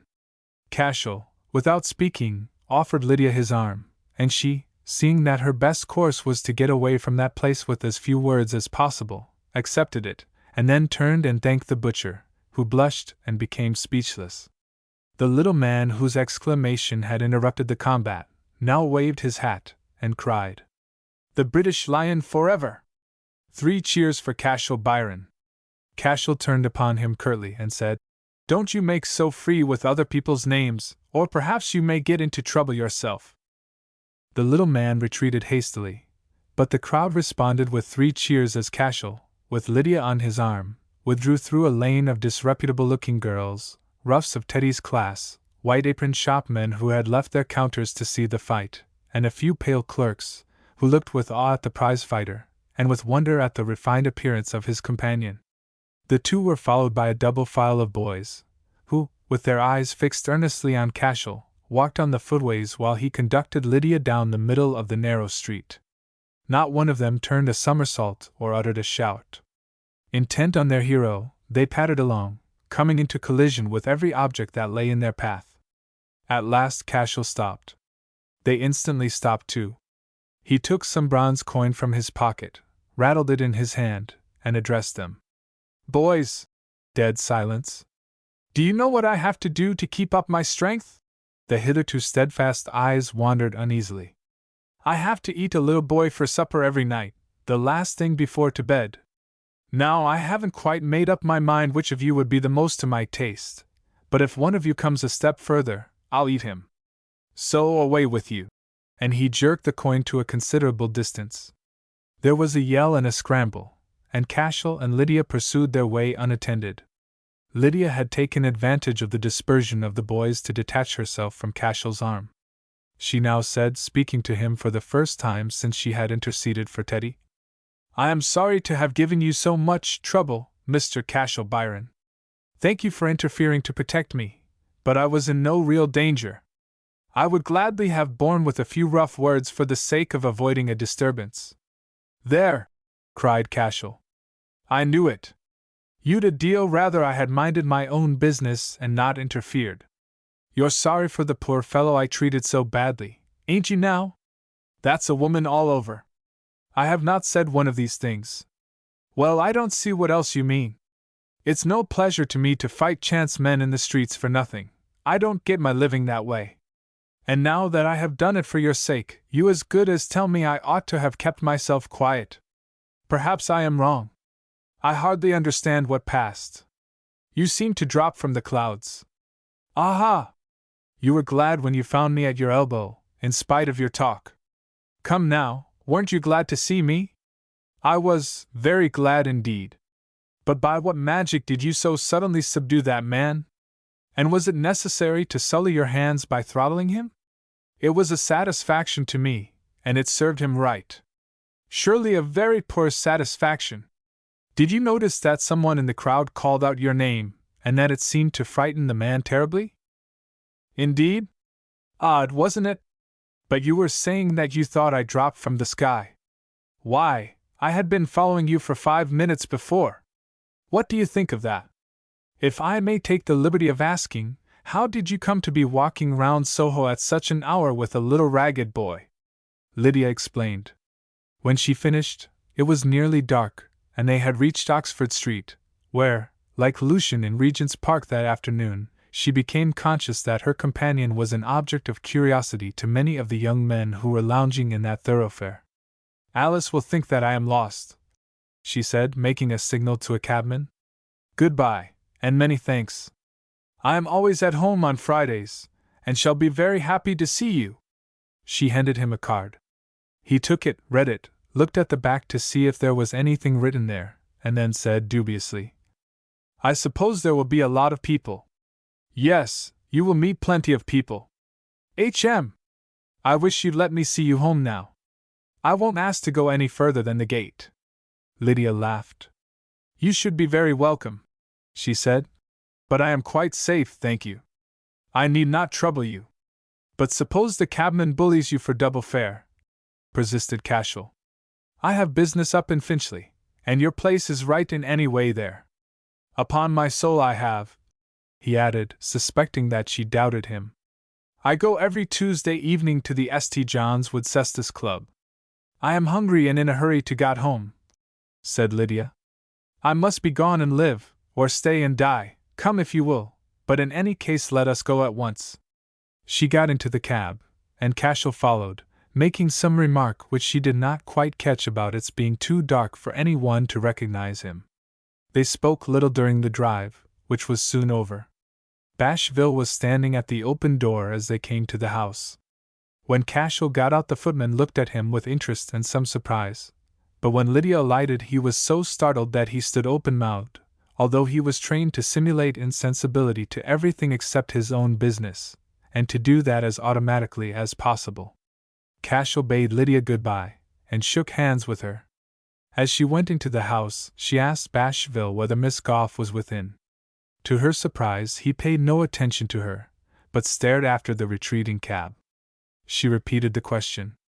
Madam, he said, recovering himself with a start. She has asked for you 4 times. Lydia, relieved of a disagreeable suspicion that her usually faultless footman must be drunk, thanked him and went upstairs. Chapter 8. One morning a handsome young man, elegantly dressed, presented himself at Downing Street, and asked to see Mr. Lucian Weber. He declined to send in a card, and desired to be announced simply as Bashville. Lucian ordered him to be admitted at once, and when he entered, nodded amiably to him and invited him to sit down. I thank you, sir, said Bashville, seating himself. It struck Lucian then, from a certain strung-up resolution in his visitor's manner, that he had come on some business of his own, and not, as he had taken for granted, with a message from his mistress. I have come, sir, on my own responsibility this morning. I hope you will excuse the liberty. Certainly. If I can do anything for you, Bashville, don't be afraid to ask. But be as brief as you can. I am so busy that every second I give you will probably be subtracted from my night's rest. Will 10 minutes be enough? More than enough, sir, thank you. I only wish to ask one question. I own that I am stepping out of my place to ask it, but I'll risk all that. Does Miss Carew know what the Mr. Cashel Byron is that she receives every Friday with her other friends? No doubt she does, said Lucian, at once becoming cold in his manner, and looking severely at Bashville. What business is that of yours?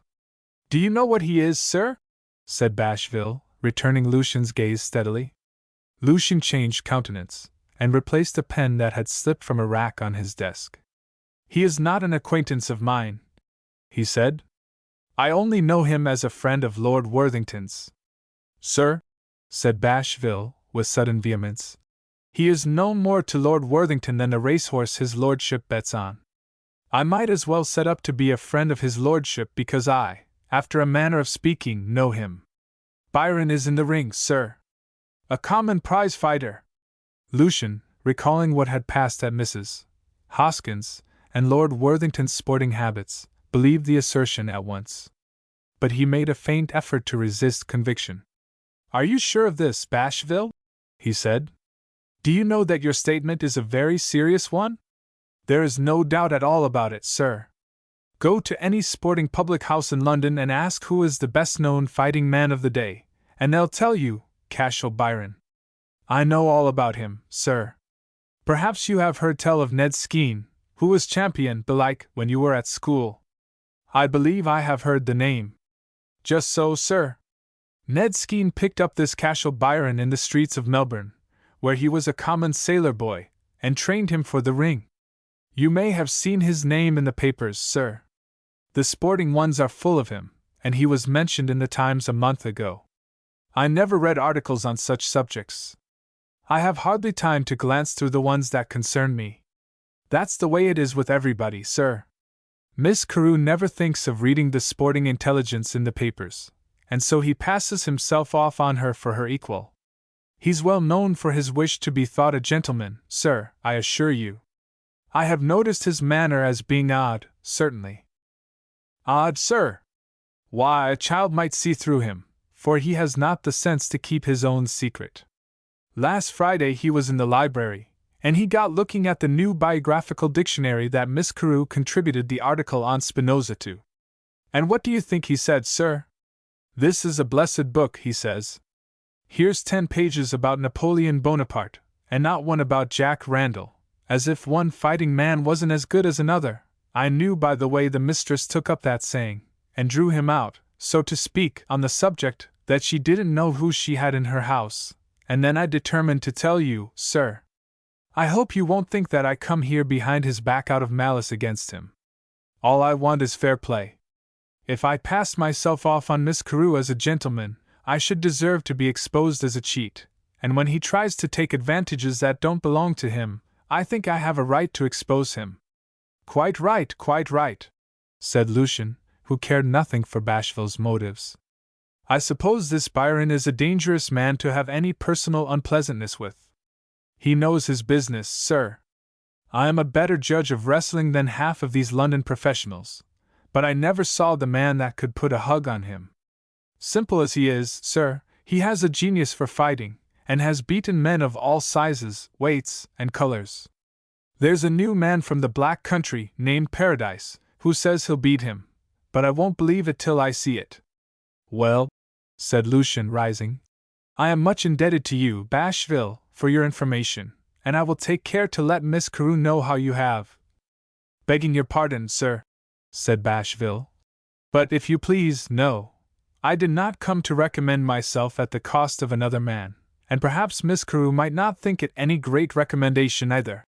Lucian looked quickly at him, and seemed about to speak, but checked himself. Bashville continued, If he denies it, you may call me as a witness, and I will tell him to his face that he lies, and so I would if he were twice as dangerous. But except in that way, I would ask you, sir, as a favor, not to mention my name to Miss Carew. As you please, said Lucian, taking out his purse. Perhaps you are right. However, you shall not have your trouble for nothing. I couldn't really, sir, said Bashville, retreating a step. You will agree with me, I'm sure, that this is not a thing that a man should take payment for. It is a personal matter between me and Byron, sir. Lucian, displeased that a servant should have any personal feelings on any subject, much more one that concerned his mistress, put back his purse without comment and said, Will Miss Carew be at home this afternoon between 3 and 4? I have not heard of any arrangement to the contrary, sir. I will telegraph to you if she goes out, if you wish. It does not matter. Thank you. Good morning. Good morning, sir, said Bashville, respectfully, as he withdrew. Outside the door his manner changed. He put on a pair of primrose gloves, took up a silver-mounted walking stick that he had left in the corridor, and walked from Downing Street into Whitehall. A party of visitors from the country, who were standing there examining the buildings, guessed that he was a junior lord of the Treasury. He waited in vain that afternoon for Lucian to appear at the house in Regent's Park. There were no callers, and he wore away the time by endeavoring, with the aid of a library that Miss Carew had placed at the disposal of her domestics, to unravel the philosophy of Spinoza. At the end of an hour, feeling satisfied that he had mastered that author's views, he proceeded to vary the monotony of the long summer's day by polishing Lydia's plate. Meanwhile, Lucian was considering how he could best make Lydia not only repudiate Cashel's acquaintance, but feel thoroughly ashamed of herself for having encouraged him, and wholesomely mistrustful of her own judgment for the future. His parliamentary experience had taught him to provide himself with a few well-arranged, relevant facts before attempting to influence the opinions of others on any subject. He knew no more of prize-fighting than that it was a brutal and illegal practice, akin to cock-fighting, and, like it, generally supposed to be obsolete.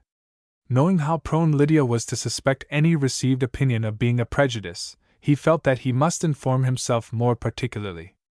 To Lord Worthington's astonishment, he not only asked him to dinner next evening, but listened with interest while he descanted to his heart's content on his favorite topic of the ring. As the days passed, Bashville became nervous, and sometimes wondered whether Lydia had met her cousin and heard from him of the interview at Downing Street. He fancied that her manner towards him was changed, and he was once or twice on the point of asking the most sympathetic of the housemaids whether she had noticed it. On Wednesday his suspense ended. Lucian came, and had a long conversation with Lydia in the library. Bashville was too honorable to listen at the door, but he felt a strong temptation to do so, and almost hoped that the sympathetic housemaid might prove less scrupulous. But Miss Carew's influence extended farther than her bodily presence, and Lucian's revelation was made in complete privacy. When he entered the library he looked so serious that she asked him whether he had neuralgia, from which he occasionally suffered. He replied with some indignation that he had not, and that he had a communication of importance to make to her. "What? Another?"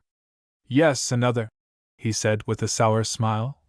"But this time it does not concern myself. May I warn you as to the character of one of your guests without overstepping my privilege?" "Certainly. But perhaps you mean Vernet. If so, I am perfectly aware that he is an exiled communard." "I do not mean Monsieur Vernet. You understand, I hope, that I do not approve of him, nor of your strange fancy for nihilists, Fenians, and other doubtful persons, but I think that even you might draw the line at a prize fighter." Lydia lost color, and said, almost inaudibly, "Cashel Byron!" "Then you knew!" exclaimed Lucian, scandalized. Lydia waited a moment to recover, settled herself quietly in her chair, and replied calmly, "I know what you tell me, nothing more.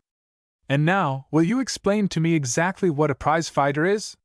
"He is simply what his name indicates. He is a man who fights for prizes. So does the captain of a man of war. And yet society does not place them in the same class, at least, I do not think so. As if there could be any doubt that society does not. There is no analogy whatever between the two cases. Let me endeavor to open your eyes a little, if that be possible, which I am sometimes tempted to doubt.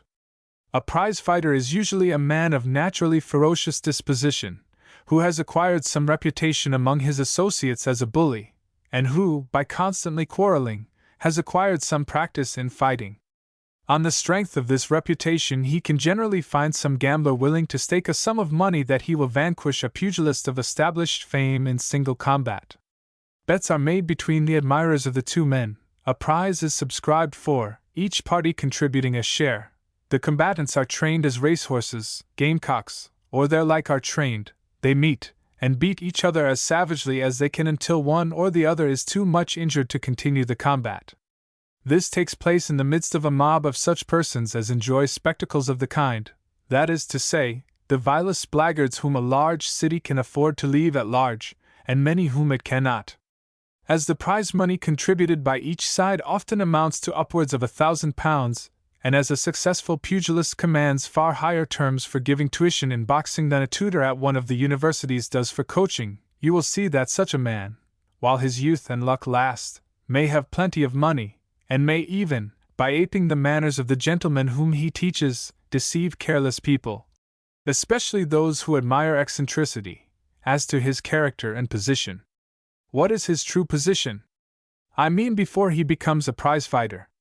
Well, he may be a handicraftsman of some kind, a journeyman butcher, skinner, tailor, or baker. Possibly a soldier, sailor, policeman, gentleman's servant, or what not. But he is generally a common laborer. The waterside is prolific of such heroes. Do they never come from a higher rank? Never, even from the better classes in their own. Broken-down gentlemen are not likely to succeed at work that needs the strength and endurance of a bull and the cruelty of a butcher. And the end of a prize fighter? What is that like? He soon has to give up his trade. For, if he be repeatedly beaten, no one will either bet on him or subscribe to provide him with a stake. If he is invariably successful, those, if any, who dare fight him find themselves in a like predicament. In either case his occupation is gone. If he has saved money he opens a sporting public house, where he sells spirits of the worst description to his old rivals and their associates, and eventually drinks himself to death or bankruptcy. If, however, he has been improvident or unfortunate, he begs from his former patrons and gives lessons. Finally, when the patrons are tired of him and the pupils fail, he relapses into the laboring class with a ruined constitution, a disfigured face, a brutalized nature, and a tarnished reputation. Lydia remained silent so long after this that Lucian's expression of magisterial severity first deepened, then wavered, and finally gave way to a sense of injury, for she seemed to have forgotten him. He was about to protest against this treatment, when she looked at him again, and said, "Why did Lord Worthington introduce a man of this class to me?" "Because you asked him to do so. Probably he thought that if you chose to make such a request without previous inquiry, you should not blame him if you found yourself saddled with an undesirable acquaintance. Recollect that you asked for the introduction on the platform at Wiltstoken, in the presence of the man himself. Such a ruffian would be capable of making a disturbance for much less offense than an explanation and refusal would have given him." "Lucian," said Lydia, in a tone of gentle admonition, "I asked to be introduced to my tenant, for whose respectability you had vouched by letting the Warren Lodge to him." Lucian reddened. "How does Lord Worthington explain Mr. Byron's appearance at Mrs. Hoskins'?" It was a stupid joke. Mrs. Hoskin had worried Worthington to bring some celebrity to her house, and in revenge, he took his pugilistic protégé. I do not defend Worthington. But discretion is hardly to be expected from him. He has discretion enough to understand a case of this kind thoroughly. But let that pass. I have been thinking upon what you tell me about these singular people, whose existence I hardly knew of before. Now, Lucian, in the course of my reading I have come upon denunciations of every race and pursuit under the sun. Very respectable and well-informed men have held that Jews, Irishmen, Christians, atheists, lawyers, doctors, politicians, actors, artists, flesh-eaters, and spirit-drinkers are all of necessity degraded beings. Such statements can be easily proved by taking a black sheep from each flock, and holding him up as the type. It is more reasonable to argue a man's character from the nature of his profession, and yet even that is very unsafe. War is a cruel business, but soldiers are not necessarily bloodthirsty and inhuman men. I am not quite satisfied that a prize-fighter is a violent and dangerous man because he follows a violent and dangerous profession. I suppose they call it a profession. Lucian was about to speak, but she interrupted him by continuing. "And yet that is not what concerns me at present. Have you found out anything about Mr. Byron personally? Is he an ordinary representative of his class?"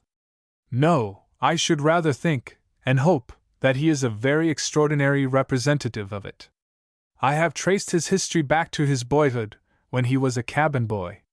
Having apparently failed to recommend himself to his employers in that capacity, he became errand boy to a sort of maitre d'armes at Melbourne. Here he discovered where his genius lay, and he presently appeared in the ring with an unfortunate young man named Duckett, whose jaw he fractured. This laid the foundation of his fame. He fought several battles with unvarying success, but at last he allowed his valor to get the better of his discretion so far as to kill an Englishman who contended with him with desperate obstinacy for 2 hours. I am informed that the particular blow by which he felled the poor wretch for the last time is known in pugilistic circles as Cashel's killer, and that he has attempted to repeat it in all his subsequent encounters, without, however, achieving the same fatal result. The failure has doubtless been a severe disappointment to him. He fled from Australia and reappeared in America, where he resumed his victorious career, distinguishing himself specially by throwing a gigantic opponent in some dreadful fashion that these men have, and laming him for life. He then— "Thank you, Lucian," said Lydia rather faintly. "That is quite enough. Are you sure that it is all true?" "My authority is Lord Worthington, and a number of newspaper reports which he showed me. Byron himself will probably be proud to give you the fullest confirmation of the record. I should add, in justice to him, that he is looked upon as a model, to pugilists, of temperance and general good conduct. Do you remember my remarking a few days ago, on another subject, how meaningless our observations are until we are given the right thread to string them on?" "Yes," said Weber, disconcerted by the allusion. "My acquaintance with this man is a case in point. He has obtruded his horrible profession upon me every time we have met. I have actually seen him publicly cheered as a pugilist hero, and yet, being off the track, and ignorant of the very existence of such a calling, I have looked on and seen nothing. Lydia then narrated her adventure in Soho, and listened with the perfect patience of indifference to his censure of her imprudence in going there alone. And now, Lydia, he added, may I ask what you intend to do in this matter? What would you have me do? Drop his acquaintance at once. Forbid him your house in the most explicit terms. A pleasant task, said Lydia ironically.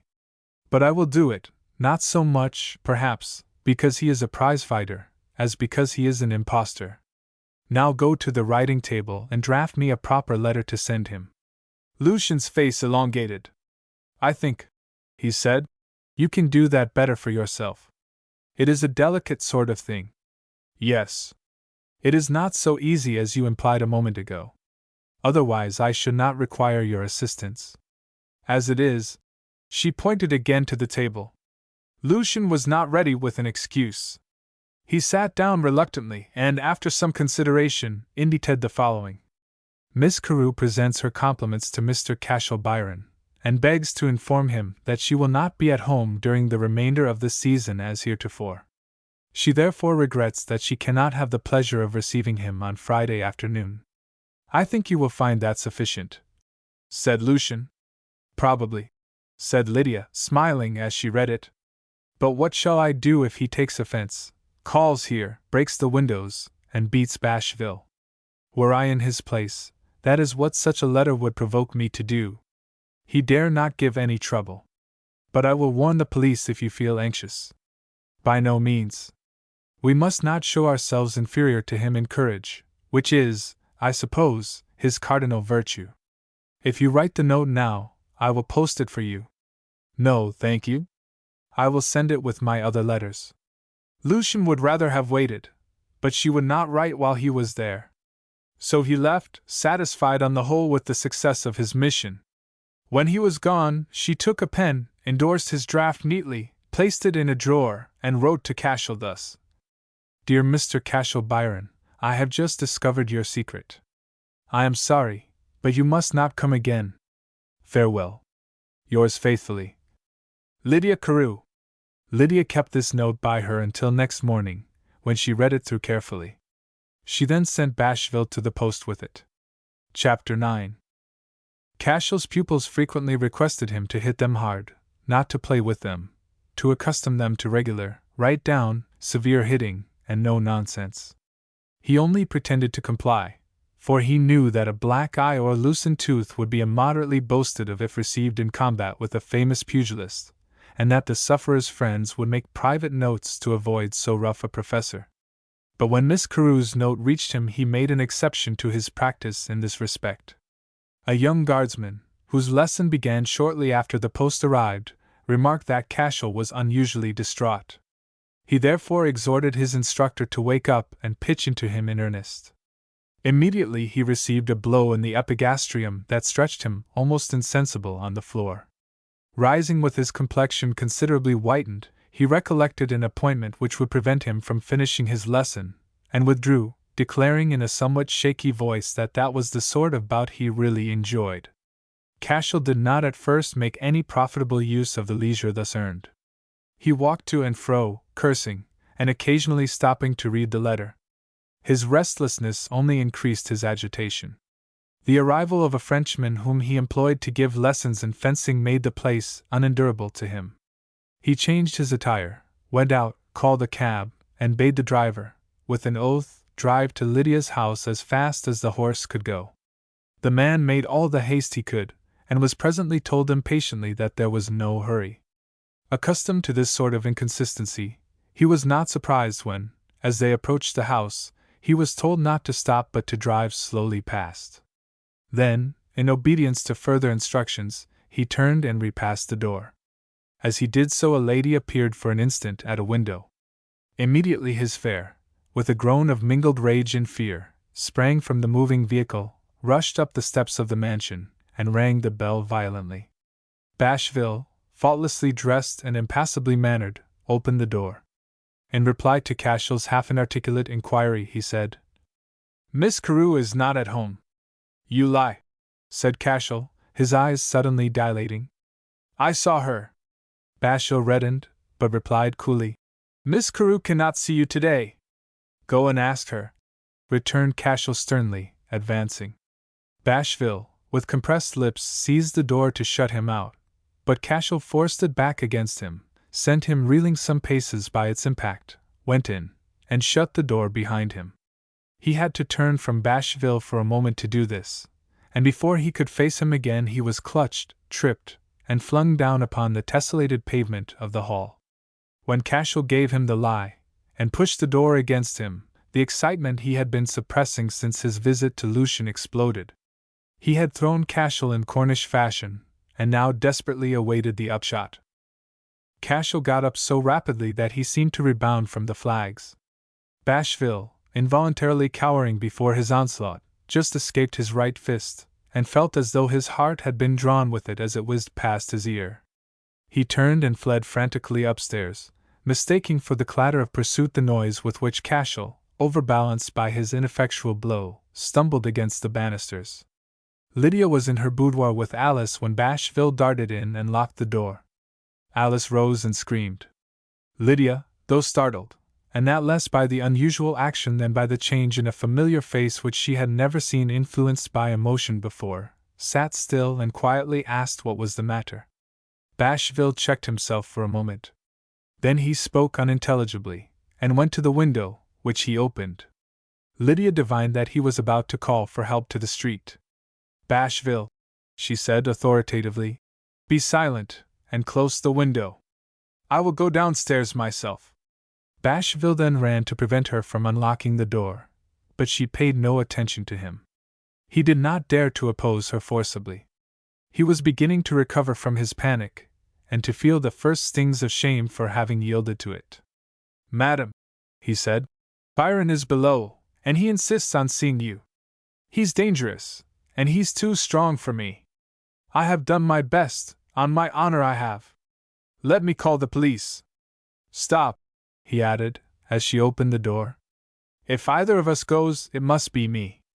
I will see him in the library, said Lydia, composedly. Tell him so, and let him wait there for me, if you can approach him without running any risk. Oh, pray let him call the police, urged Alice. Don't attempt to go to that man. Nonsense, said Lydia, good-humoredly. I am not in the least afraid. We must not fail in courage when we have a prize-fighter to deal with.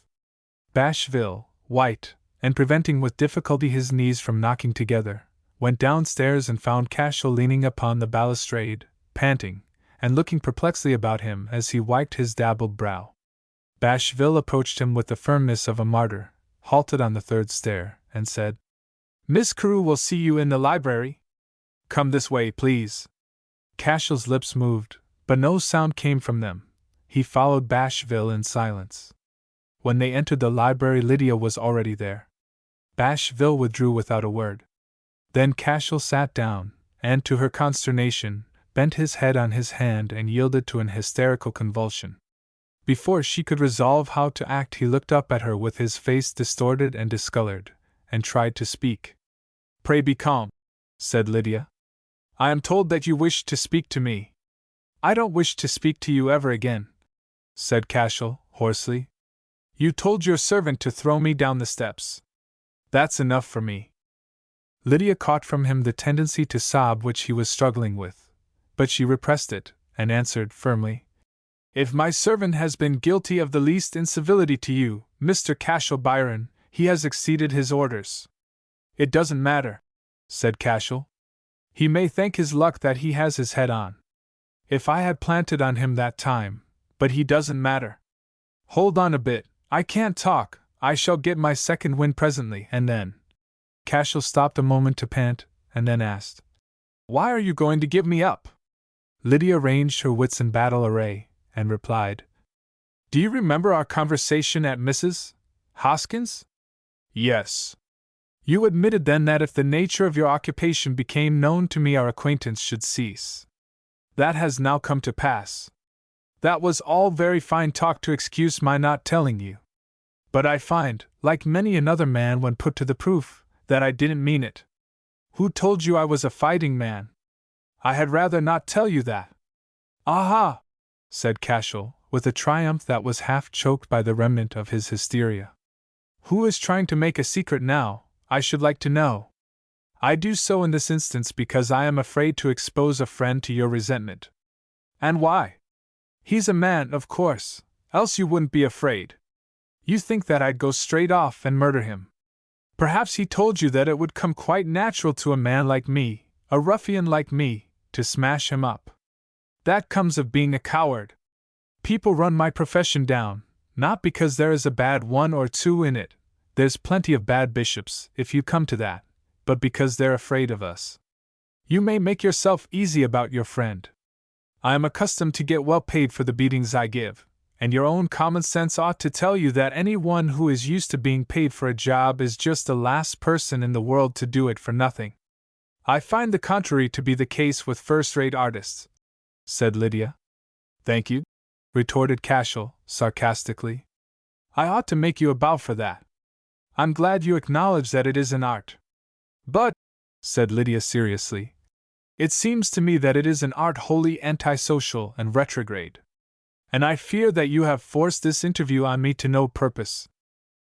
I don't know whether it's antisocial or not, but I think it hard that I should be put out of decent society when fellows that do far worse than I are let in. Who did I see here last Friday, the most honored of your guests? Why, that Frenchman with the gold spectacles. What do you think I was told when I asked what his little game was? Baking dogs in ovens to see how long a dog could live red hot. I'd like to catch him doing it to a dog of mine. Aye, and sticking a rat full of nails to see how much pain a rat could stand. Why, it's just sickening. Do you think I'd have shaken hands with that chap? If he hadn't been a guest of yours, I'd have given him a notion of how much pain a Frenchman can stand without any nails in him. And he's to be received and made much of, while I am kicked out. Look at your relation, the general. What is he but a fighting man, I should like to know? Isn't it his pride and boast that as long as he is paid so much a day he'll ask no questions whether a war is fair or unfair, but just walk out and put thousands of men in the best way to kill and be killed, keeping well behind them himself all the time, mind you? Last year he was up to his chin in the blood of a lot of poor blacks that were no more a match for his armed men than a featherweight would be for me. Bad as I am, I wouldn't attack a featherweight, or stand by and see another heavy man do it. Plenty of your friends go pigeon-shooting to Hullingham. There's a humane and manly way of spending a Saturday afternoon. Lord Worthington, that comes to see you when he likes, though he's too much of a man or too little of a shot to kill pigeons, thinks nothing of fox hunting. Do you think foxes like to be hunted, or that the people that hunt them have such fine feelings that they can afford to call prize-fighters names?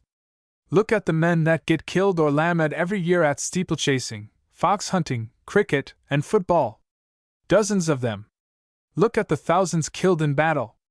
Did you ever hear of any one being killed in the ring? Why, from first to last, during the whole century that prize-fighting has been going on, there's not been 6 fatal accidents at really respectable fights.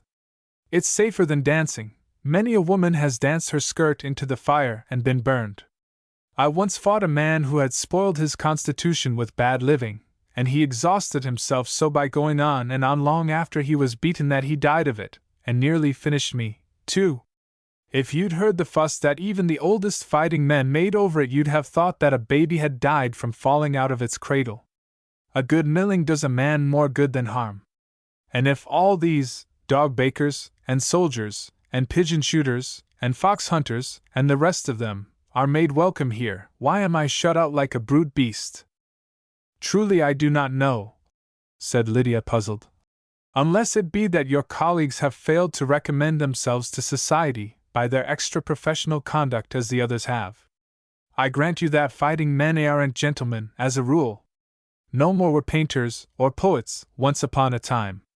But what I want to know is this: supposing a fighting man has as good manners as your friends, and is as well born, why shouldn't he mix with them and be considered their equal? The distinction seems arbitrary, I confess. But perhaps the true remedy would be to exclude the vivisectors and soldiers, instead of admitting the prize fighters. Mr. Cashel Byron, added Lydia, changing her manner, I cannot discuss this with you. Society has a prejudice against you. I share it, and I cannot overcome it. Can you find no nobler occupation than these fierce and horrible encounters by which you condescend to gain a living? No, said Cashel flatly. I can't. That's just where it is. Lydia looked grave, and said nothing. You don't see it? Said Cashel. Well, I'll just tell you all about myself, and then leave you to judge. May I sit down while I talk? He had risen in the course of his remarks on Lydia's scientific and military acquaintances. She pointed to a chair near her. Something in the action brought color to his cheeks. I believe I was the most unfortunate devil of a boy that ever walked, he began, when he was seated. My mother was, and is, an actress, and a tip-top crack in her profession. One of the first things I remember is sitting on the floor in the corner of a room where there was a big glass, and she flaring away before it, attitudinizing and spouting Shakespeare like mad. I was afraid of her, because she was very particular about my manners and appearance, and would never let me go near a theater. I know very little about either my people or hers, for she boxed my ears one day for asking who my father was, and I took good care not to ask her again. She was quite young when I was a child. At first I thought her a sort of angel. I should have been fond of her, I think, if she had let me. But she didn't, somehow, and I had to keep my affection for the servants. I had plenty of variety in that way, for she gave her whole establishment the sack about once every 2 months, except a maid who used to bully her, and gave me nearly all the nursing I ever got. I believe it was my crying about some housemaid or other who went away that first set her abusing me for having low tastes, a sort of thing that used to cut me to the heart, and which she kept up till the very day I left her for good. We were a precious pair, I sulky and obstinate, she changeable and hot-tempered. She used to begin breakfast sometimes by knocking me to the other side of the room with a slap, and finish it by calling me her darling boy and promising me all manner of toys and things. I soon gave up trying to please her, or like her, and became as disagreeable a young imp as you'd ask to see. My only thought was to get all I could out of her when she was in a good humor, and to be sullen and stubborn when she was in a tantrum. One day a boy in the street threw some mud at me, and I ran in crying and complained to her. She told me I was a little coward. I haven't forgiven her for that yet, perhaps because it was one of the few true things she ever said to me. I was in a state of perpetual aggravation, and I often wonder that I wasn't soured for life at that time.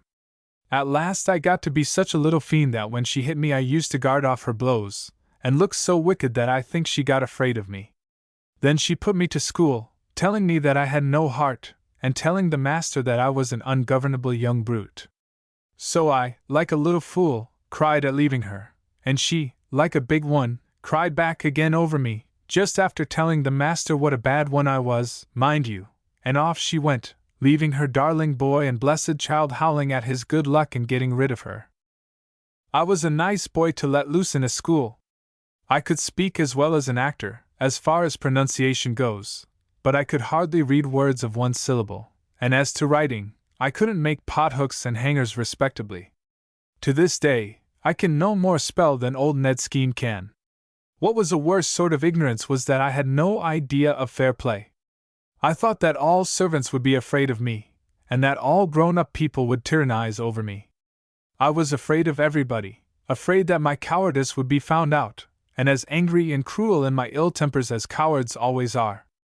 Now you'll hardly believe this, but what saved me from going to the bad altogether was my finding out that I was a good one to fight. The bigger boys were given to fighting, and used to have mills every Saturday afternoon, with seconds, bottle holders, and everything complete, except the ropes and stakes. We little chaps used to imitate them among ourselves as best we could. At first, when they made me fight, I shut my eyes and cried, but for all that I managed to catch the other fellow tight round the waist and throw him. After that it became a regular joke to make me fight, for I always cried. But the end of it was that I learned to keep my eyes open and hit straight. I had no trouble about fighting then. Somehow, I could tell by instinct when the other fellow was going to hit me, and I always hit him first. It's the same with me now in the ring. I know what a man is going to do before he rightly knows himself. The power that this gave me civilized me. It made me cock of the school, and I had to act accordingly. I had enough good nature left to keep me from being a bully, and, as cock, I couldn't be mean or childish. There would be nothing like fighting for licking boys into shape if everyone could be cock, but everyone can't, so I suppose it does more harm than good. I should have enjoyed school well enough if I had worked at my books. But I wouldn't study, and the masters were all down on me as an idler, though I shouldn't have been like that if they had known how to teach. I have learned since what teaching is. As to the holidays, they were the worst part of the year to me. When I was left at school, I was savage at not being let go home, and when I went home, my mother did nothing but find fault with my schoolboy manners. I was getting too big to be cuddled as her darling boy, you understand. In fact, her treatment of me was just the old game with the affectionate part left out. It wasn't pleasant, after being cock of the school, to be made feel like a good-for-nothing little brat tied to her apron strings. When she saw that I was learning nothing, she sent me to another school at a place in the north called Panley. I stayed there until I was 17, and then she came one day, and we had a row, as usual. She said she wouldn't let me leave school until I was 19, and so I settled that question by running away the same night. I got to Liverpool, where I hid in a ship bound for Australia. When I was starved out, they treated me better than I expected, and I worked hard enough to earn my passage and my victuals. But when I wad left ashore in Melbourne, I was in a pretty pickle. I knew nobody, and I had no money. Everything that a man could live by was owned by someone or other. I walked through the town looking for a place where they might want a boy to run errands or to clean windows. But somehow I hadn't the cheek to go into the shops and ask. 2 or 3 times, when I was on the point of trying, I caught sight of some cad of a shopman, and made up my mind that I wouldn't be ordered about by him, and that since I had the whole town to choose from, I might as well go on to the next place. At last, quite late in the afternoon, I saw an advertisement stuck up on a gymnasium, and while I was reading it, I got talking to old Ned Skeen, the owner, who was smoking at the door. He took a fancy to me, and offered to have me there as a sort of lad of all work. I was only too glad to get the chance, and I closed with him at once. As time went on, I became so clever with the gloves that Ned matched me against a lightweight named Duckett, and bet a lot of money that I would win. Well, I couldn't disappoint him after his being so kind to me. Mrs. Skeen had made as much of me as if I was her own son. What could I do but take my bread as it came to me? I was fit for nothing else. Even if I had been able to write a good hand and keep accounts, I couldn't have brought myself to think that quill driving and counting other people's money was a fit employment for a man. It's not what a man would like to do that he must do in this world, it's what he can do, and the only mortal thing I could do properly was to fight. There was plenty of money and plenty of honor and glory among my acquaintances to be got by fighting. So I challenged Duckett, and knocked him all to pieces in about 10 minutes. I half killed him because I didn't know my own strength and was afraid of him. I have been at the same work ever since. I was training for a fight when I was down at Wiltstoken, and Mellish was my trainer. It came off the day you saw me at Clapham. That was how I came to have a black eye. Wiltstoken did for me. With all my nerve and science, I'm no better than a baby at heart, and ever since I found out that my mother wasn't an angel, I have always had a notion that a real angel would turn up some day. You see, I never cared much for women. Bad as my mother was as far as being what you might call a parent went, she had something in her looks and manners that gave me a better idea of what a nice woman was like than I had of most things, and the girls I met in Australia and America seemed very small potatoes to me in comparison with her. Besides, of course, they were not ladies. I was fond of Mrs. Skeen because she was good to me, and I made myself agreeable, for her sake, to the girls that came to see her, but in reality I couldn't stand them. Mrs. Skeen said that they were all setting their caps at me. Women are death on a crack fighter, but the more they tried it on, the less I liked them. It was no go. I could get on with the men well enough, no matter how common they were, but the snobbishness of my breed came out with regard to the women. When I saw you that day at Wiltstoken walk out of the trees and stand looking so quietly at me and Mellish, and then go back out of sight without a word, I'm blessed if I didn't think you were the angel come at last. Then I met you at the railway station and walked with you. You put the angel out of my head quick enough, for an angel, after all, is only a shadowy, childish notion. I believe it's all gammon about there being any in heaven, but you gave me a better idea than Mama of what a woman should be, and you came up to that idea and went beyond it. I have been in love with you ever since, and if I can't have you, I don't care what becomes of me. I know I am a bad lot, and have always been one, but when I saw you taking pleasure in the society of fellows just as bad as myself, I didn't see why I should keep away when I was dying to come. I am no worse than the dog Baker, anyhow. And hang it, Miss Lydia, I don't want to brag, but I never fought a cross or struck a foul blow in my life, and I have never been beaten, though I'm only a middleweight, and have stood up with the best 14-stone men in the colonies, the States, or in England. Cashel ceased. As he sat eyeing her wistfully, Lydia, who had been perfectly still, said musingly, "Strange. That I should be so much more prejudiced than I knew. What will you think of me when I tell you that your profession does not seem half so shocking now that I know you to be the son of an artist, and not a journeyman butcher or a laborer, as my cousin told me?" "What?" exclaimed Cashel. "That lantern-jawed fellow told you I was a butcher." "I did not mean to betray him, but, as I have already said, I am bad at keeping secrets. Mr. Lucian Weber is my cousin and friend, and has done me many services. May I rest assured that he has nothing to fear from you? He has no right to tell lies about me. He is sweet on you, too, I twigged that at Wiltstoken. I have a good mind to let him know whether I am a butcher or not. He did not say so. What he told me of you, as far as it went, is exactly confirmed by what you have said yourself. But I happened to ask him to what class men of your calling usually belong, and he said that they were laborers, butchers, and so forth.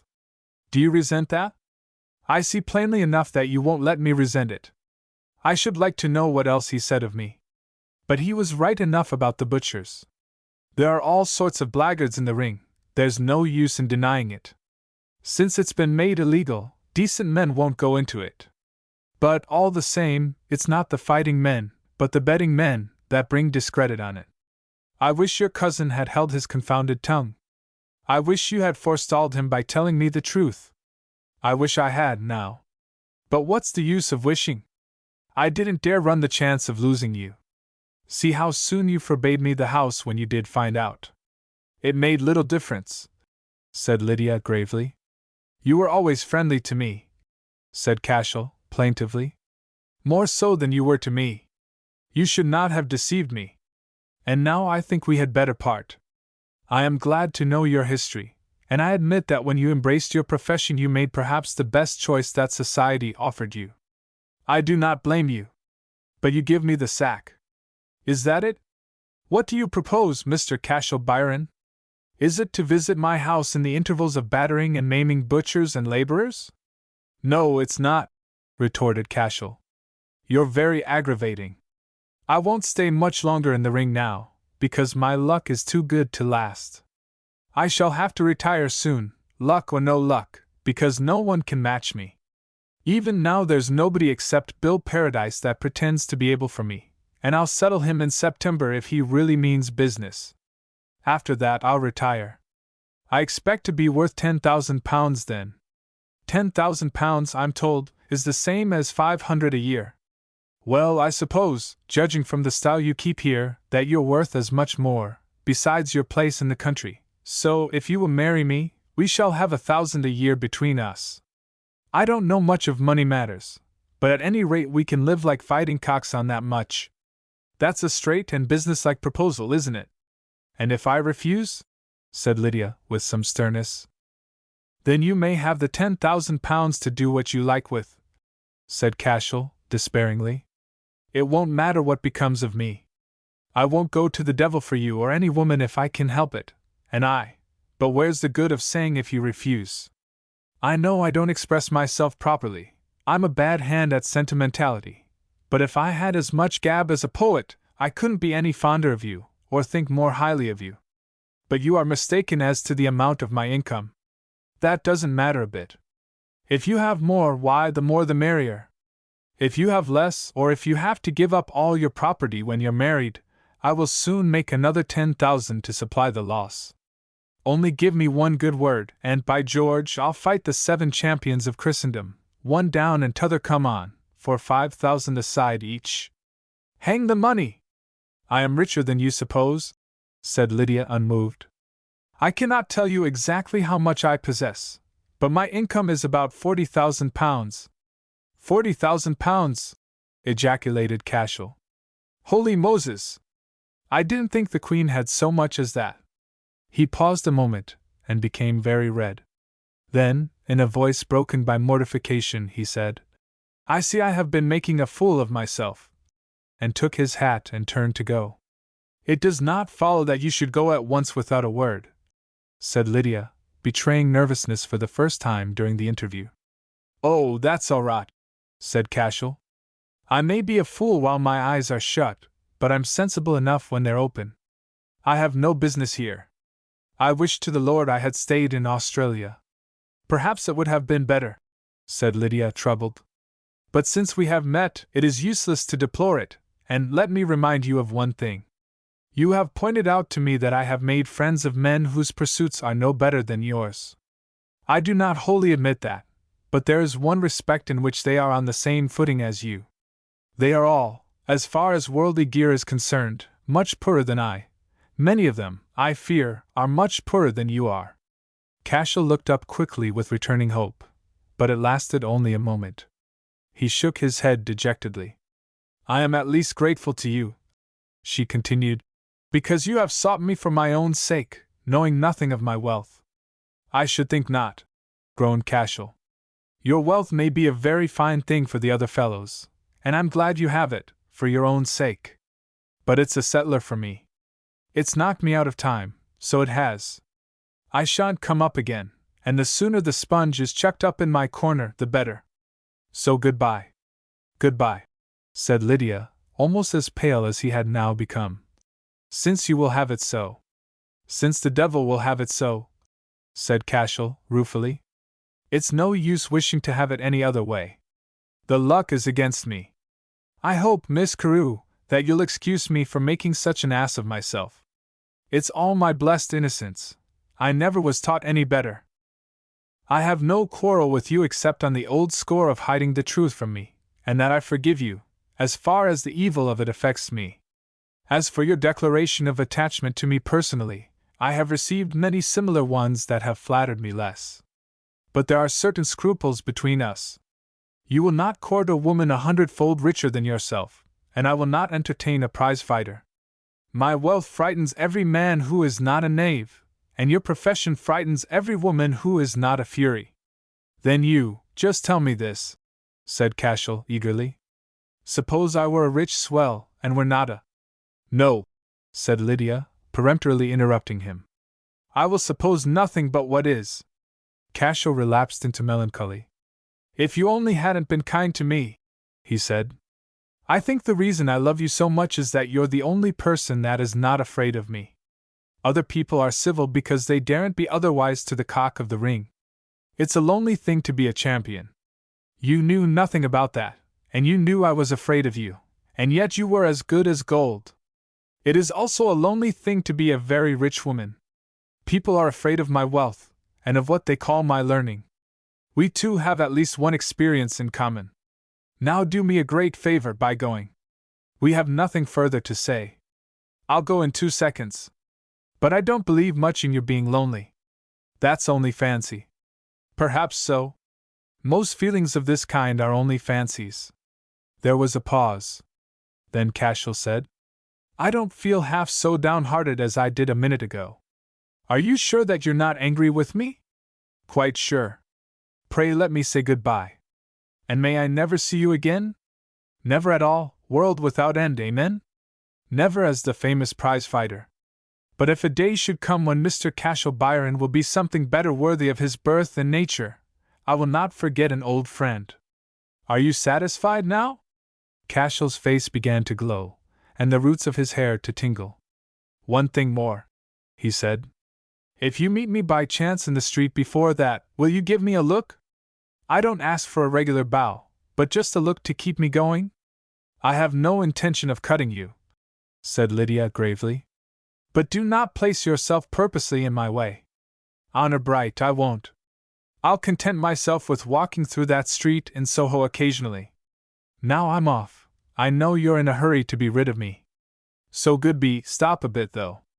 Perhaps when that time you spoke of comes, you will be married. It is possible, but I am not likely to marry. How many more things have you to say that you have no right to say? Not one, said Cashel, with a laugh that rang through the house. I never was happier in my life, though I'm crying inside all the time. I'll have a try for you yet. Goodbye. No, he added, turning from her proffered hand. I daren't touch it, I should eat you afterwards. And he ran out of the room. In the hall was Bashville, pale and determined, waiting there to rush to the assistance of his mistress at her first summons. He had a poker concealed at hand.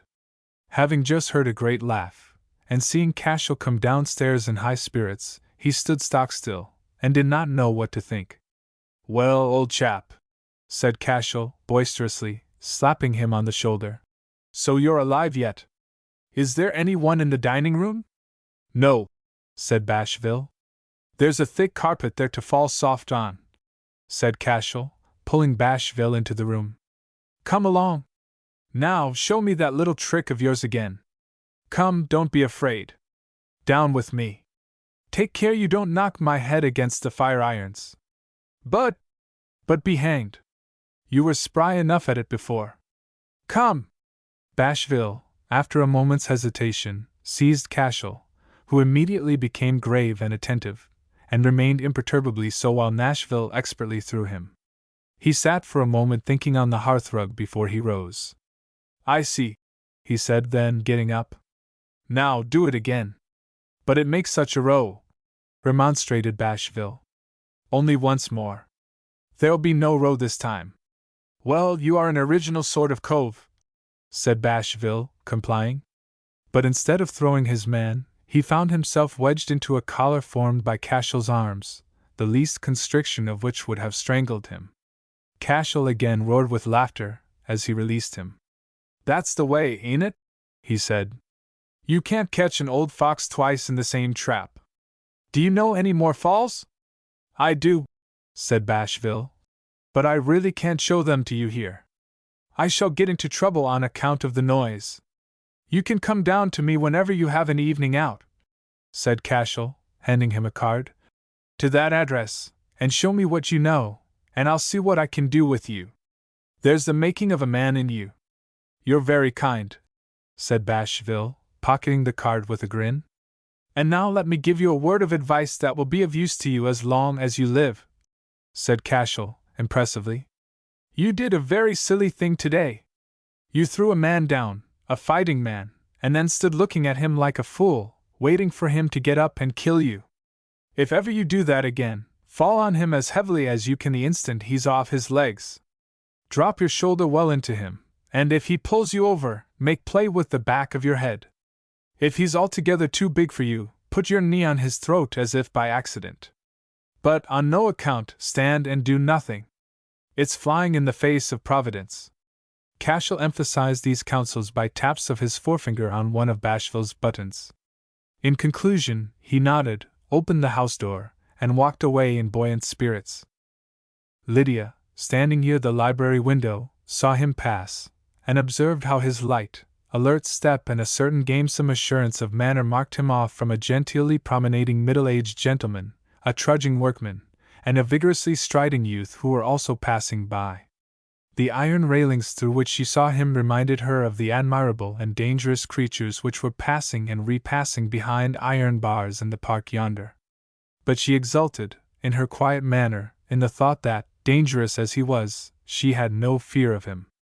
When his cabman had found him and driven him off, she went to her desk, opened a private drawer in it, took out her father's last letter, and sat for some time looking at it without unfolding it. It would be a strange thing, father, she said, as if he were actually there to hear her, if your paragon should turn aside from her friends, the artists, philosophers, and statesmen, to give herself to an illiterate prize-fighter. I felt a pang of absolute despair when he replied to my £40,000 a year with an unanswerable goodbye. She locked up her father, as it were, in the drawer again, and rang the bell. Bashville appeared, somewhat perturbed. If Mr. Byron calls again, admit him if I am at home. Yes, madam. Thank you. Begging your pardon, madam, but may I ask, has any complaint been made of me? None. Bashville was reluctantly withdrawing when she added, Mr. Byron gave me to understand that you tried to prevent his entrance by force. You exposed yourself to needless risk by doing so, and you may make a rule in future that when people are importunate, and will not go away when asked, they had better come in until you get special instructions from me. I am not finding fault. On the contrary, I approve of your determination to carry out your orders, but under exceptional circumstances you may use your own discretion. He shoved the door into my face, and I acted on the impulse of the moment, madam. I hope you will forgive the liberty I took in locking the door of the boudoir. He is older and heavier than I am, madam, and he has the advantage of being a professional. Else I should have stood my ground. I am quite satisfied, said Lydia, a little coldly, as she left the room. How long you have been! Cried Alice, almost in hysterics, as Lydia entered. Is he gone? What were those dreadful noises? Is anything the matter? Dancing in late hours are the matter, said Lydia coolly. The season is proving too much for you, Alice. It is not the season, it is the man, said Alice, with a sob. Indeed? I have been in conversation with the man for more than half an hour, and Bashville has been in actual combat with him, yet we are not in hysterics. You have been sitting here at your ease, have you not? I am not in hysterics, said Alice, indignantly. So much the better, said Lydia gravely, placing her hand on the forehead of Alice, who subsided with a sniff. Chapter 10. Mrs. Byron, under her stage name of Adelaide Gisborne, was now, for the second time in her career, much talked of in London, where she had been for many years almost forgotten. The metropolitan managers of her own generation had found that her success in new parts was very uncertain, that she was more capricious than the most petted favorites of the public, and that her invariable reply to a business proposal was that she detested the stage, and was resolved never to set foot upon it again. So they had managed to do without her for so long that the younger London playgoers knew her by reputation only as an old-fashioned actress who wandered through the provinces palming herself off on the ignorant inhabitants as a great artist, and boring them with performances of the plays of Shakespeare. It suited Mrs. Byron well to travel with the nucleus of a dramatic company from town to town, staying a fortnight in each, and repeating half a dozen characters in which she was very effective, and which she knew so well that she never thought about them except when, as indeed often happened, she had nothing else to think about. Most of the provincial populations received her annual visits with enthusiasm.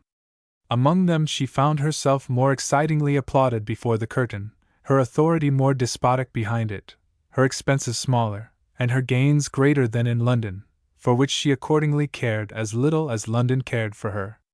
As she grew older she made more money and spent less. When she complained to Cashel of the cost of his education, she was rich. Since he had relieved her of that cost she had visited America, Egypt, India, and the colonies, and had grown constantly richer. From this great tour she had returned to England on the day when Cashel added the laurels of the Flying Dutchman to his trophies, and the next Sunday's paper had its sporting column full of the prowess of Cashel Byron, and its theatrical column full of the genius of Adelaide Gisborne. But she never read sporting columns, nor he theatrical ones. The managers who had formerly avoided Mrs. Byron were by this time dead, bankrupt, or engaged in less hazardous pursuits. One of their successors had lately restored Shakespeare to popularity, as signally as Cashel had restored the prize ring. He was anxious to produce the play of King John, being desirous of appearing as Falconbridge, a part for which he was physically unfitted. Though he had no suspicion of his unfitness, he was awake to the fact that the favorite London actresses, though admirable in modern comedy, were not mistresses of what he called, after Sir Walter Scott, the big bow-wow style required for the part of Lady Constance in Shakespeare's history. He knew that he could find in the provinces many veteran players who knew every gesture and inflection of voice associated by tradition with the part, but he was afraid that they would remind Londoners of Richardson's show, and get Falconbridge laughed at. Then he thought of Adelaide Gisborne. For some hours after the idea came to him, he was gnawed at by the fear that her performance would throw his into the shade. But his confidence in his own popularity helped his love of good acting to prevail, and he made the newly returned actress a tempting offer, instigating some journalist friends of his at the same time to lament over the decay of the grand school of acting, and to invent or republish anecdotes of Mrs. Siddons. This time Mrs. Byron said nothing about detesting the stage. She had really detested it once, but by the time she was rich enough to give up the theater she had worn that feeling out, and had formed a habit of acting which was as irksome to shake off as any other habit. She also found a certain satisfaction in making money with ease and certainty, and she made so much that at last she began to trifle with plans of retirement, of playing in Paris, of taking a theater in London, and other whims. The chief public glory of her youth had been a sudden triumph in London on the occasion of her first appearance on any stage, and she now felt a mind to repeat this and crown her career where it had begun. So she accepted the manager's offer, and even went the length of reading the play of King John, in order to ascertain what it was all about. The work of advertisement followed her assent. Portraits of Adelaide Gisborne were displayed throughout the town. Paragraphs in the papers mentioned large sums as the cost of mounting the historical masterpiece of the national bard. All the available seats in the theater, except some 600 or 700 in the pit and gallery, were said to be already disposed of for the first month of the expected run of the performance. The Prime Minister promised to be present on the opening night. Absolute archaeologic accuracy was promised. Old paintings were compared to ascertain the dresses of the period. A scene into which the artist had incautiously painted a pointed arch was condemned as an anachronism. Many noblemen gave the actor-manager access to their collections of armor and weapons in order that his accoutrement should exactly counterfeit that of a Norman baron. Nothing remained doubtful except the quality of the acting. It happened that one of the most curious documents of the period in question was a scrap of vellum containing a fragment of a chronicle of Prince Arthur, with an illuminated portrait of his mother. It had been purchased for a trifling sum by the late Mr. Carew, and was now in the possession of Lydia, to whom the actor-manager applied for leave to inspect it. Leave being readily given, he visited the house in Regent's Park, which he declared to be an inexhaustible storehouse of treasure. He deeply regretted, he said, that he could not show the portrait to Miss Gisborne. Lydia replied that if Miss Gisborne would come and look at it, she should be very welcome. 2 days later, at noon, Mrs. Byron arrived and found Lydia alone, Alice having contrived to be out, as she felt that it was better not to meet an actress. One could never tell what they might have been. The years that had elapsed since Mrs. Byron's visit to Dr. Moncrief had left no perceptible trace on her. Indeed, she looked younger now than on that occasion, because she had been at the trouble of putting on an artificial complexion. Her careless refinement of manner was so different from the studied dignity and anxious courtesy of the actor-manager, that Lydia could hardly think of them as belonging to the same profession. Her voice was not her stage voice. It gave a subtle charm to her most commonplace remarks, and it was as different as possible from Cashel's rough tones. Yet Lydia was convinced by the first note of it that she was Cashel's mother. Besides, their eyes were so like that they might have made an exchange without altering their appearance. Mrs. Byron, coming to the point without delay, at once asked to see the drawing. Lydia brought her to the library, where several portfolios were ready for inspection. The precious fragment of vellum was uppermost. "Very interesting indeed," said Mrs. Byron, throwing it aside after one glance at it, and turning over some later prints, while Lydia, amused, looked on in silence. "Ah," she said presently, "here is something that will suit me exactly. I shall not trouble to go through the rest of your collection, thank you. They must do that robe for me in violet silk. What is your opinion of it, Miss Carew? I have noticed, from 1 or 2 trifles, that your taste is exquisite. For what character do you intend the dress? Constance in King John? But silk was not made in Western Europe until 300 years after Constance's death. And that drawing is a sketch of Marie de Medicis by Rubens." "Never mind," said Mrs. Byron smoothly. What does a dress 300 years out of date matter when the woman inside it is 700 years out? What can be a greater anachronism than the death of Prince Arthur 3 months hence on the stage of the Panopticon Theatre? I am an artist giving life to a character in romance, I suppose, certainly not a grown-up child playing at being somebody out of Mrs. Markham's History of England. I wear whatever becomes me. I cannot act when I feel dowdy. But what will the manager say? I doubt if he will say anything. He will hardly venture to press on me anything copied from that old parchment. As he will wear a suit of armor obviously made the other day in Birmingham. Why? Mrs. Byron shrugged her shoulders, and did not take sufficient interest in the manager's opinion to finish her sentence. After all, Shakespeare concerned himself very little about such matters, said Lydia, conversationally. No doubt. I seldom read him. Is this part of Lady Constance a favorite one of yours? Troublesome, my dear, said Mrs. Byron absently. The men look ridiculous in it, and it does not draw. No doubt, said Lydia, watching her face.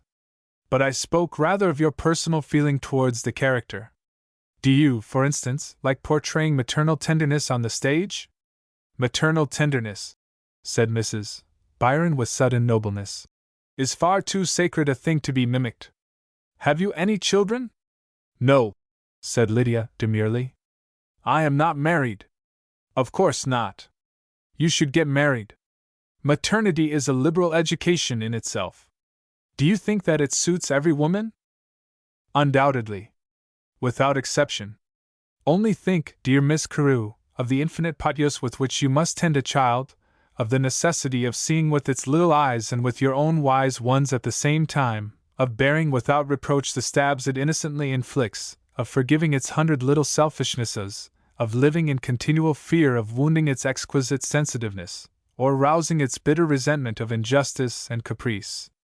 Think of how you must watch yourself, check yourself, exercise and develop everything in you that can help to attract and retain the most jealous love in the world.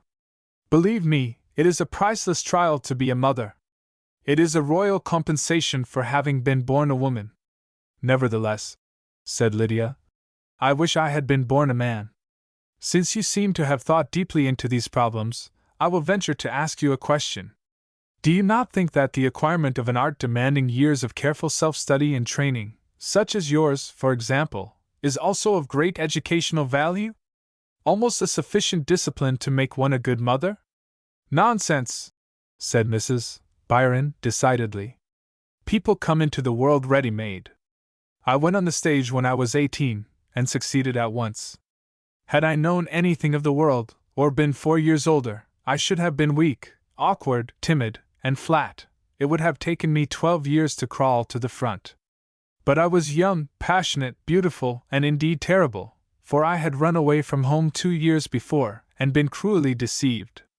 I learned the business of the stage as easily and thoughtlessly as a child learns a prayer. The rest came to me by nature. I have seen others spend years in struggling with bad voices, uncouth figures, and diffidence, besides a dozen defects that existed only in their imaginations. Their struggles may have educated them, but had they possessed sufficient genius they would have had neither struggle nor education. Perhaps that is why geniuses are such erratic people, and mediocrities so respectable. I grant you that I was very limited when I first came out. I was absolutely incapable of comedy. But I never took any trouble about it, and by, when I began to mature a little, and to see the absurdity of most of the things I had been making a fuss about, comedy came to me unsought, as romantic tragedy had come before. I suppose it would have come just the same if I had been laboring to acquire it, except that I would have attributed its arrival to my own exertions. Most of the laborious people think they have made themselves what they are, much as if a child should think it had made itself grow. You are the first artist I ever met, said Lydia, who did not claim art as the most laborious of all avocations. They all deny the existence of genius, and attribute everything to work. Of course, one picks up a great deal from experience, and there is plenty of work on the stage. But it is my genius which enables me to pick up things, and to work on the stage instead of in a kitchen or laundry.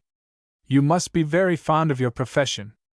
I do not mind it now, I have shrunk to fit it. I began because I couldn't help myself, and I go on because, being an old woman, I have nothing else to do.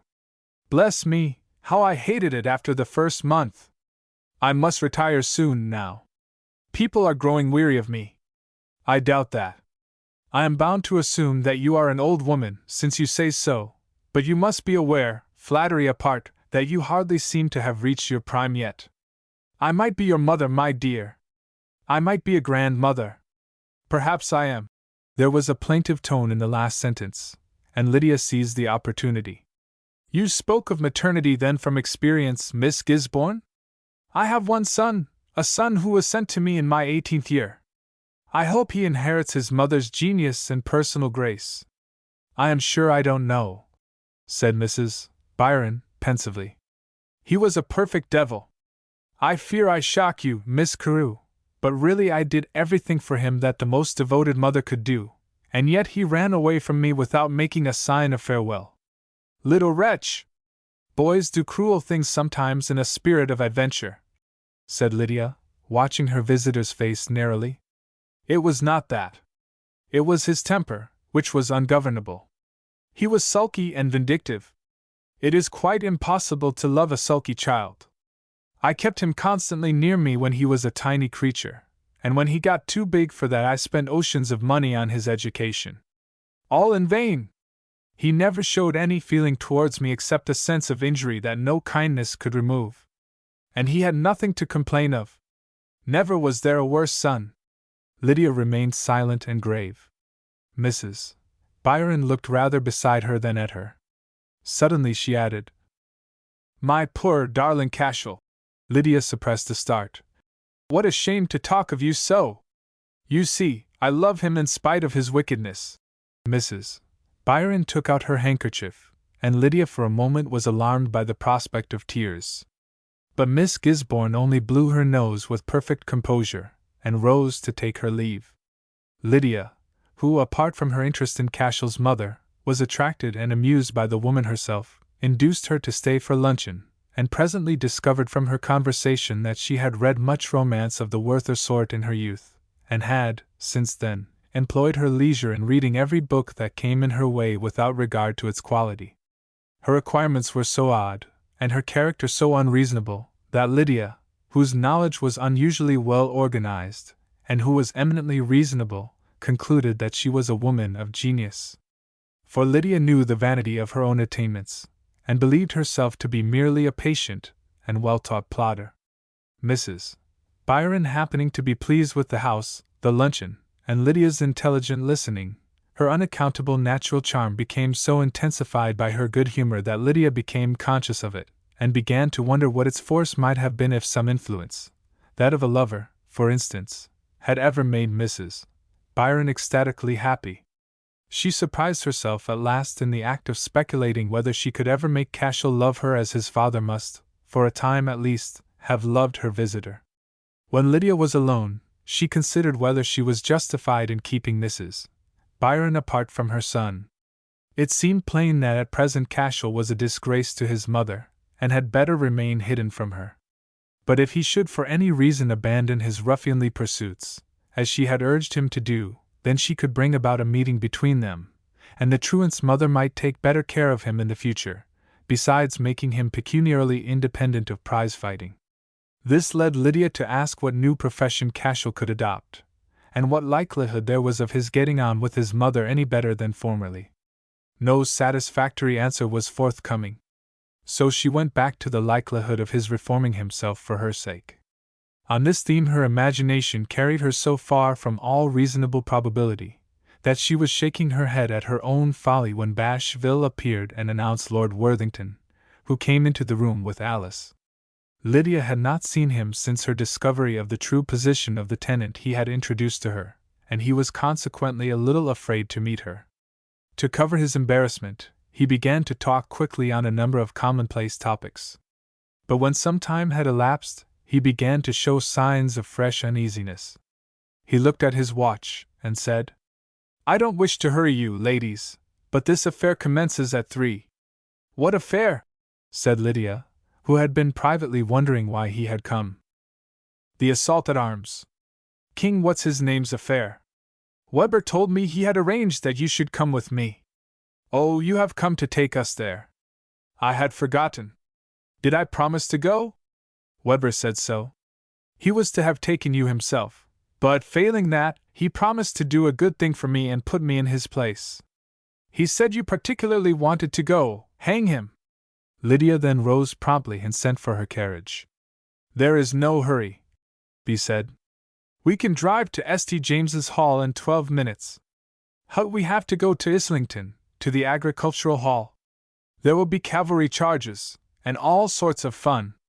Bless me, said Lydia. Will there be any boxing? Yes, said Lord Worthington, reddening, but unabashed. Lots of it. It will be by gentlemen, though, except perhaps one bout to show the old king our professional form. Then excuse me while I go for my hat, said Lydia, leaving the room. Alice had gone some time before to make a complete change in her dress, as the occasion was one for display of that kind. You look awfully fetching, Miss Gough, Lord Worthington said, as he followed them to the carriage. Alice did not deign to reply, but tossed her head superbly, and secretly considered whether people would, on comparison, think her overdressed or Lydia underdressed. Lord Worthington thought they both looked their best, and reflected for several seconds on the different styles of different women, and how what would suit one would not do at all for another. It seemed to him that Miss Carew's presence made him philosophical.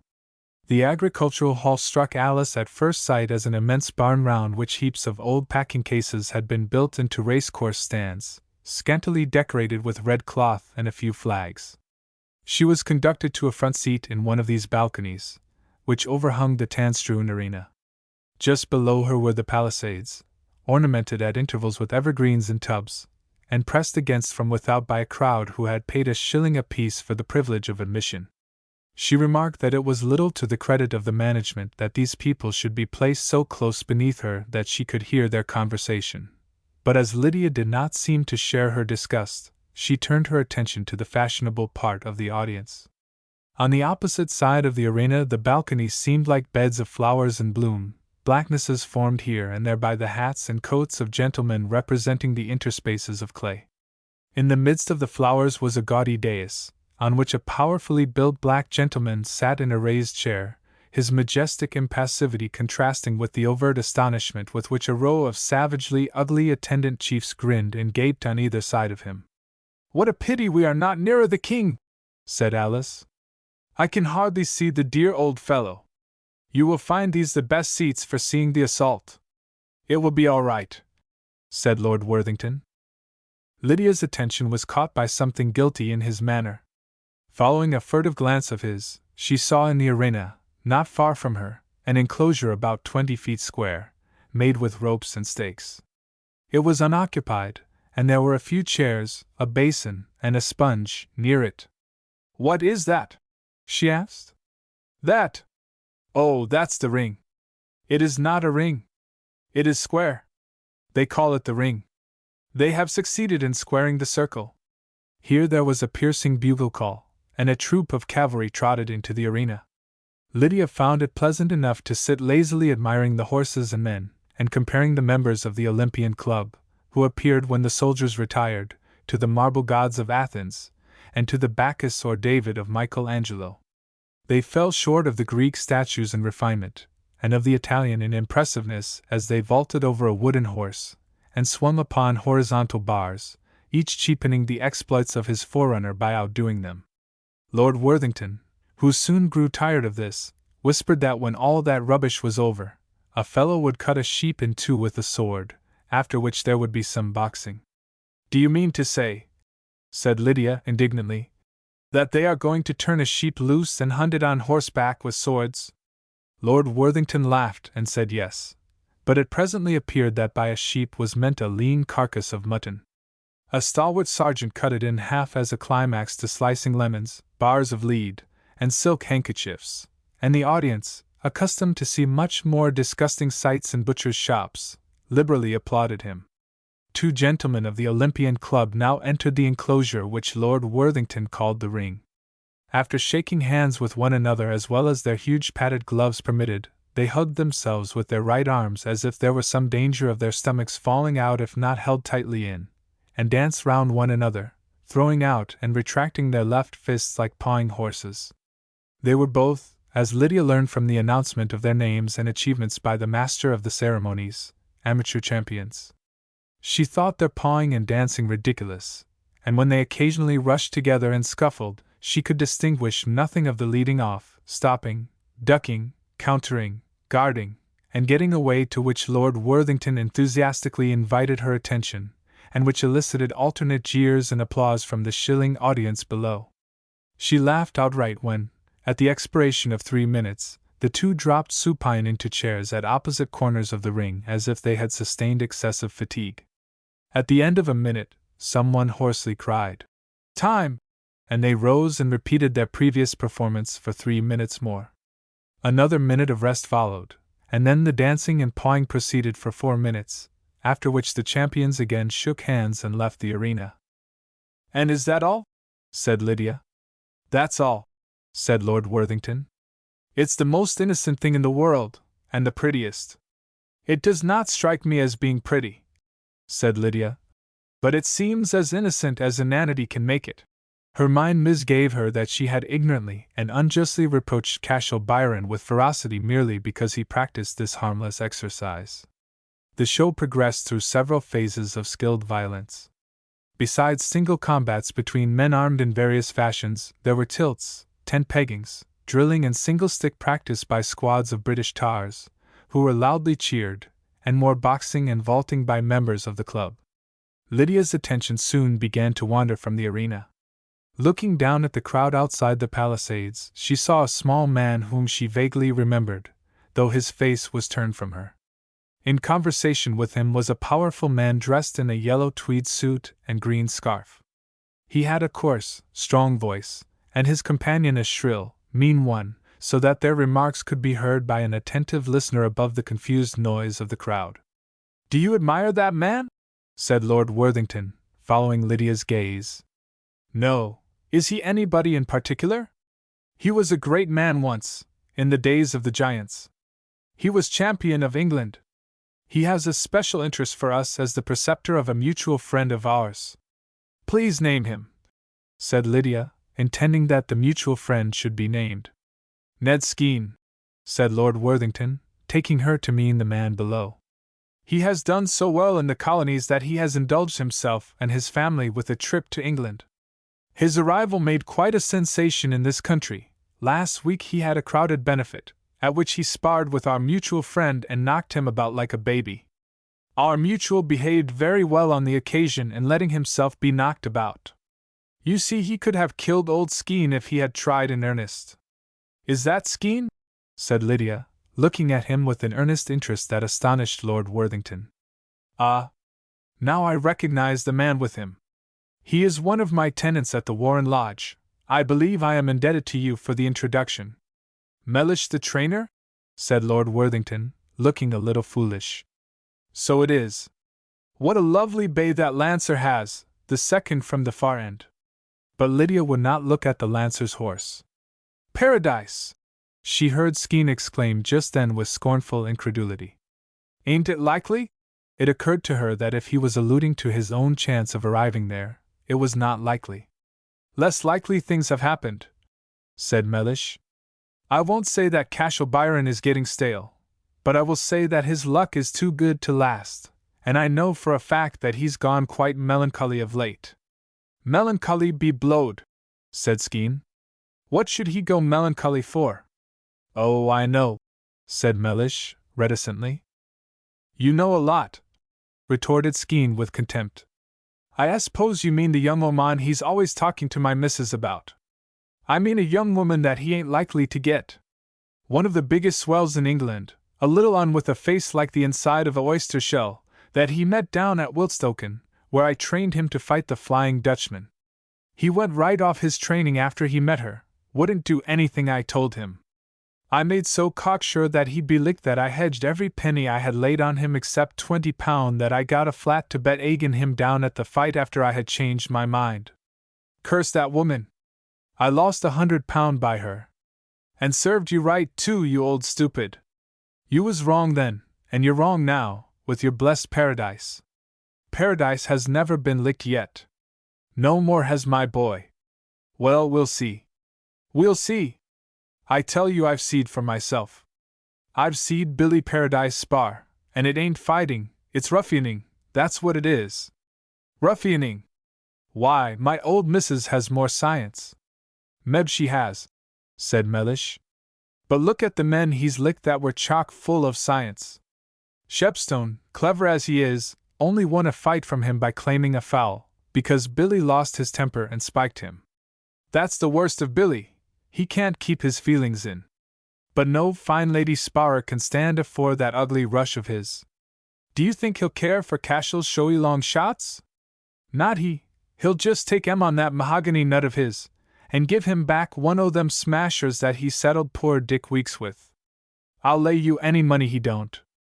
If he does, I'll go back into the ring myself, and bust his head off for it. Here Skene, very angry, applied several epithets to Paradise, and became so excited that Mellish had to soothe him by partially retracting his forebodings, and asking how Cashel had been of late.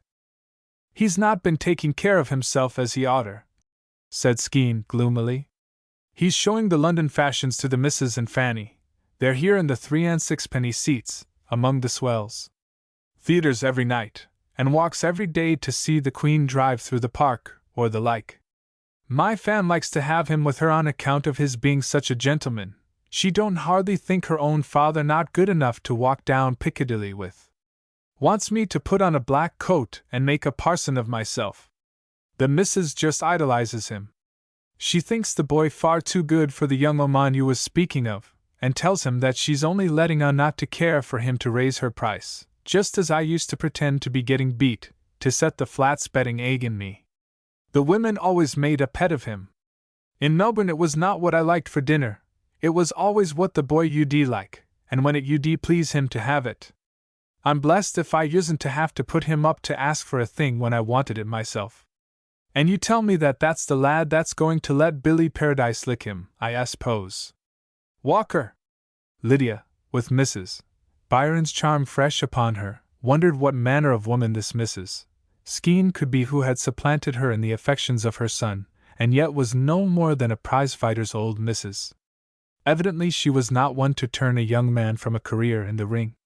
Again the theme of Cashel's occupation and the chances of his quitting it ran away with Lydia's attention. She sat with her eyes fixed on the arena, without seeing the soldiers, swordsmen, or athletes who were busy there. Her mind wandered further and further from the place, and the chattering of the people resolved itself into a distant hum, and was forgotten. Suddenly she saw a dreadful-looking man coming towards her across the arena.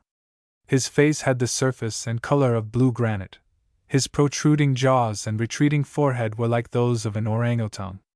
She started from her reverie with a shiver, and recovering her hearing as well as her vision of external things, became conscious of an attempt to applaud this apparition by a few persons below. The man grinned ferociously, placed one hand on a stake of the ring, and vaulted over the ropes. Lydia now remarked that, excepting his hideous head and enormous hands and feet, he was a well-made man, with loins and shoulders that shone in the light, and gave him an air of great strength and activity. "Ain't he a picture?" she heard Mellish exclaim, ecstatically. "There's condition for you!" "Ah," said Skene, disparagingly. "But ain't he the gentleman? Just look at him. It's like the Prince of Wales walking down Pall Mall." Lydia, hearing this, looked again, and saw Cashel Byron, exactly as she had seen him for the first time in the elm vista at Wiltstoken, approaching the ring with the indifferent air of a man going through some tedious public ceremony. "A god coming down to compete with a gladiator," whispered Lord Worthington eagerly. "Isn't it, Miss Carew? Apollo and the satyr! You must admit that our mutual friend is a splendid-looking fellow. If he could go into society like that, by Jove, the women—" "Hush!"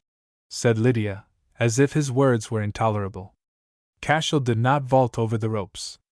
He stepped through them languidly, and rejecting the proffered assistance of a couple of officious friends, drew on a boxing glove fastidiously, like an exquisite preparing for a fashionable promenade. Having thus muffled his left hand so as to make it useless for the same service to his right, he dipped his fingers into the other glove, gripped it between his teeth, and dragged it on with the action of a tiger tearing its prey. Lydia shuddered again. "Bob Mellish," said Skeen, "I'll lay you 20-1 he stops that rush that you think so much of." "Come, 20-1! Mellish shook his head. Then the master of the ceremonies, pointing to the men in succession, shouted, "Paradise, a professor! Cashel Byron, a professor! Time!" Cashel now looked at Paradise, of whose existence he had not before seemed to be aware. The two men advanced towards the center of the ring, shook hands at arm's length, cast off each other's grasp suddenly, fell back a step, and began to move warily round one another from left to right like a pair of panthers. "I think they might learn manners from the gentleman, and shake hands cordially," said Alice, trying to appear unconcerned, but oppressed by a vague dread of Cashel. "That's the traditional manner," said Lord Worthington. "It is done that way to prevent one from holding the other, pulling him over, and hitting him with the disengaged hand before he could get loose." "What abominable treachery!" exclaimed Lydia. "It's never done, you know," said Lord Worthington, apologetically. "Only it might be." Lydia turned away from him, and gave all her attention to the boxers. Of the two, Paradise shocked her least. He was evidently nervous and conscious of a screwed-up condition as to his courage, but his sly grin implied a wild sort of good humor, and seemed to promise the spectators that he would show them some fun presently. Cashel watched his movements with a relentless vigilance, and a sidelong glance in which, to Lydia's apprehension, there was something infernal. Suddenly the eyes of Paradise lit up, he lowered his head, made a rush, balked himself purposely, and darted at Cashel. There was a sound like the pop of a champagne cork, after which Cashel was seen undisturbed in the middle of the ring, and Paradise, flung against the ropes and trying to grin at his discomfiture, showed his white teeth through a mask of blood. "Beautiful!" cried Skeen with emotion. "Beautiful! There ain't but me and my boy in the world can give the uppercut like that. I wish I could see my old missus's face now. This is nuts to her. Let us go away," said Alice. "That was a very different blow to any that the gentleman gave," said Lydia, without heeding her, to Lord Worthington. "The man is bleeding horribly." "It's only his nose," said Lord Worthington. "He's used to it." Meanwhile Cashel had followed Paradise to the ropes. "Now he has him," chuckled Skeen. "My boy's got him egging the ropes, and he means to keep him there. Let him rush now, if he can. See what it is to have a good judgment." Mellish shook his head again despondently. The remaining minutes of the round were unhappy ones for Paradise. He struck viciously at his opponent's ribs, but Cashel stepped back just out of his reach, and then returned with extraordinary swiftness and dealt him blows from which, with the ropes behind him, he had no room to retreat, and which he was too slow to stop or avoid. His attempts to reach his enemy's face were greatly to the disadvantage of his own, for Cashel's blows were never so tremendous as when he turned his head deftly out of harm's way, and met his advancing foe with a counter-hit. He showed no chivalry and no mercy, and reveled in the hardness of his hitting, his gloves either resounding on Paradise's face or seeming to go almost through his body. There was little semblance to a contest. To Lydia there was nothing discernible but a cruel assault by an irresistible athlete on a helpless victim. The better sort among the spectators were disgusted by the sight, for, as Paradise bled profusely, and as his blood besmeared the gloves and the gloves besmeared the heads and bodies of both combatants, they were soon stained with it from their waists upward. The managers held a whispered consultation as to whether the sparring exhibition had not better be stopped, but they decided to let it proceed on seeing the African king, who had watched the whole entertainment up to the present without displaying the least interest, now raise his hands and clap them with delight. "Billy don't look half pleased with hisself," observed Mellish, as the two boxers sat down. "He looks just like he did when he spiked Shepstone." "What does spiking mean?" said Lydia. "Treading on a man's foot with spiked boots," replied Lord Worthington. "Don't be alarmed. They have no spikes in their shoes today. It is not my fault that they do such things, Miss Carew. Really, you make me feel quite criminal when you look at me in that way. Time was now called, and the pugilists, who had, by dint of sponging, been made somewhat cleaner, rose with mechanical promptitude at the sound. Cashel had hardly advanced 2 steps when, though his adversary seemed far out of his reach, he struck him on the forehead with such force as to stagger him, and then jumped back laughing. Paradise rushed forward, but Cashel eluded him, and fled round the ring, looking back derisively over his shoulder. Paradise now dropped all pretense of good humor. With an expression of reckless ferocity, he dashed at Cashel, endured a startling blow without flinching, and engaged him at close quarters. For a moment the falling of their blows reminded Lydia of the rush of raindrops against a pane in a sudden gust of wind. The next moment Cashel was away, and Paradise, whose blood was again flowing, was trying to repeat his maneuver, to be met this time by a blow that brought him upon one knee. He had scarcely risen when Cashel sprang at him, dealt him 4 blows with dazzling rapidity, drove him once more against the ropes, but this time, instead of keeping him there, ran away in the manner of a child at play. Paradise, with foam as well as blood at his lips, uttered a howl, and tore off his gloves. There was a shout of protest from the audience, and Cashel, warned by it, tried to get off his gloves in turn. But Paradise was upon him before he could accomplish this, and the 2 men laid hold of one another amid a great clamor, Lord Worthington and others rising and excitedly shouting, "Against the rules! No wrestling!" Followed by a roar of indignation as Paradise was seen to seize Cashel's shoulder in his teeth as they struggled for the throw. Lydia, for the first time in her life, screamed. Then she saw Cashel, his face fully as fierce as Paradise's, get his arm about his neck, lift him as a coal heaver lifts a sack, and fling him over his back, heels over head, to the ground, where he instantly dropped on him with his utmost weight and impetus. The 2 were at once separated by a crowd of managers, umpires, policemen, and others who had rushed towards the ring when Paradise had taken off his gloves. A distracting wrangle followed. Skene had climbed over the palisade, and was hurling oaths, threats, and epithets at Paradise, who, unable to stand without assistance, was trying to lift his leaden eyelids and realize what had happened to him.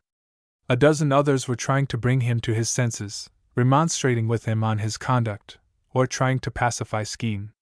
Cashel, on the other side, raged at the managers, who were reminding him that the rules of glove fighting did not allow wrestling and throwing. "Rules be d-d," Lydia heard him shouting. "He bit me, and I'll throw him too." Then everybody spoke at once, and she could only conjecture where he would throw him to. He seemed to have no self-control. Paradise, when he came to himself, behaved better.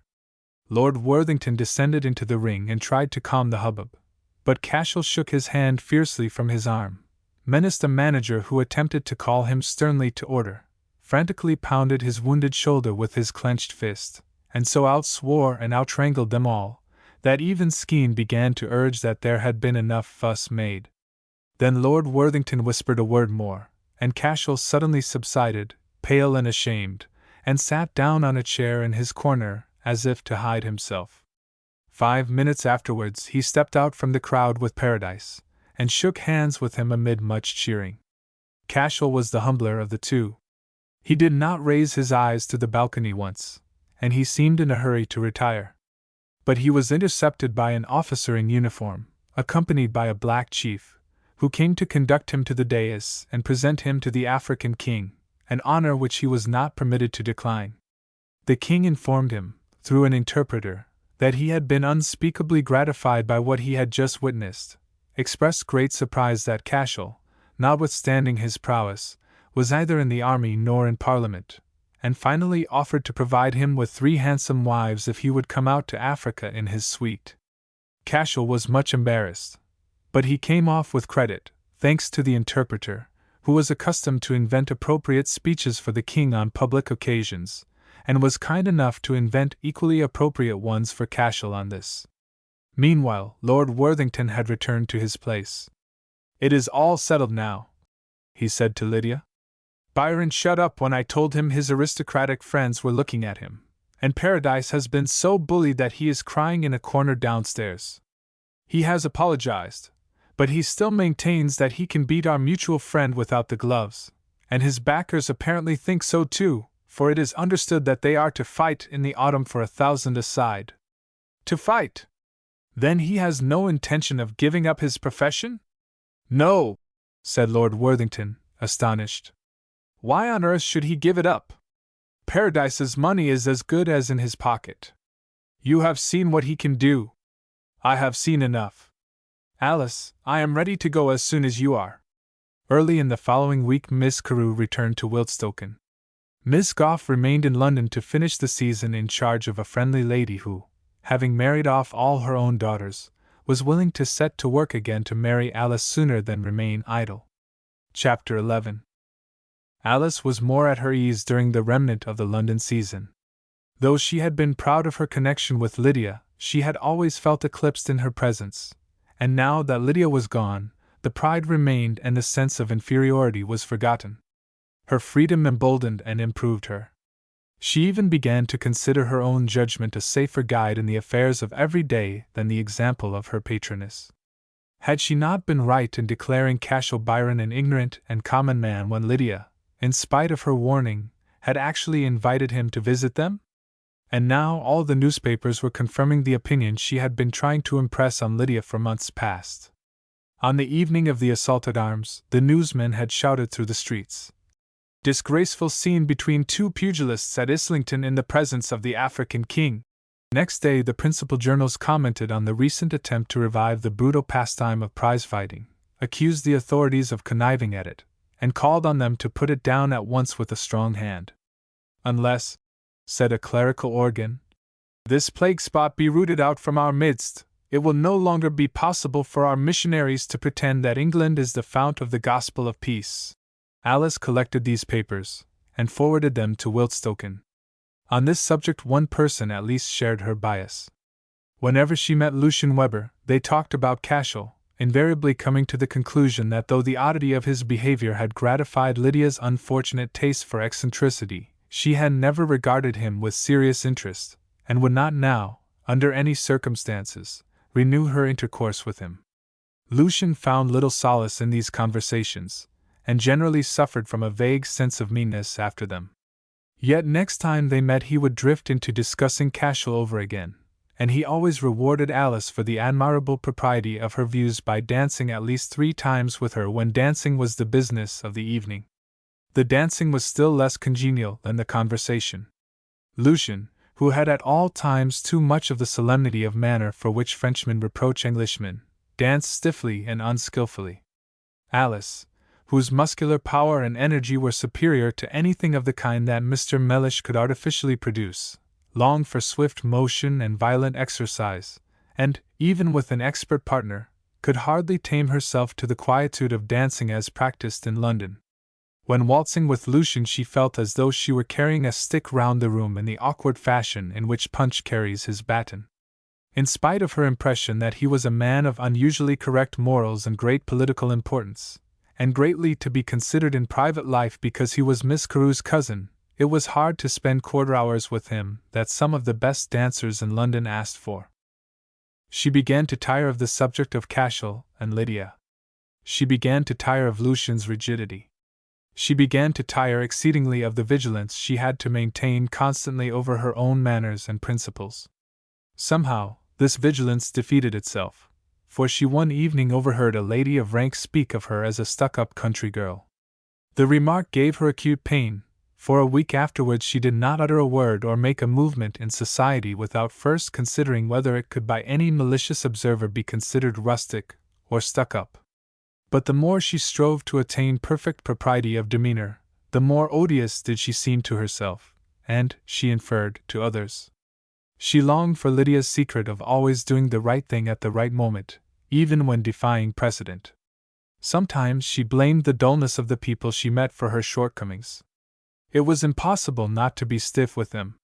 When she chatted with an entertaining man, who made her laugh and forget herself for a while, she was conscious afterwards of having been at her best with him. But she saw others who, in stupid society, were pleasantly at their ease. She began to fear at last that she was naturally disqualified by her comparatively humble birth from acquiring the well-bred air for which she envied those among whom she moved. One day she conceived a doubt whether Lucian was so safe an authority and example in matters of personal deportment as she had hitherto unthinkingly believed. He could not dance. His conversation was priggish. It was impossible to feel at ease when speaking to him. Was it courageous to stand in awe of his opinion? Was it courageous to stand in awe of anybody? Alice closed her lips proudly and began to be defiant.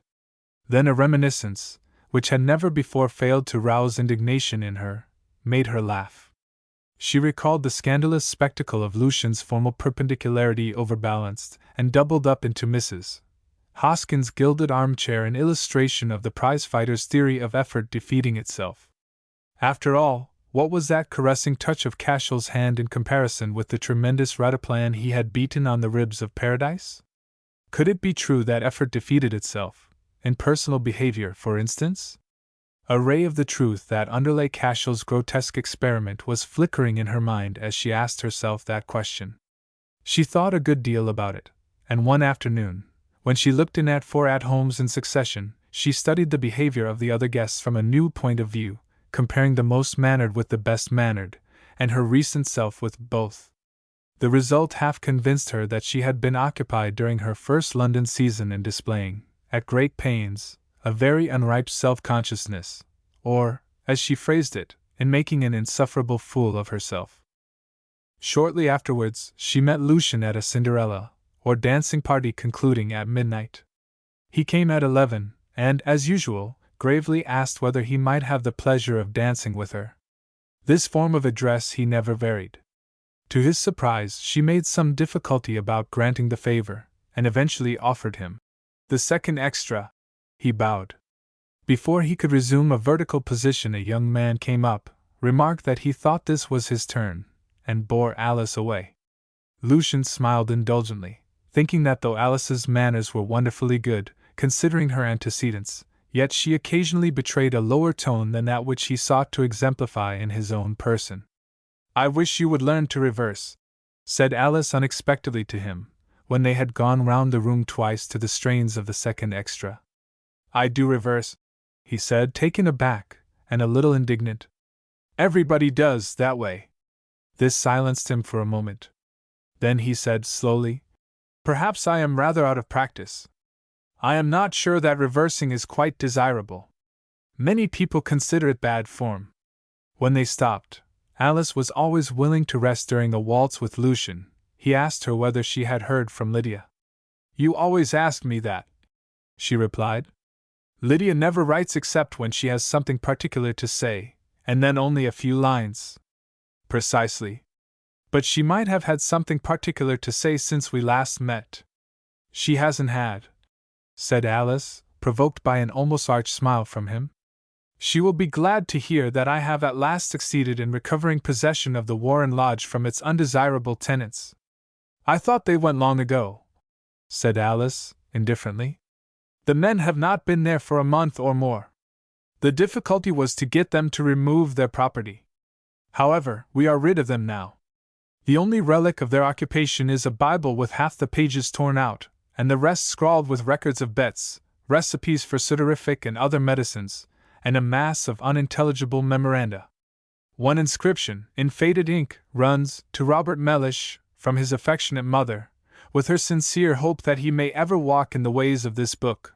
I am afraid that hope was not fulfilled. "How wicked of him to tear a Bible!" said Alice seriously. Then she laughed and added, "I know I shouldn't, but I can't help it. The incident strikes me rather as being pathetic," said Lucian, who liked to show that he was not deficient in sensibility. "One can picture the innocent faith of the poor woman in her boy's future, and so forth." "Inscriptions in books are like inscriptions on tombstones," said Alice, disparagingly. "They don't mean much. I am glad that these men have no further excuse for going to Wiltstoken. It was certainly most unfortunate that Lydia should have made the acquaintance of one of them." "So you have said at least 50 times," replied Alice, deliberately. "I believe you are jealous of that poor boxer." Lucian became quite red. Alice trembled at her own audacity, but kept a bold front. "Really, it's too absurd," he said, betraying his confusion by assuming a carelessness quite foreign to his normal manner. "In what way could I possibly be jealous, Miss Goff? That is best known to yourself." Lucian now saw plainly that there was a change in Alice, and that he had lost ground with her. The smarting of his wounded vanity suddenly obliterated his impression that she was, in the main, a well-conducted and meritorious young woman. But in its place came another impression that she was a spoiled beauty. And, as he was by no means fondest of the women whose behavior accorded best with his notions of propriety, he found, without at once acknowledging to himself, that the change was not in all respects a change for the worse. Nevertheless, he could not forgive her last remark, though he took care not to let her see how it stung him. "I am afraid I should cut a poor figure in an encounter with my rival," he said, smiling. "Call him out and shoot him," said Alice, vivaciously. "Very likely he does not know how to use a pistol." He smiled again, but had Alice known how seriously he entertained her suggestion for some moments before dismissing it as impracticable, she would not have offered it. Putting a bullet into Cashel struck him rather as a luxury which he could not afford than as a crime. Meanwhile, Alice, being now quite satisfied that this Mr. Weber, on whom she had wasted so much undeserved awe, might be treated as inconsiderately as she used to treat her beaux at Wiltstoken, proceeded to amuse herself by torturing him a little. "It is odd," she said reflectively, "that a common man like that should be able to make himself so very attractive to Lydia. It was not because he was such a fine man, for she does not care in the least about that. I don't think she would give a second look at the handsomest man in London, she is so purely intellectual. And yet she used to delight in talking to him. Oh, that is a mistake. Lydia has a certain manner which leads people to believe that she is deeply interested in the person she happens to be speaking to, but it is only manner, it means nothing. I know that manner of hers perfectly well. But this was something quite different." Lucian shook his head reproachfully. "I cannot jest on so serious a matter," he said, resolving to make the attempt to re-establish his dignity with Alice. "I think, Miss Groff, that you perhaps hardly know how absurd your supposition is. There are not many men of distinction in Europe with whom my cousin is not personally acquainted. A very young girl, who had seen little of the world, might possibly be deceived by the exterior of such a man as Byron. A woman accustomed to associate with writers, thinkers, artists, statesmen, and diplomatists could make no such mistake. No doubt the man's vulgarity and uncouth address amused her for a moment, but why did she ask him to come to her Friday afternoons? A mere civility which she extended to him because he assisted her in some difficulty she got into in the streets. She might as well have asked a policeman to come to see her. I don't believe that was it." Lucian at that moment hated Alice. "I am sorry you think such a thing possible," he said. "Shall we resume our waltz?" Alice was not yet able to bear an implication that she did not understand society sufficiently to appreciate the distance between Lydia and Cashel. "Of course I know it is impossible," she said in her old manner. "I did not mean it." Lucian found some difficulty in gathering from this what she did mean, and they presently took refuge in waltzing. Subsequently, Alice, fearing that her new lights had led her too far, drew back a little, led the conversation to political matters, and expressed her amazement at the extent and variety of the work he performed in Downing Street. He accepted her compliments with perfect seriousness, and she felt satisfied that she had, on the whole, raised herself in his esteem by her proceedings during the evening. But she was mistaken. She knew nothing of politics or official work, and he knew the worthlessness of her pretended admiration of his share in them, although he felt that it was right that she should revere his powers from the depths of her ignorance. What stuck like a burr in his mind was that she thought him small enough to be jealous of the poor boxer, and found his dancing awkward. After that dance Alice thought much about Lucian, and also about the way in which society regulated marriages. Before Miss Carew sent for her she had often sighed because all the nice men she knew of moved in circles into which an obscure governess had no chance of admission. She had received welcome attentions from them occasionally at subscription balls, but for sustained intimacy and proposals of marriage she had been dependent on the native youth of Woodstoken, whom she looked upon as louts or prigs, and among whom Wallace Parker had shown preeminent as a university man, scholar, and gentleman. And now that she was a privileged beauty in society which would hardly tolerate Wallace Parker, she found that the nice men were younger sons, poor and extravagant, far superior to Lucian Weber as partners for a waltz, but not to be thought of as partners in domestic economy. Alice had experienced the troubles of poverty, and had never met with excellence in men except in poems, which she had long ago been taught to separate from the possibilities of actual life. She had, therefore, no conception of any degree of merit in a husband being sufficient to compensate for slender means of subsistence. She was not base-minded.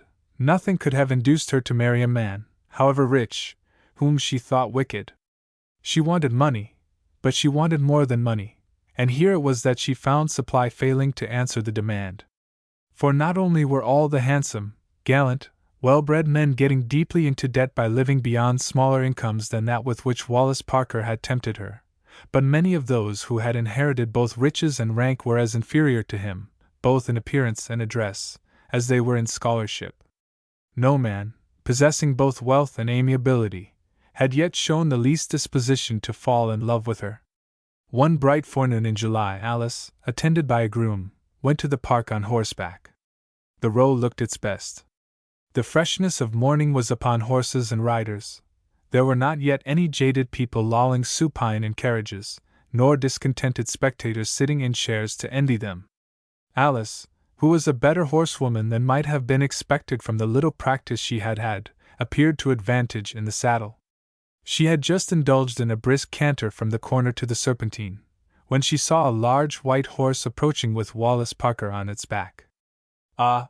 he exclaimed, expertly wheeling his steed and taking off his hat at the same time with an intentional display of gallantry and horsemanship. "How are you, Alice?" "Goodness!"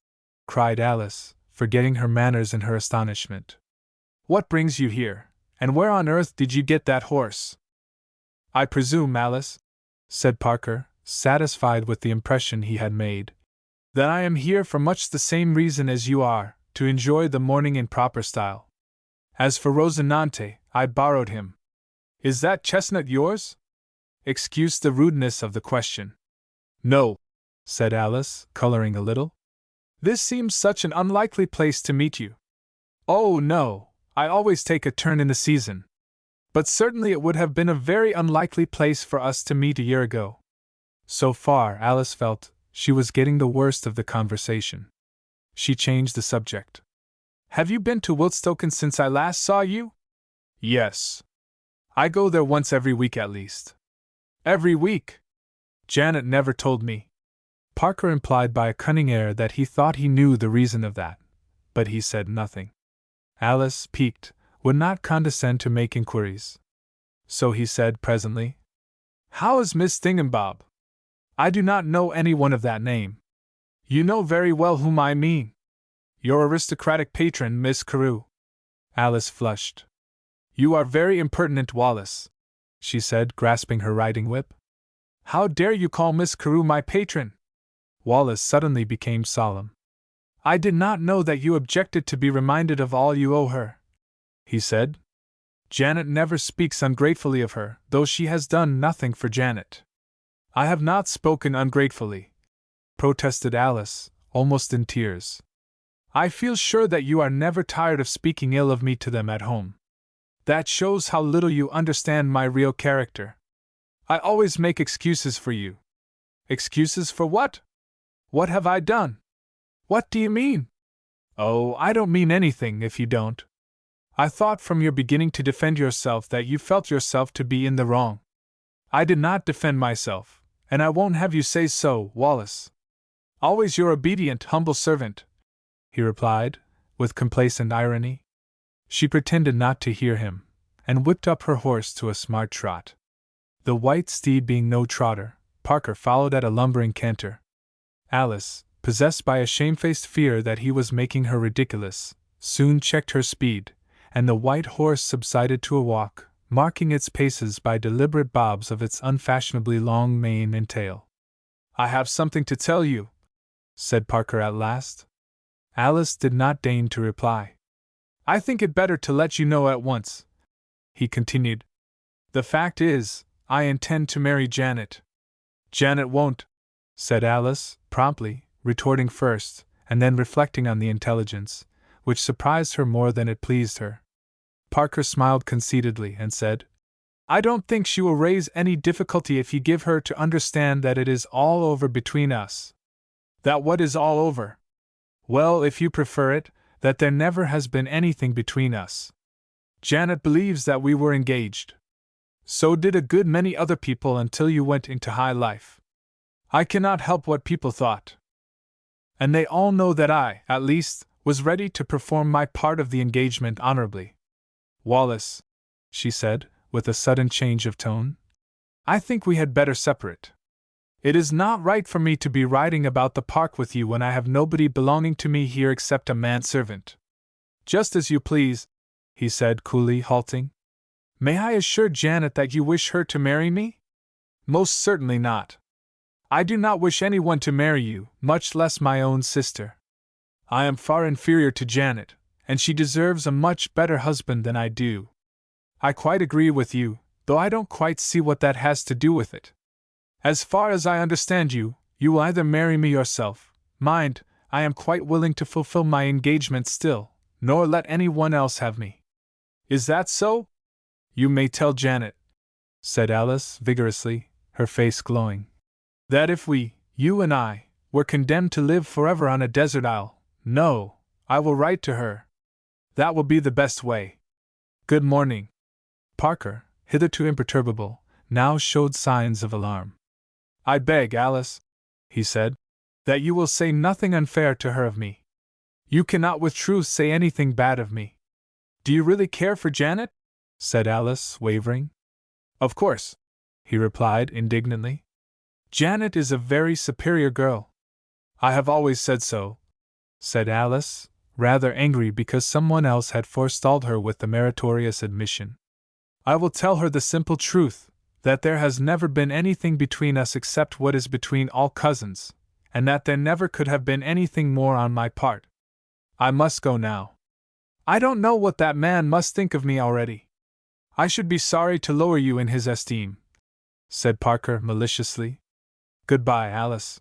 Uttering the last words in a careless tone, he again pulled up the white horse's head, raised his hat, and sped away. It was not true that he was in the habit of riding in the park every season. He had learned from Janet that Alice was accustomed to ride there in the forenoon, and he had hired the white horse in order to meet her on equal terms, feeling that a gentleman on horseback in the road by the Serpentine could be at no social disadvantage with any lady, however exalted her associates. As for Alice, she went home with his reminder that Miss Carew was her patron rankling in her.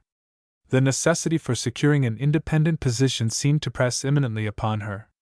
And as the sole way of achieving this was by marriage, she felt for the time willing to marry any man, without regard to his person, age, or disposition, if only he could give her a place equal to that of Miss Carew in the world, of which she had lately acquired the manners and customs.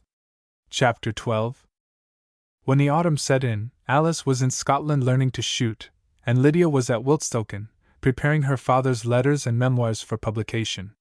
She did not write at the castle, all the rooms in which were either domed, vaulted, gilded, galleried, three-sided, six-sided, anything except four-sided, or in some way suggestive of the Arabian Nights entertainments, and out of keeping with the associations of her father's life. In her search for a congruous room to work in, the idea of causing a pavilion to be erected in the elm vista occurred to her. But she had no mind to be disturbed just then by the presence of a troop of stonemasons, slaters, and carpenters, nor any time to lose in waiting for the end of their operations. So she had the Warren Lodge cleansed and lime-washed, and the kitchen transformed into a comfortable library, where, as she sat facing the door at her writing table, in the center of the room, she could see the elm vista through one window and through another a tract of wood and meadow land intersected by the high road and by a canal, beyond which the prospect ended in a distant green slope used as a sheep run. The other apartments were used by a couple of maidservants, who kept the place well swept and dusted, prepared Miss Carew's lunch, answered her bell, and went on her errands to the castle, and failing any of these employments, sat outside in the sun, reading novels. When Lydia had worked in this retreat daily for 2 months, her mind became so full of the old life with her father that the interruptions of the servants often recalled her to the present with a shock. On the 12th of August she was bewildered for a moment when Phoebe, one of the maids, entered and said, "If you please, Miss Bashville is wishful to know can he speak to you a moment?" Permission being given, Bashville entered. Since his wrestle with Cashel he had never quite recovered his former imperturbability.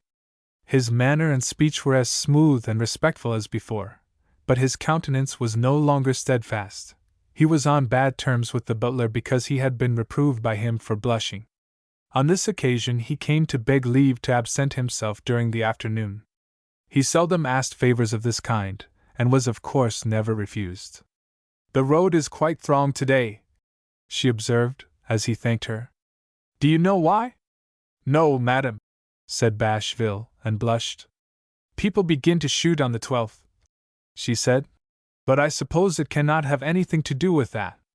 Is there a race, or a fair, or any such thing in the neighborhood?" "Not that I am aware of, madam."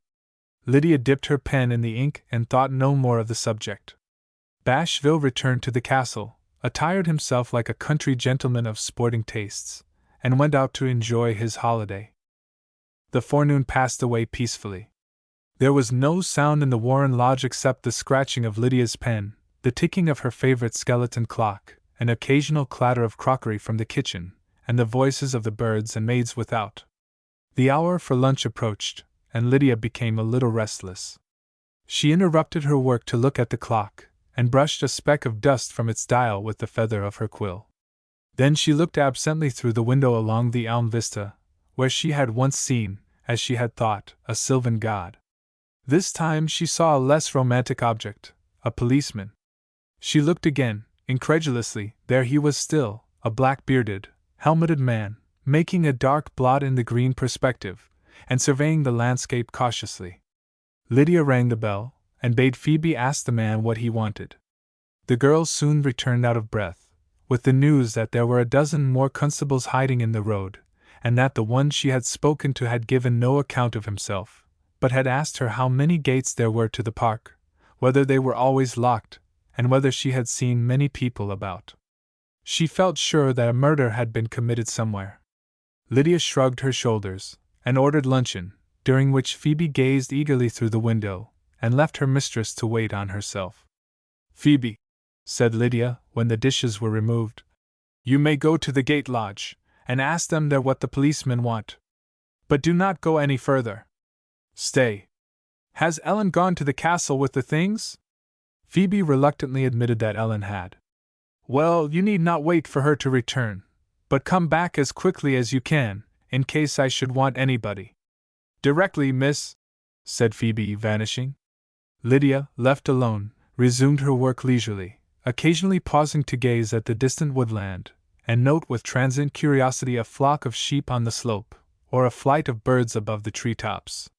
Something more startling occurred presently. A man, apparently half-naked, and carrying a black object under his arm, darted through a remote glade with the swiftness of a stag, and disappeared. Lydia concluded that he had been disturbed while bathing in the canal, and had taken flight with his wardrobe under his arm. She laughed at the idea, turned to her manuscript again, and wrote on. Suddenly there was a rustle and a swift footstep without. Then the latch was violently jerked up, and Cashel Byron rushed in as far as the threshold, where he stood, stupefied at the presence of Lydia, and the change in the appearance of the room. He was himself remarkably changed. He was dressed in a pea-jacket, which evidently did not belong to him, for it hardly reached his middle, and the sleeves were so short that his forearms were half bare, showing that he wore nothing beneath this borrowed garment. Below it he had on white knee-breeches, with green stains of bruised grass on them. The breeches were made with a broad lap in front, under which, and passing round his waist, was a scarf of crimson silk. From his knees to his socks, the edges of which had fallen over his laced boots, his legs were visible, naked, and muscular. On his face was a mask of sweat, dust, and blood, partly rubbed away in places by a sponge, the borders of its passage marked by black streaks. Underneath his left eye was a mound of bluish flesh nearly as large as a walnut. The jaw below it, and the opposite cheek, were severely bruised, and his lip was cut through at one corner. He had no hat, his close-cropped hair was disordered, and his ears were as though they had been rubbed with coarse sandpaper. Lydia looked at him for some seconds, and he at her, speechless. Then she tried to speak, failed, and sunk into her chair. "I didn't know there was anyone here," he said in a hoarse, panting whisper. "The police are after me. I have fought for an hour, and run over a mile, and I'm dead beat. I can go no farther. Let me hide in the back room, and tell them you haven't seen anyone, will you?" "What have you done?" she said, conquering her weakness with an effort, and standing up. "Nothing," he replied, groaning occasionally as he recovered breath. "Business, that's all. Why are the police pursuing you? Why are you in such a dreadful condition?" Cashel seemed alarmed at this. There was a mirror in the lid of a paper case on the table. He took it up and looked at himself anxiously, but was at once relieved by what he saw. "I'm all right," he said. "I'm not marked. That mouse," he pointed gaily to the lump under his eye, "will run away tomorrow. I am pretty tidy, considering. But it's bellows to mend with me at present. Whoosh! My heart is as big as a bullock's after that run." "You asked me to shelter you," said Lydia sternly. "What have you done? Have you committed murder?" "No!" exclaimed Cashel, trying to open his eyes widely in his astonishment, but only succeeding with one, as the other was gradually closing. "I tell you I have been fighting, and it's illegal.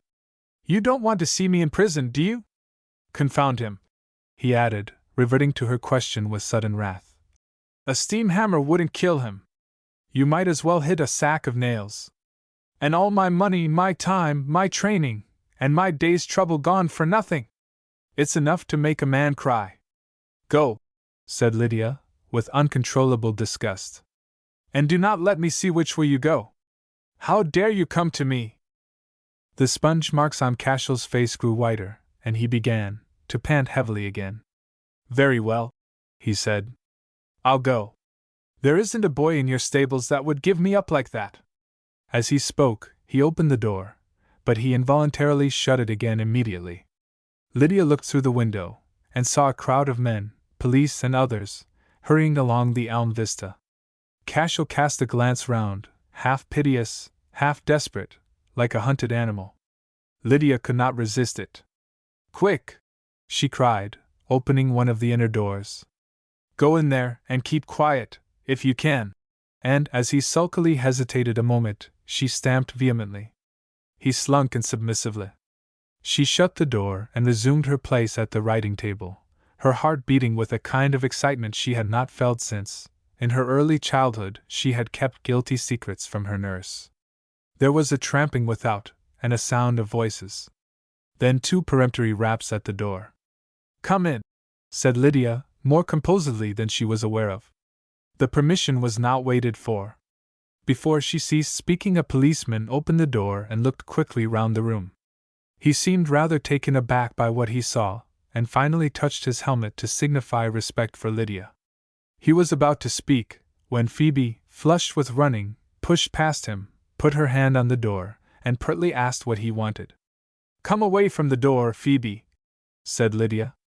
"Wait here with me until I give you leave to go," she added, as the girl moved towards the inner door.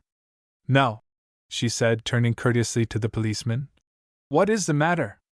"I asked your pardon, Mum," said the constable, agreeably. "Did you happen to see anyone pass hereabouts lately?" "Do you mean a man only partly dressed, and carrying a black coat?" said Lydia. "That's him, miss," said the policeman, greatly interested. "Which way did he go?" "I will show you where I saw him," said Lydia, quietly rising and going with the man to the door, outside which she found a crowd of rustics, and 5 policemen, having in custody 2 men, one of whom was Mellish, without a coat, and the other a hook-nosed man, whose like Lydia had seen often on race-courses. She pointed out the glade across which she had seen Cashel run, and felt as if the guilt of the deception she was practicing was wrenching some fiber in her heart from its natural order. But she spoke with apparent self-possession, and no shade of suspicion fell on the minds of the police. Several peasants now came forward, each professing to know exactly whither Cashel had been making when he crossed the glade. While they were disputing, many persons resembling the hook-nosed captive, in general appearance, sneaked into the crowd and regarded the police with furtive hostility. Soon after, a second detachment of police came up, with another prisoner and another crowd, among whom was Bashville. "Better go in, Mom," said the policeman who had spoken to Lydia first. "We must keep together, being so few, and he ain't fit for you to look at." But Lydia had looked already, and had guessed that the last prisoner was Paradise, although his countenance was damaged beyond recognition. His costume was like that of Cashel, except that he was girt with a blue handkerchief with white spots, and his shoulders were wrapped in a blanket, through one of the folds of which his naked ribs could be seen, tinged with every hue that a bad bruise can assume. A shocking spectacle appeared where his face had formerly been. A crease and a hole in the midst of a cluster of lumps of raw flesh indicated the presence of an eye and a mouth. The rest of his features were indiscernible. He could still see a little, for he moved his puffed and lacerated hand to arrange his blanket, and demanded hoarsely, and with greatly impeded articulation, whether the lady would stand a dram to a poor fighting man what had done his best for his backers. On this someone produced a flask, and Mellish volunteered, provided he were released for a moment, to get the contents down Paradise's throat. As soon as the brandy had passed his swollen lips he made a few preliminary sounds, and then shouted. He sent for the coppers because he couldn't stand another round. I am ready to go on. The policeman bade him hold his tongue closed round him, and hid him from Lydia, who, without showing the mingled pity and loathing with which his condition inspired her, told them to bring him to the castle, and have him attended to there. She added that the whole party could obtain refreshment at the same time. The sergeant, who was very tired and thirsty, wavered in his resolution to continue the pursuit. Lydia, as usual, treated the matter as settled. Bashville, she said, will you please show them the way, and see that they are satisfied? Some thief has stole my coat, said Mellish sullenly to Bashville. If you'll lend me one, Governor, and these blessed policemen will be so kind as not to tear it off my back, I'll send it down to you in a day or two. I'm a respectable man, and have been her ladyship's tenant here. Your pal wants it worse than you, said the sergeant. If there was an old coachman's cape or anything to put over him, I would see it returned safe. I don't want to bring him round the country in a blanket, like a wild Injun. I have a cloak inside, said Bashville. I'll get it for you. And before Lydia could devise a pretext for stopping him, he went out, and she heard him re-entering the lodge by the back door. It seemed to her that a silence fell on the crowd, as if her deceit were already discovered. Then Mellish, who had been waiting for an opportunity to protest against the last remark of the policeman, said angrily, Who are you calling my pal? I hope I may be struck dead for a liar if ever I set my eyes on him in my life before. Lydia looked at him as a martyr might look at a wretch to whom she was to be chained. He was doing as she had done, lying. Then Bashville, having passed through the other rooms, came into the library by the inner door, with an old livery cloak on his arm. Put that on him, he said, and come along to the castle with me. You can see the roads for 5 miles round from the South Tower, and recognize every man on them, through the big telescope. By your leave, madam, I think Phoebe had better come with us to help. Certainly, said Lydia, looking steadfastly at him. I'll get clothes at the castle for the man that wants them, he added, trying to return her gaze, but failing with a blush. Now, boys, come along. I thank your ladyship, said the sergeant. We have had a hard morning of it, and we can do no more at present than drink your health. He touched his helmet again, and Lydia bowed to him. Keep close together, men, he shouted, as the crowd moved off with Bashville. Ah, sneered Mellish. Keep close together like the geese do. Things has come to a pretty pass when an Englishman is runnin' for stopping when he sees a crowd. All right, said the sergeant. I have got that bundle of colored handkerchiefs you were selling, and I'll find the other man before you're a day older. It's a pity, seeing how you've behaved so well and haven't resisted us, that you won't drop a hint of where those ropes and stakes are hid. I might have a good word at the sessions for anyone who would put me in the way of finding them. Ropes and stakes. Fiddlesticks and grandmothers. There weren't no ropes and stakes. It was only a turn-up, that is, if there was any fighting at all. I didn't see none, but I suppose you did. But then you're clever, and I'm not. By this time the last straggler of the party had disappeared from Lydia, who had watched their retreat from the door of the Warren Lodge. When she turned to go in, she saw Cashel cautiously entering from the room in which he had lain concealed. His excitement had passed off. He looked cold and anxious, as if a reaction were setting in. "Are they all gone?" he said.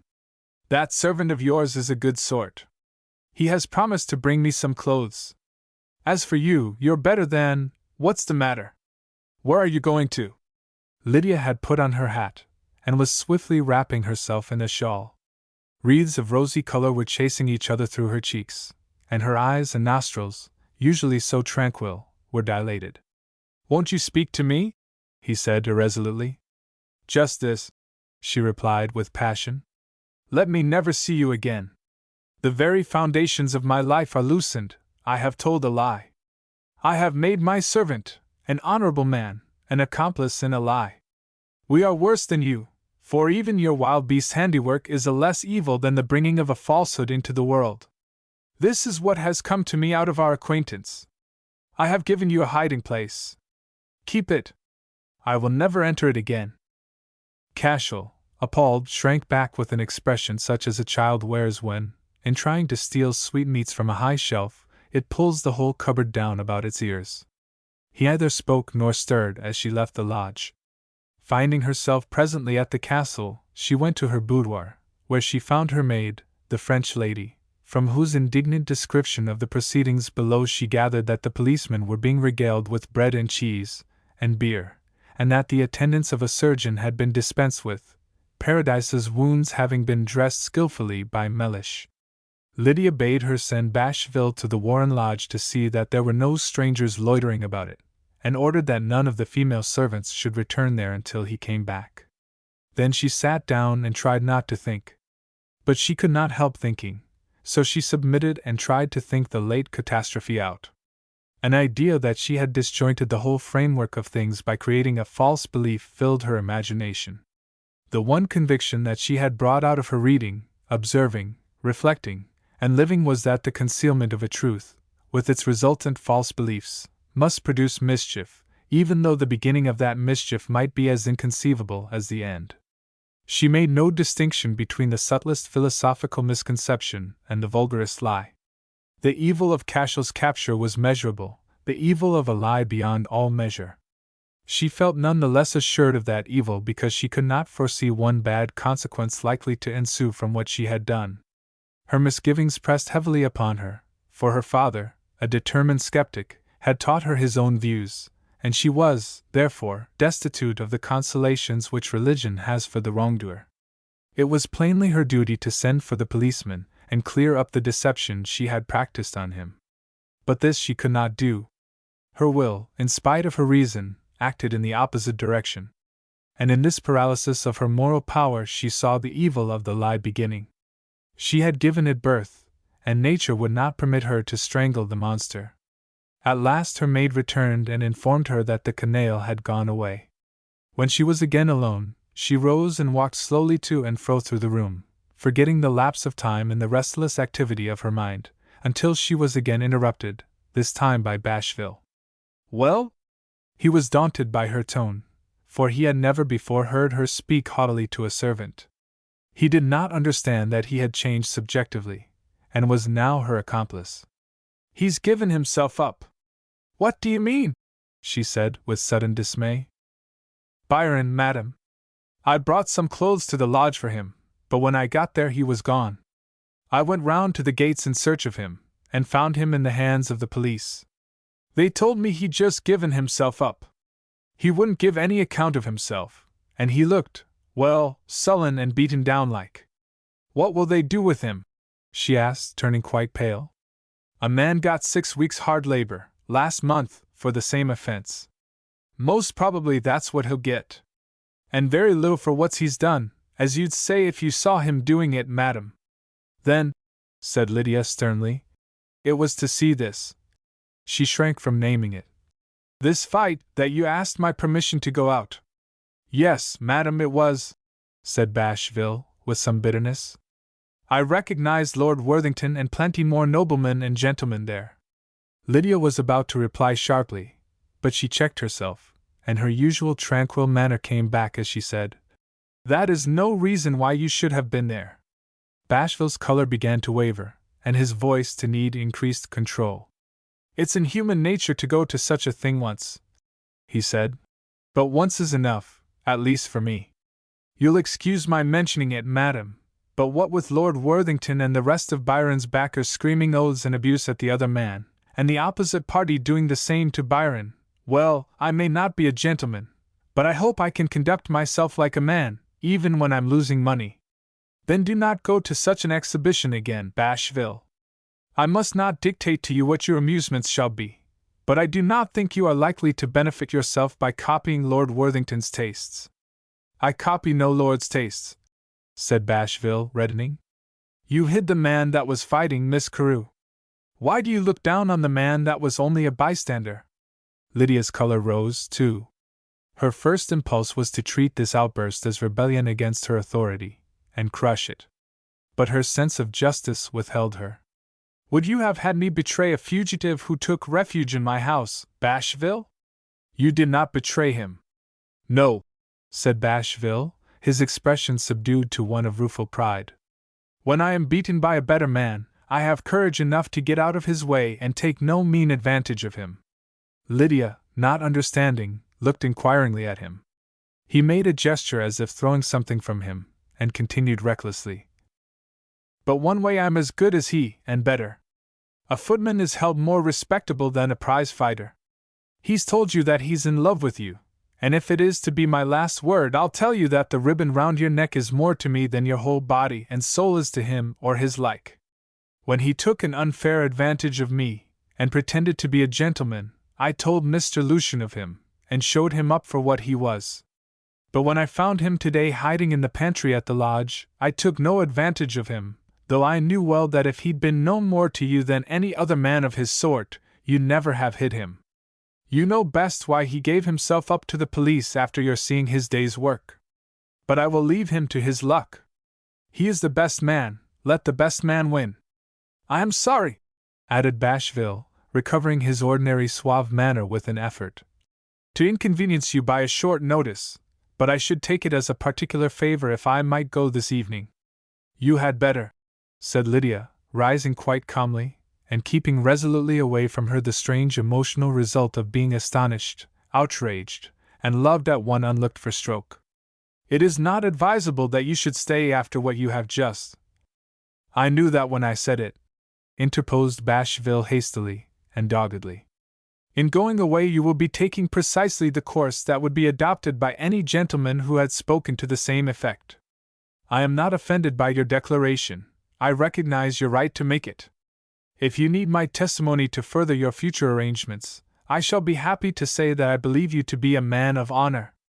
Bashville bowed, and said in a low voice very nervously that he had no intention of going into service again, but that he should always be proud of her good opinion. You are fitted for better things, she said.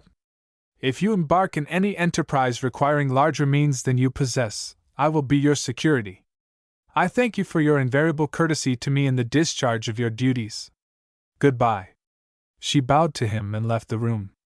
Bashville, awestruck, returned her salutation as best he could, and stood motionless after she disappeared, his mind advancing on tiptoe to grasp what had just passed. His chief sensation was one of relief. He no longer dared to fancy himself in love with such a woman. Her sudden consideration for him as a suitor overwhelmed him with a sense of his unfitness for such a part. He saw himself as a very young, very humble, and very ignorant man, whose head had been turned by a pleasant place and a kind mistress. Wakened from his dream, he stole away to pack his trunk, and to consider how best to account to his fellow servants for his departure. Chapter 13. Lydia resumed her work next day with shaken nerves and a longing for society. Many enthusiastic young ladies of her acquaintance would have brought her kisses and devotion by the next mail in response to a telegram, and many more practical people would have taken considerable pains to make themselves agreeable to her for the sake of spending the autumn at Wiltstoken Castle. But she knew that they would only cause her to regret her former solitude. She shrank from the people who attached themselves to her strength and riches even when they had not calculated her gain, and were conscious only of admiration and gratitude. Alice, as a companion, had proved a failure. She was too young, and too much occupied with the propriety of her own behavior, to be anything more to Lydia than an occasional tax upon her patience. Lydia, to her own surprise, thought several times of Miss Gisborne, and felt tempted to invite her, but was restrained by mistrust of the impulse to communicate with Cashel's mother, and reluctance to trace it to its source. Eventually she resolved to conquer her loneliness, and apply herself with increased diligence to the memoir of her father. To restore her nerves, she walked for an hour every day in the neighborhood, and drove out in a pony carriage in the evening. Bashville's duties were now fulfilled by the butler and Phoebe, Lydia being determined to admit no more young footmen to her service. One afternoon, returning from one of her daily walks, she found a stranger on the castle terrace, in conversation with the butler. As it was warm autumn weather, Lydia was surprised to see a woman wearing a black silk mantle trimmed with fur, and heavily decorated with spurious jet beads. However, as the female inhabitants of Wiltstoken always approached Miss Carew in their best raiment, without regard to hours or seasons, she concluded that she was about to be asked for a subscription to a school treat, a temperance festival, or perhaps a testimonial to one of the Wiltstoken curates. When she came nearer she saw that the stranger was an elderly lady, or possibly not a lady, with crimped hair, and ringlets hanging at each ear in a fashion then long obsolete. "Here is Miss Carew," said the butler shortly, as if the old lady had tried his temper. "You had better talk to her yourself." At this she seemed fluttered, and made a solemn courtesy. Lydia, noticing the courtesy and the curls, guessed that her visitor kept a dancing academy. Yet a certain contradictory hardihood in her frame and bearing suggested that perhaps she kept a tavern. However, as her face was, on the whole, an anxious and a good face, and as her attitude towards the lady of the castle was one of embarrassed humility, Lydia acknowledged her salutation kindly, and waited for her to speak. "I hope you won't consider it a liberty," said the stranger, tremulously.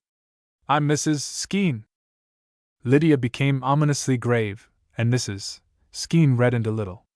Then she continued, as if repeating a carefully prepared and rehearsed speech. "It would be esteemed a favor if I might have the honor of a few words in private with your ladyship." Lydia looked and felt somewhat stern, but it was not in her nature to rebuff any one without strong provocation. She invited her visitor to enter, and led the way to the circular drawing-room, the strange decorations of which exactly accorded with Mrs. Skene's ideas of aristocratic splendor. As a professor of deportment and etiquette, the ex-champion's wife was nervous under the observation of such an expert as Lydia, but she got safely seated without having made a mistake to reproach herself with. For, although entering a room seems a simple matter to many persons, it was to Mrs. Skene an operation governed by the strict laws of the art she professed, and one so elaborate that few of her pupils mastered it satisfactorily with less than a month's practice. Mrs. Skene soon dismissed it from her mind. She was too old to dwell upon such vanities when real anxieties were pressing upon her. "Oh, miss," she began, appealingly. "The boy." Lydia knew at once who was meant. But she repeated, as if at a loss, "The boy?"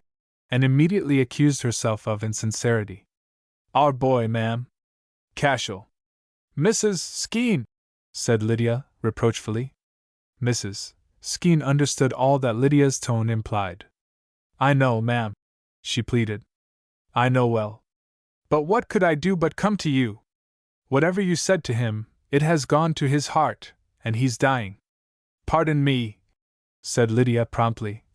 "Men do not die of such things, and Mr. Cashel Byron is not so deficient either in robustness of body or hardness of heart as to be an exception to that rule. Yes, miss, said Mrs. Skeen sadly. You are thinking of the profession.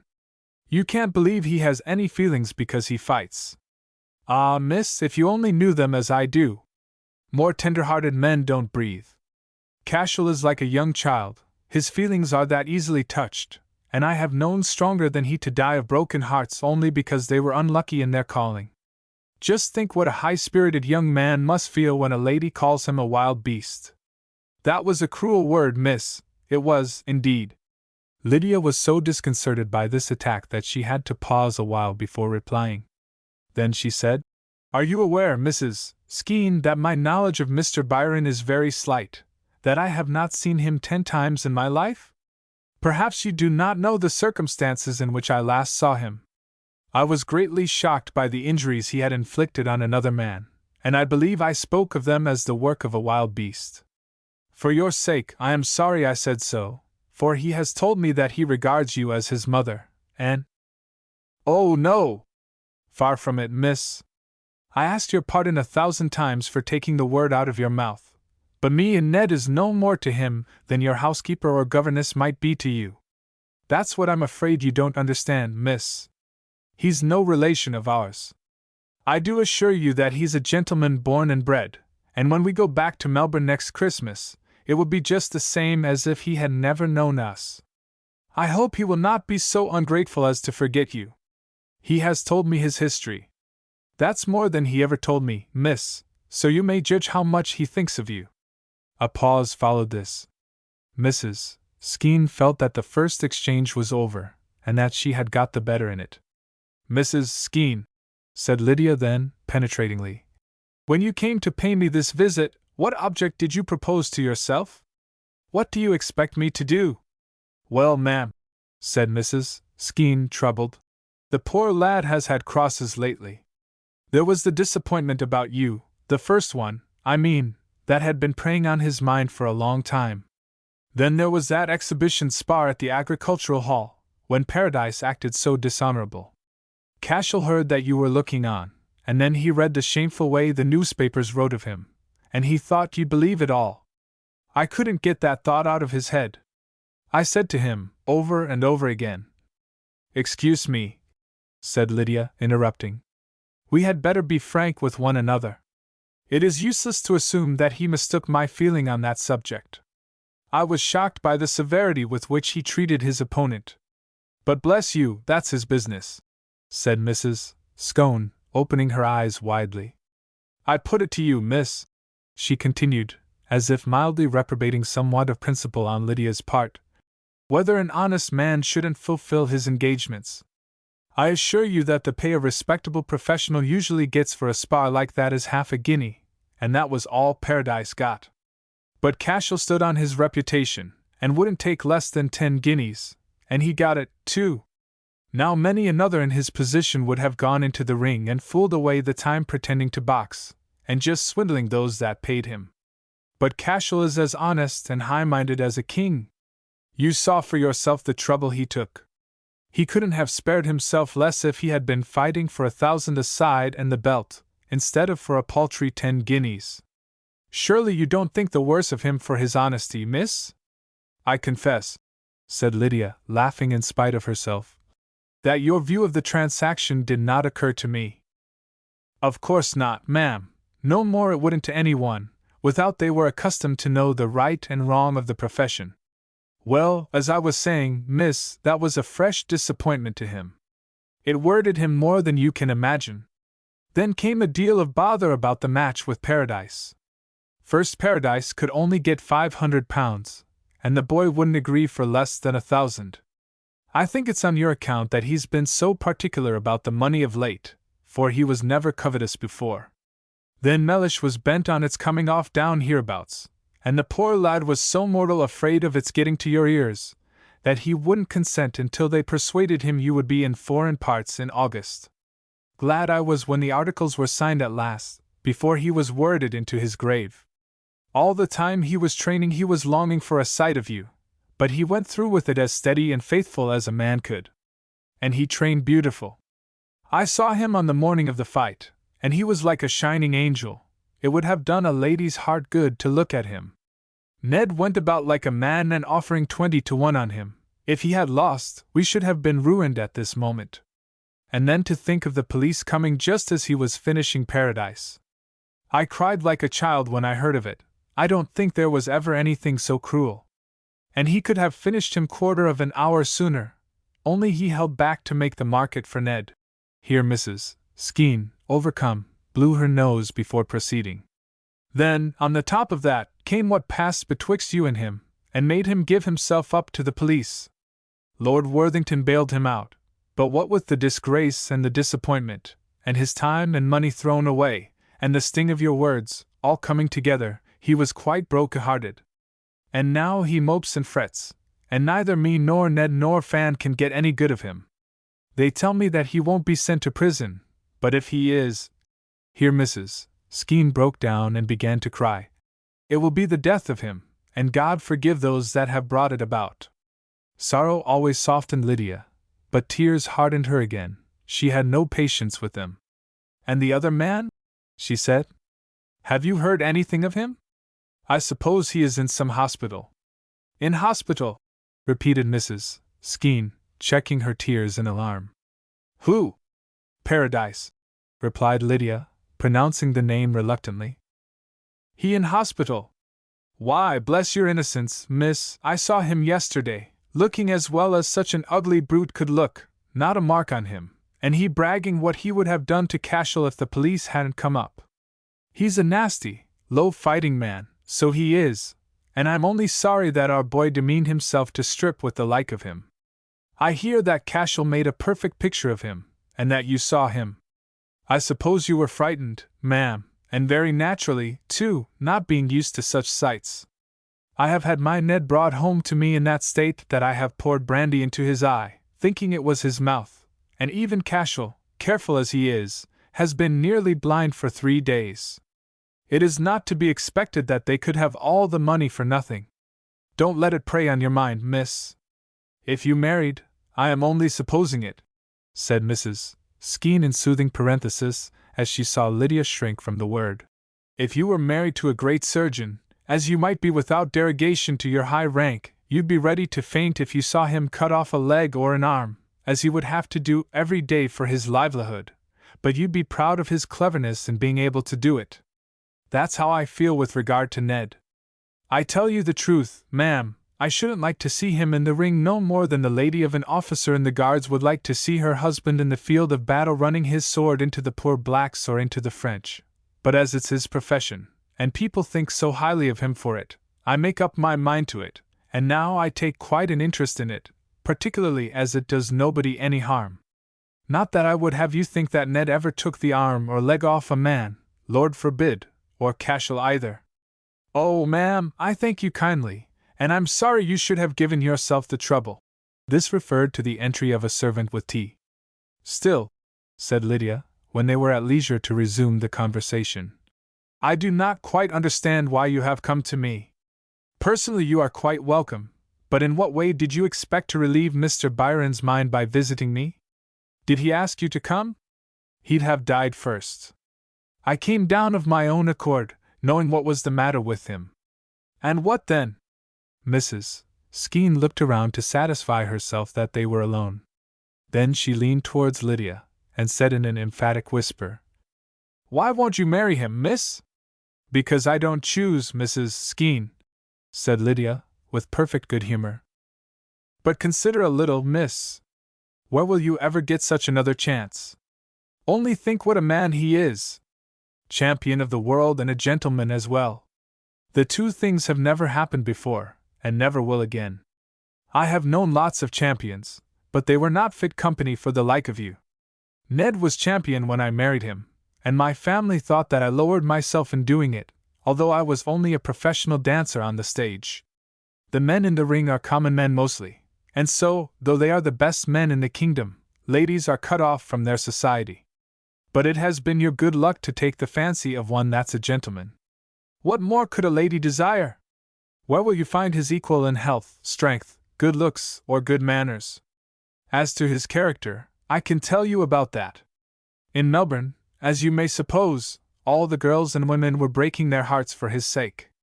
I declare to you that I used to have 2 or 3 of them in every evening merely to look at him, and he, poor innocent lad, taking no more notice of them than if they were cabbages.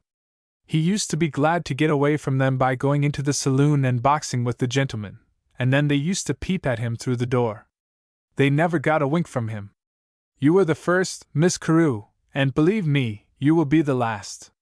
If there had ever been another he couldn't have kept it from me, because his disposition is as open as a child's. And his honesty is beyond everything you can imagine.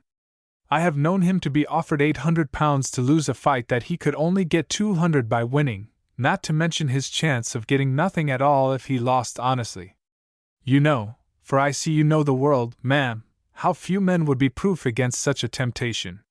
There are men high up in their profession, so high that you'd as soon suspect the Queen on her throne of selling her country's battles as them, that fight cross on the sly when it's made worth their while. My Ned is no low prize fighter, as is well known, but when he let himself be beat by that little Killarney Primrose, and went out and bought a horse and trap next day, what could I think? There, ma'am, I tell you that of my own husband, and I tell you that Cashel never was beaten, although times out of mind it would have paid him better to lose than to win, along of those wicked betting men. Not an angry word have I ever had from him, nor the sign of liquor have I ever seen on him, except once on Ned's birthday, and then nothing but fun came out of him in his cups, when the truth comes out of all men. Oh, do just think how happy you ought to be, miss, if you would only bring yourself to look at it in the proper light. A gentleman born and bred, champion of the world, sober, honest, spotless as the unborn babe, able to take his own part and yours in any society, and mad in love with you. He thinks you an angel from heaven, and so I am sure you are, miss, in your heart. I do assure you that my fan gets quite put out because she thinks he draws comparisons to her disadvantage. I don't think you can be so hard to please as to refuse him, miss. Lydia leaned back in her chair and looked at Mrs. Skene with a curious expression which soon brightened into an irrepressible smile. Mrs. Skene smiled very slightly in complaisance, but conveyed by her serious brow that what she had said was no laughing matter. I must take some time to consider all that you have so eloquently urged, said Lydia. I am in earnest, Mrs. Skene. You have produced a great effect upon me. Now let us talk of something else for the present. Your daughter is quite well, I hope. Thank you kindly, ma'am, she enjoys her health. And you also? I am as well as can be expected, said Mrs. Skene, too fond of commiseration to admit that she was perfectly well.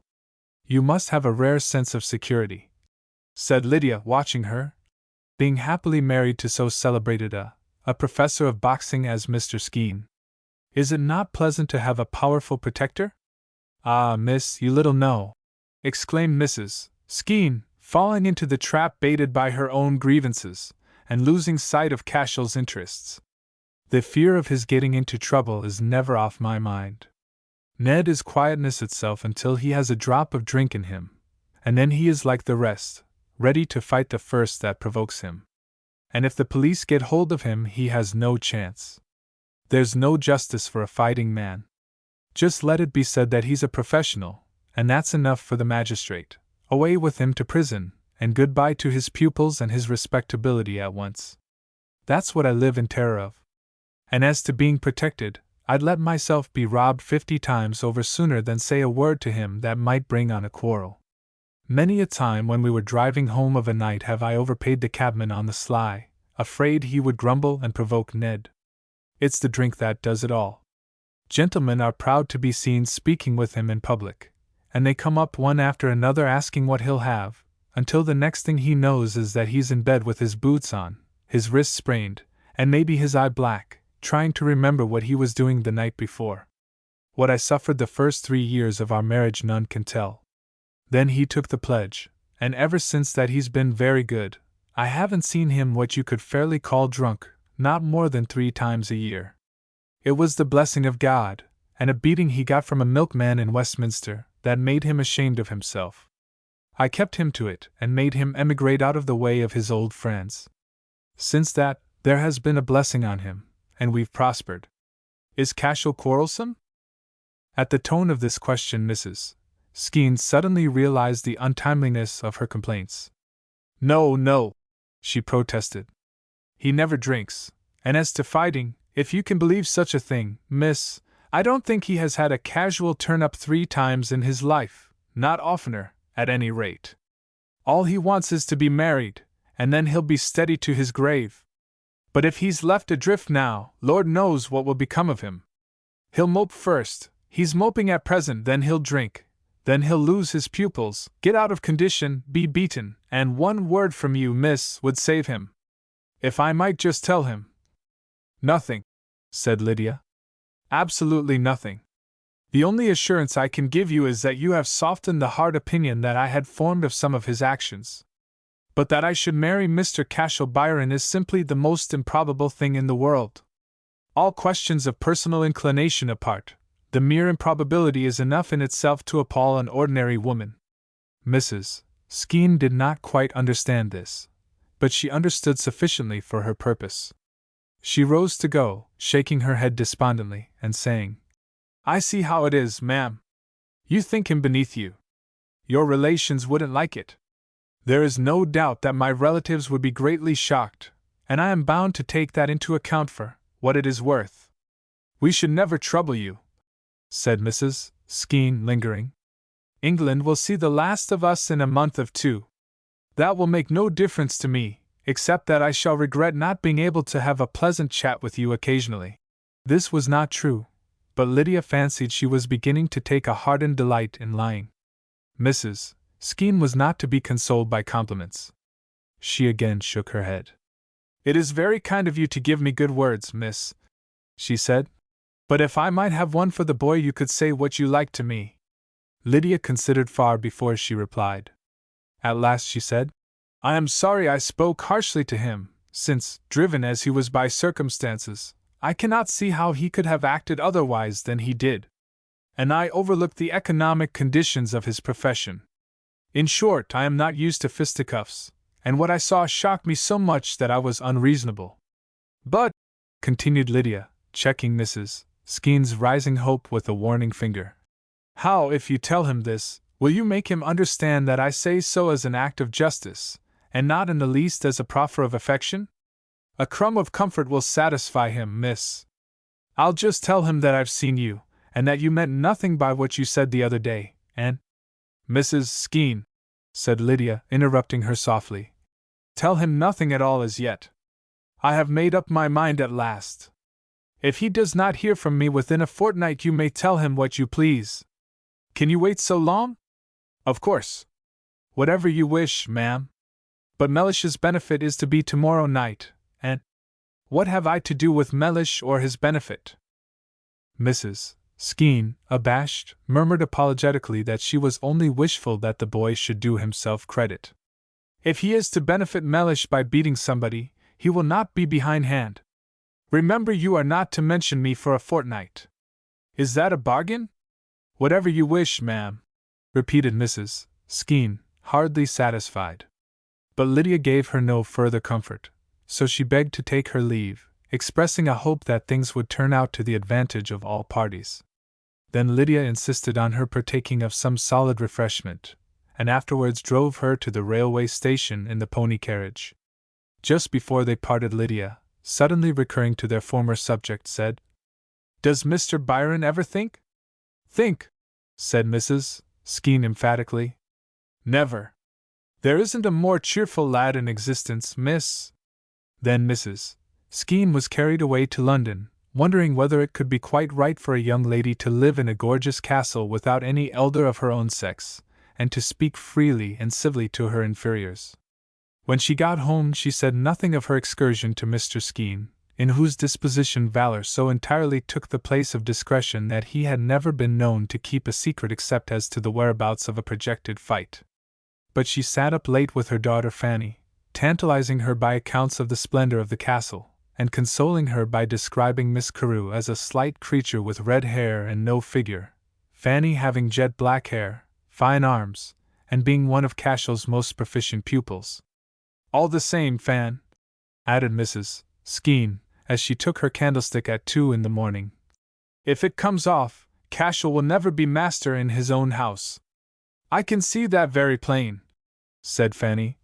But if respectable professional people are not good enough for him, he will have only himself to thank if he gets himself looked down upon by empty-headed swells.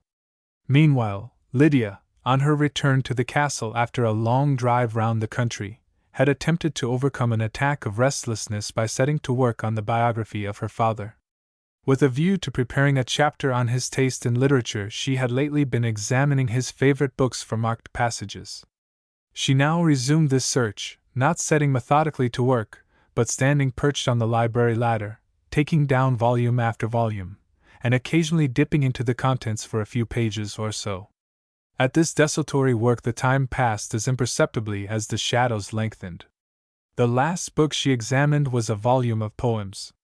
There were no marks in it, but it opened at a page which had evidently lain open often before. The first words Lydia saw were these: "What would I give for a heart of flesh to warm me through instead of this heart of stone, ice cold whatever I do, hard and cold and small, of all hearts the worst of all." Lydia hastily stepped down from the ladder, and recoiled until she reached a chair, where she sat and read and reread these lines. The failing light roused her to action. She replaced the book on the shelf, and said, as she went to the writing table, "If such a doubt as that haunted my father, it will haunt me, unless I settle what is to be my heart's business now and forever. If it be possible for a child of mine to escape this curse of autovivisection, it must inherit its immunity from its father, and not from me, from the man of emotion who never thinks, and not from the woman of introspection, who cannot help thinking. Be it so." Chapter 14. Before many days had elapsed, a letter came for Cashel as he sat taking tea with the Skene family. When he saw the handwriting, a deep red color mounted to his temples. "Oh, Lord!" said Miss Skene, who sat next him. "Let's read it." "Go to the dickens!" cried Cashel, hastily baffling her as she snatched at it. "Don't worrit him, Fan," said Mrs. Skene tenderly. "Not for the world, poor dear," said Miss Skene, putting her hand affectionately on his shoulder. "Let me just peep at the name, to see who it's from." "Do, Cashel, dear." "It's from nobody," said Cashel. "Here, get out. If you don't let me alone, I'll make it warm for you the next time you come to me for a lesson." "Very likely," said Fanny, contemptuously. "Who had the best of it today, I should like to know?" "Give him a hot un on the chin with her right as ever I see," observed Skene, with hoarse mirth. Cashel went away from the table, out of Fanny's reach, and read the letter, which ran thus: Regent's Park. Dear Mr. Cashel Byron, I am desirous that you should meet a lady friend of mine. She will be here at 3 o'clock tomorrow afternoon. You would oblige me greatly by calling on me at that hour. Yours faithfully, Lydia Carew. There was a long pause, during which there was no sound in the room except the ticking of the clock and the munching of shrimps by the ex-champion. "Good news, I hope, Cashel," said Mrs. Skene, at last, tremulously. "Blow me if I understand it," said Cashel. "Can you make it out?" And he handed the letter to his adopted mother. Skene ceased eating to see his wife read, a feat which was to him one of the wonders of science. "I think the lady she mentions must be herself," said Mrs. Skene, after some consideration. "No," said Cashel, shaking his head. "She always says what she means." "Ah," said Skene cunningly. "But she can't write it, though. That's the worst of writing, no one can never tell exactly what it means. I never signed articles yet that there weren't some misunderstanding about, and articles is the best writing that can be had anywhere. You'd better go and see what it means," said Mrs. Skene. "Right," said Skene. "Go and have it out with her, my boy. It is short, and not particularly sweet," said Fanny. She might have had the civility to put her crest at the top. "What would you give to be her?" said Cashel, derisively, catching the letter as she tossed it disdainfully to him. "If I was, I'd respect myself more than to throw myself at your head." "Hush, Fanny," said Mrs. Skene. "You're too sharp. Ned, you oughtn't to encourage her by laughing." Next day Cashel rose early, went for a walk, paid extra attention to his diet, took some exercise with the gloves, had a bath and a rub-down, and presented himself at Regent's Park at 3 o'clock in excellent condition. Expecting to see Bashville, he was surprised when the door was opened by a female servant. "Miss Carew at home?" "Yes, sir," said the girl, falling in love with him at first sight. "Mr. Byron, sir?" "That's me," said Cashel. "I say, is there any one with her?" "Only a lady, sir." "O.D.N. Well, it can't be helped. Never say die." The girl led him then to a door, opened it, and when he entered shut it softly without announcing him. The room in which he found himself was a long one, lighted from the roof. The walls were hung with pictures. At the far end, with their backs towards him, were two ladies, Lydia, and a woman whose noble carriage and elegant form would have raised hopes of beauty in a man less preoccupied than Cashel. But he, after advancing some distance with his eyes on Lydia, suddenly changed countenance, stopped, and was actually turning to fly, when the ladies, hearing his light step, faced about and rooted him to the spot. As Lydia offered him her hand, her companion, who had surveyed the visitor first with indifference, and then with incredulous surprise, exclaimed, with a burst of delighted recognition, like a child finding a long-lost plaything, "My darling boy!"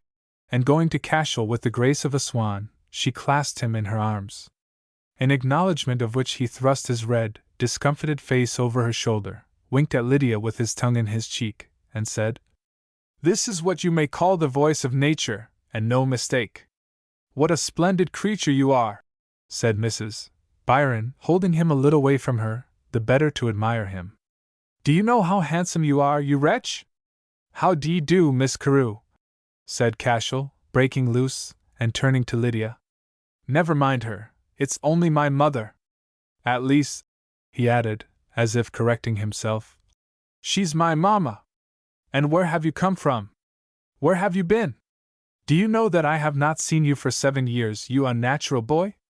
Think of his being my son, Miss Carew. Give me another kiss, my own," she continued, grasping his arm affectionately.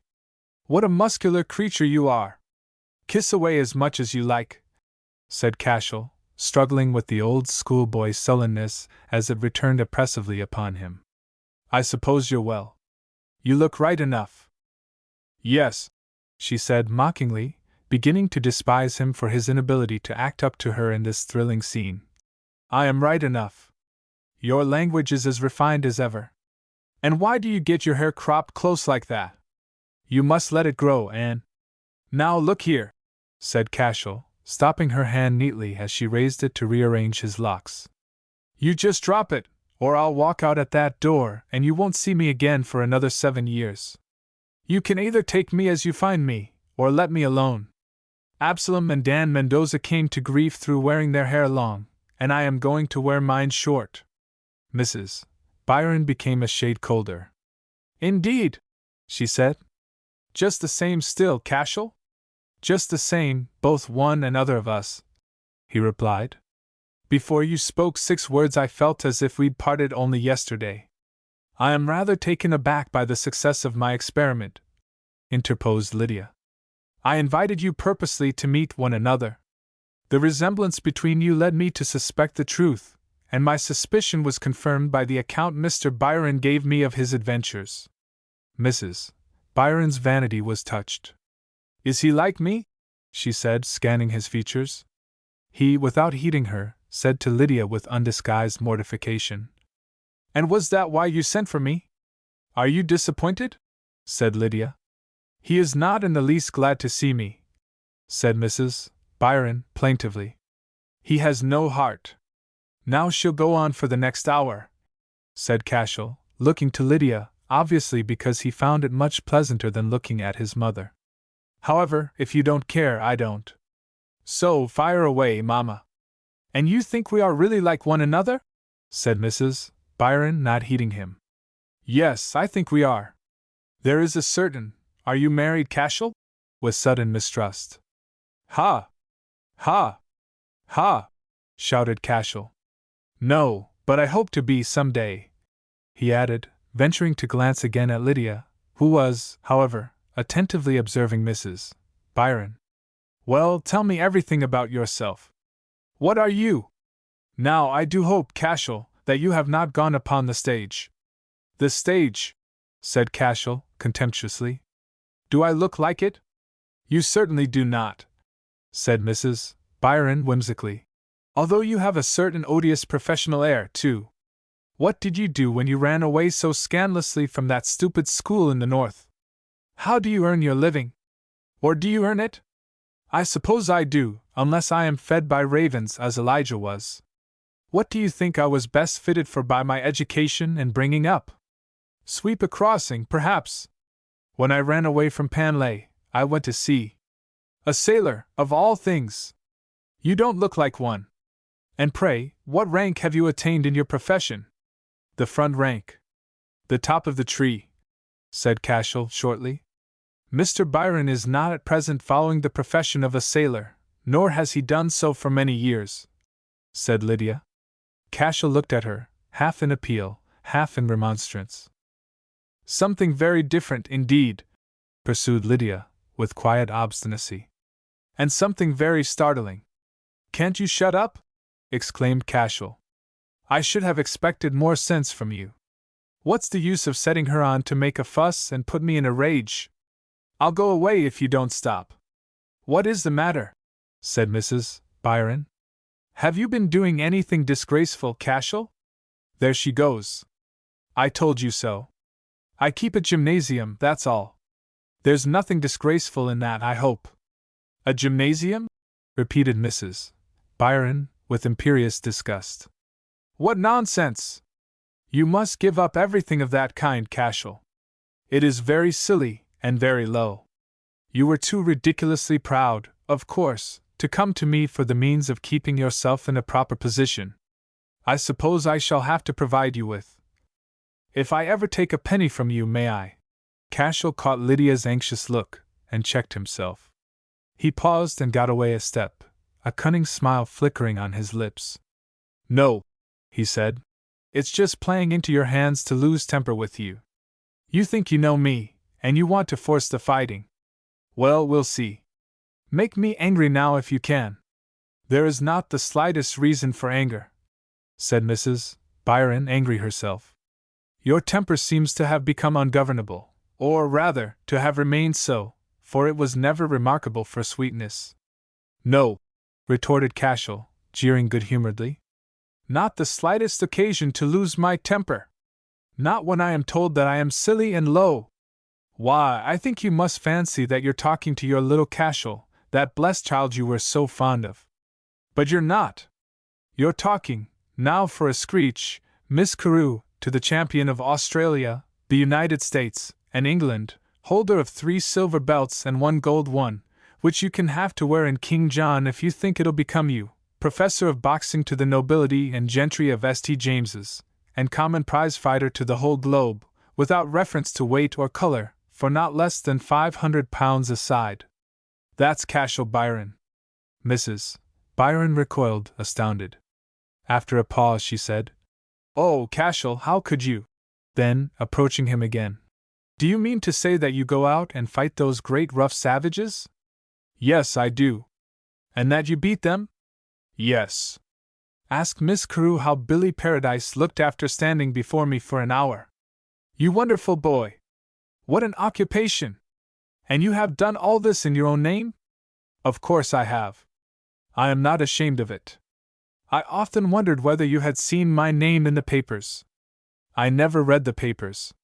But you must have heard of my return to England. Why did you not come to see me? I wasn't quite certain that you would like it, said Cashel, uneasily avoiding her eye. Hullo! He exclaimed, as he attempted to refresh himself by another look at Lydia. She's given us the slip. She is quite right to leave us alone together under the circumstances. And now tell me why my precious boy should doubt that his own mother wished to see him. I don't know why he should, said Cashel, with melancholy submission to her affection. But he did. How insensible you are! Did you not know that you were always my cherished darling, my only son? Cashel, who was now sitting beside her on an ottoman, groaned and moved restlessly, but said nothing. Are you glad to see me? Yes, said Cashel, dismally. I suppose I am. Aye, by jingo, he cried, with sudden animation. Perhaps you can give me a lift here. I never thought of that. I say, Mama, I am in great trouble at present, and I think you can help me if you will. Mrs. Byron looked at him satirically. But she said soothingly, Of course I will help you, as far as I am able, my precious one. All I possess is yours. Cashel ground his feet on the floor impatiently, and then sprang up. After an interval, during which he seemed to be swallowing some indignant protest, he said, You may put your mind at rest, once and for all, on the subject of money. I don't want anything of that sort. I am glad you are so independent, Cashel. So am I. Do, pray, be more amiable. I am amiable enough, he cried desperately. Only you won't listen. My treasure, said Mrs. Byron remorsefully. What is the matter? Well, said Cashel, somewhat mollified, it is this. I want to marry Miss Carew, that's all. You marry Miss Carew? Mrs. Byron's tenderness had vanished, and her tone was shrewd and contemptuous. Do you know, you silly boy, that? I know all about it, said Cashel, determinedly. What she is, and what I am, and the rest of it. And I want to marry her, and what's more, I will marry her, if I have to break the neck of every swell in London first. So you can either help me or not, as you please, but if you won't, never call me your precious boy any more. Now! Mrs. Byron abdicated her dominion there and then forever. She sat with quite a mild expression for some time in silence. Then she said, After all, I do not see why you should not. It would be a very good match for you. Yes, but a deuced bad one for her. Really, I do not see that, Cashel. When your uncle dies, I suppose you will succeed to the Dorsetshire property. I the heir to a property? Are you in earnest? Of course. Don't you know who your people are? How could I? You never told me. Do you mean to say that I have an uncle? Old Bingley Byron? Certainly. Well, I am blowed. But I mean, supposing he is my uncle, am I his lawful heir? Yes. Walford Byron, the only other brother of your father, died years ago, while you were at Moncrief's, and he had no sons. Bingley is a bachelor. But, said Cashel cautiously, won't there be some bother about at least? My dearest child, what are you thinking or talking about? Nothing can be clearer than your title.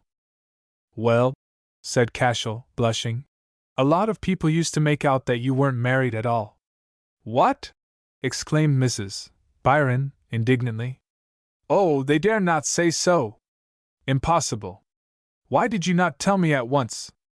I didn't think about it, said Cashel, hastily excusing himself. I was too young to care. It doesn't matter now. My father is dead, isn't he?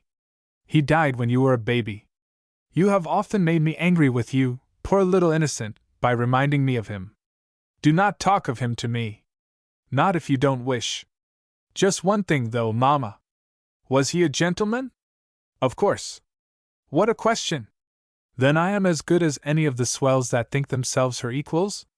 She has a cousin in the government office, a fellow who gives out that he is the Home Secretary, and most likely sits in a big chair in a hall and cheeks the public. Am I as good as he is? You are perfectly well connected by your mother's side, Cashel. The Byrons are only commoners, but even they are one of the oldest county families in England. Cashel began to show signs of excitement. How much a year are they worth? He demanded. I do not know how much they are worth now. Your father was always in difficulties, and so was his father. But Bingley is a miser. 5,000 a year, perhaps. That's an independence. That's enough. She said she couldn't expect a man to be so thunderingly rich as she is. Indeed? Then you have discussed the question with her? Cashel was about to speak, when a servant entered to say that Miss Carew was in the library, and begged that they would come to her as soon as they were quite disengaged. When the maid withdrew, he said eagerly, I wish you'd go home, Mamma, and let me catch her in the library by herself. Tell me where you live, and I'll come in the evening and tell you all about it. That is, if you have no objection. What objection could I possibly have, dearest one? Are you sure that you are not spoiling your chance by too much haste? She has no occasion to hurry, Cashel, and she knows it. I am dead certain that now is my time or never. I always know by instinct when to go in and finish. Here's your mantle. In such a hurry to get rid of your poor old mother, Cashel? Oh, bother! You're not old. You won't mind my wanting you to go for this once, will you? She smiled affectionately, put on her mantle, and turned her cheek towards him to be kissed. The unaccustomed gesture alarmed him. He retreated a step, and involuntarily assumed an attitude of self-defense, as if the problem before him were a pugilistic one. Recovering himself immediately, he kissed her, and impatiently accompanied her to the house door, which he closed softly behind her, leaving her to walk in search of her carriage alone. Then he stole upstairs to the library, where he found Lydia reading. "She's gone," he said. Lydia put down her book, looked up at him, saw what was coming, looked down again to hide a spasm of terror, and said, with a steady severity that cost her a great effort, "I hope you have not quarreled." "Lord bless you, no! We kissed one another like turtle doves. At odd moments she wheedles me into feeling fond of her in spite of myself. She went away because I asked her to." "And why do you ask my guests to go away?" "Because I wanted to be alone with you. Don't look as if you didn't understand. She's told me a whole heap of things about myself that alter our affairs completely. My birth is all right. I'm heir to a county family that came over with the Conqueror, and I shall have a decent income. I can afford to give away Waite to old Weber now." "Well," said Lydia sternly. "Well," said Cashel, unabashed. "The only use of all that to me is that I may marry if I like. No more fighting or teaching now.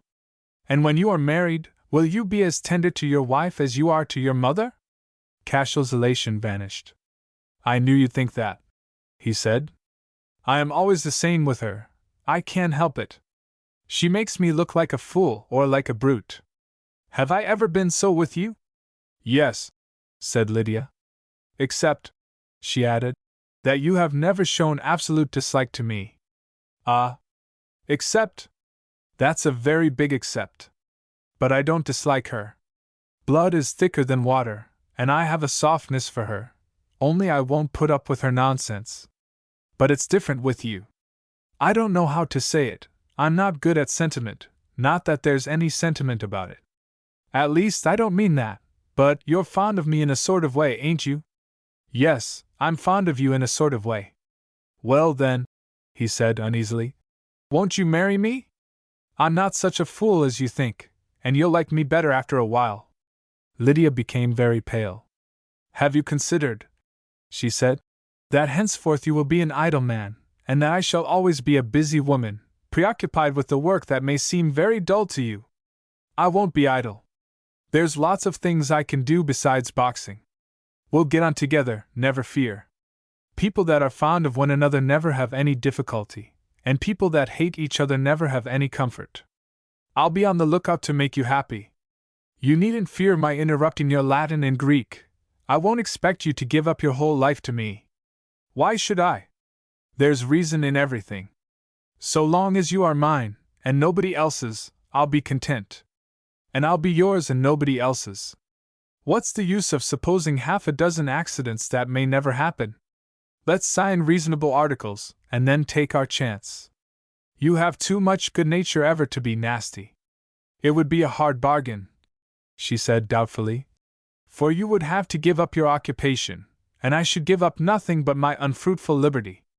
I will swear never to fight again, and you needn't swear anything. If that is not an easy bargain, I don't know what is. Easy for me, yes. But for you? Never mind me. You do whatever you like, and I'll do whatever you like. You have a conscience, so I know that whatever you like will be the best thing. I have the most science, but you have the most sense. Come!" Lydia looked around, as if for a means of escape. Cashel waited anxiously. There was a long pause.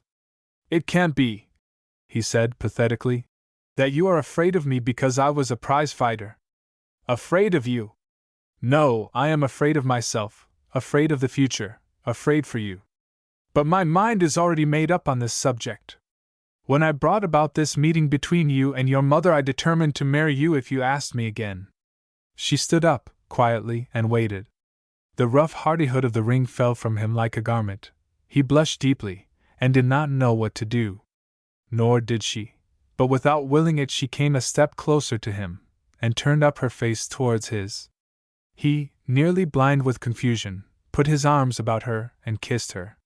Suddenly she broke loose from his arms, seized the lapels of his coat tightly in her hands, and leaned back until she nearly hung from him with all her weight. "Cashel," she said, "we are the silliest lovers in the world, I believe. We know nothing about it. Are you really fond of me?" She recovered herself immediately, and made no further demonstration of the kind.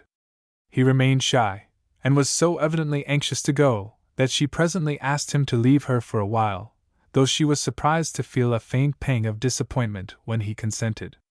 On leaving the house he hurried to the address which his mother had given him, a prodigious building in Westminster, divided into residential flats, to the 7th floor of which he ascended in a lift. As he stepped from it he saw Lucian Weber walking away from him along a corridor. Obeying a sudden impulse, he followed, and overtook him just as he was entering a room. Lucian, finding that someone was resisting his attempt to close the door, looked out, recognized Cashel, turned white, and hastily retreated into the apartment, where, getting behind a writing table, he snatched a revolver from a drawer. Cashel recoiled, amazed and frightened, with his right arm up as if to ward off a blow. "Hello!" he cried. "Drop that d thing, will you? If you don't, I'll shout for help. If you approach me, I will fire," said Lucian, excitedly. "I will teach you that your obsolete brutality is powerless against the weapons science has put into the hands of civilized men. Leave my apartments. I am not afraid of you, but I do not choose to be disturbed by your presence." "Confound your cheek," said Cashel, indignantly. "Is that the way you receive a man who comes to make a friendly call on you? Friendly now, doubtless, when you see that I am well protected." Cashel gave a long whistle. "Oh," he said, "you thought I came to pitch into you. Ha! Ha! And you call that science, to draw a pistol on a man. But you daren't fire it, and well you know it. You'd better put it up, or you may let it off without intending to. I never feel comfortable when I see a fool meddling with firearms. I came to tell you that I'm going to be married to your cousin. Ain't you glad?" Lucian's face changed. He believed, but he said obstinately, "I don't credit that statement. It is a lie." This outraged Cashel. "I tell you again," he said in a menacing tone, "that your cousin is engaged to me. Now call me a liar, and hit me in the face if you dare. Look here," he added, taking a leather case from his pocket, and extracting from it a bank note. "I'll give you that £20 note if you will hit me one blow." Lucian, sick with fury, and half paralyzed by a sensation which he would not acknowledge as fear, forced himself to come forward. Cashel thrust out his jaw invitingly, and said, with a sinister grin, "Put it in straight, governor. £20, remember?" At that moment Lucian would have given all his political and social chances for the courage and skill of a prize fighter. He could see only one way to escape the torment of Cashel's jeering and the self-reproach of a coward. He desperately clenched his fist and struck out. The blow wasted itself on space, and he stumbled forward against his adversary, who laughed uproariously, grasped his hand, clapped him on the back, and exclaimed, "Well done, my boy! I thought you were going to be mean, but you've been game, and you're welcome to the stakes. I'll tell Lydia that you have fought me for £20 and won on your merits. Ain't you proud of yourself for having had a go at the champion?" "Sir," began Lucian. But nothing coherent followed. "You just sit down for a quarter of an hour, and don't drink anything, and you'll be all right. When you recover you'll be glad you showed pluck. So, good night for the present. I know how you feel, and I'll be off. Be sure not to try to settle yourself with wine, it'll only make you worse. Ta-ta!"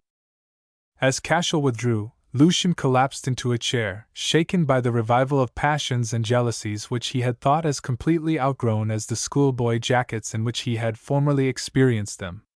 He tried to think of some justification of his anger, some better reason for it than the vulgar taunt of a bully. He told himself presently that the idea of Lydia marrying such a man had maddened him to strike.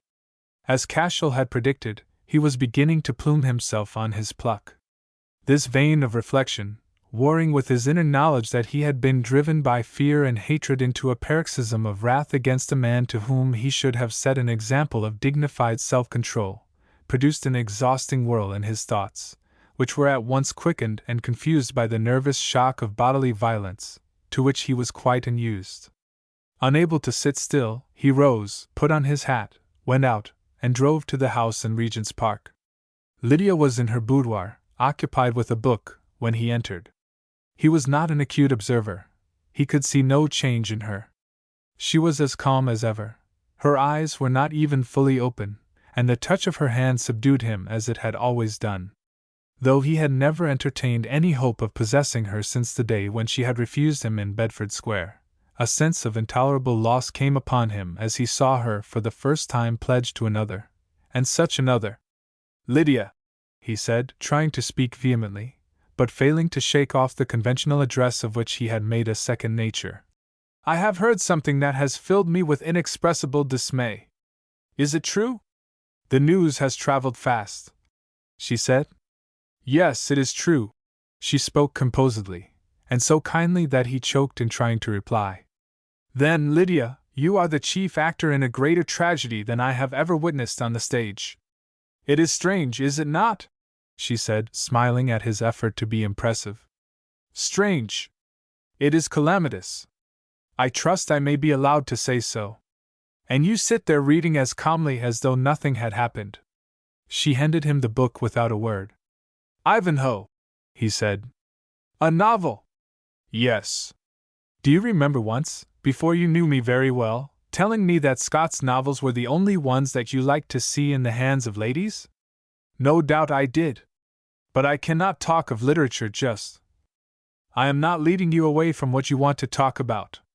I was about to tell you that I came upon Ivanhoe by chance half an hour ago, when I was searching, I confess it, for something very romantic to read. Ivanhoe was a prize fighter. The first half of the book is a description of a prize fight. I was wondering whether some romancer of the 24th century will hunt out the exploits of my husband, and present him to the world as a sort of English 19th century Cid, with all the glory of antiquity upon his deeds." Lucian made a gesture of impatience. "I have never been able to understand," he said, "how it is that a woman of your ability can habitually dwell on perverse and absurd ideas. Oh, Lydia, is this to be the end of all your great gifts and attainments?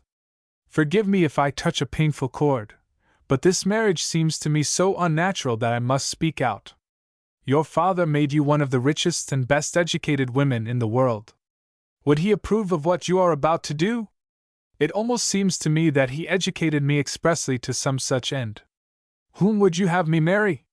Doubtless few men are worthy of you, Lydia. But this man least of all. Could you not marry a gentleman?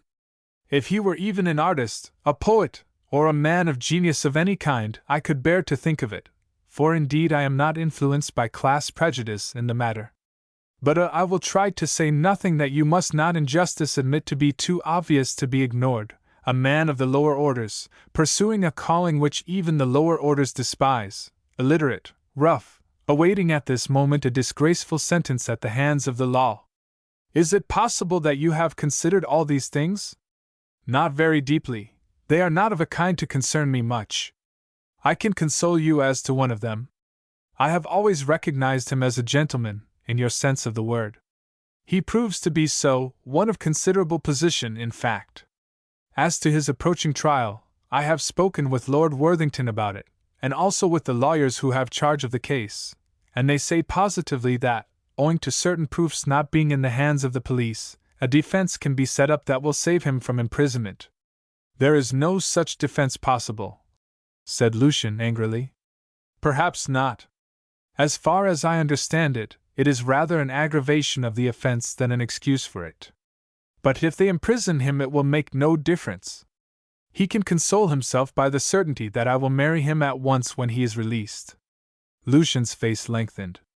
He abandoned the argument, and said blankly, "I cannot suppose that you would allow yourself to be deceived.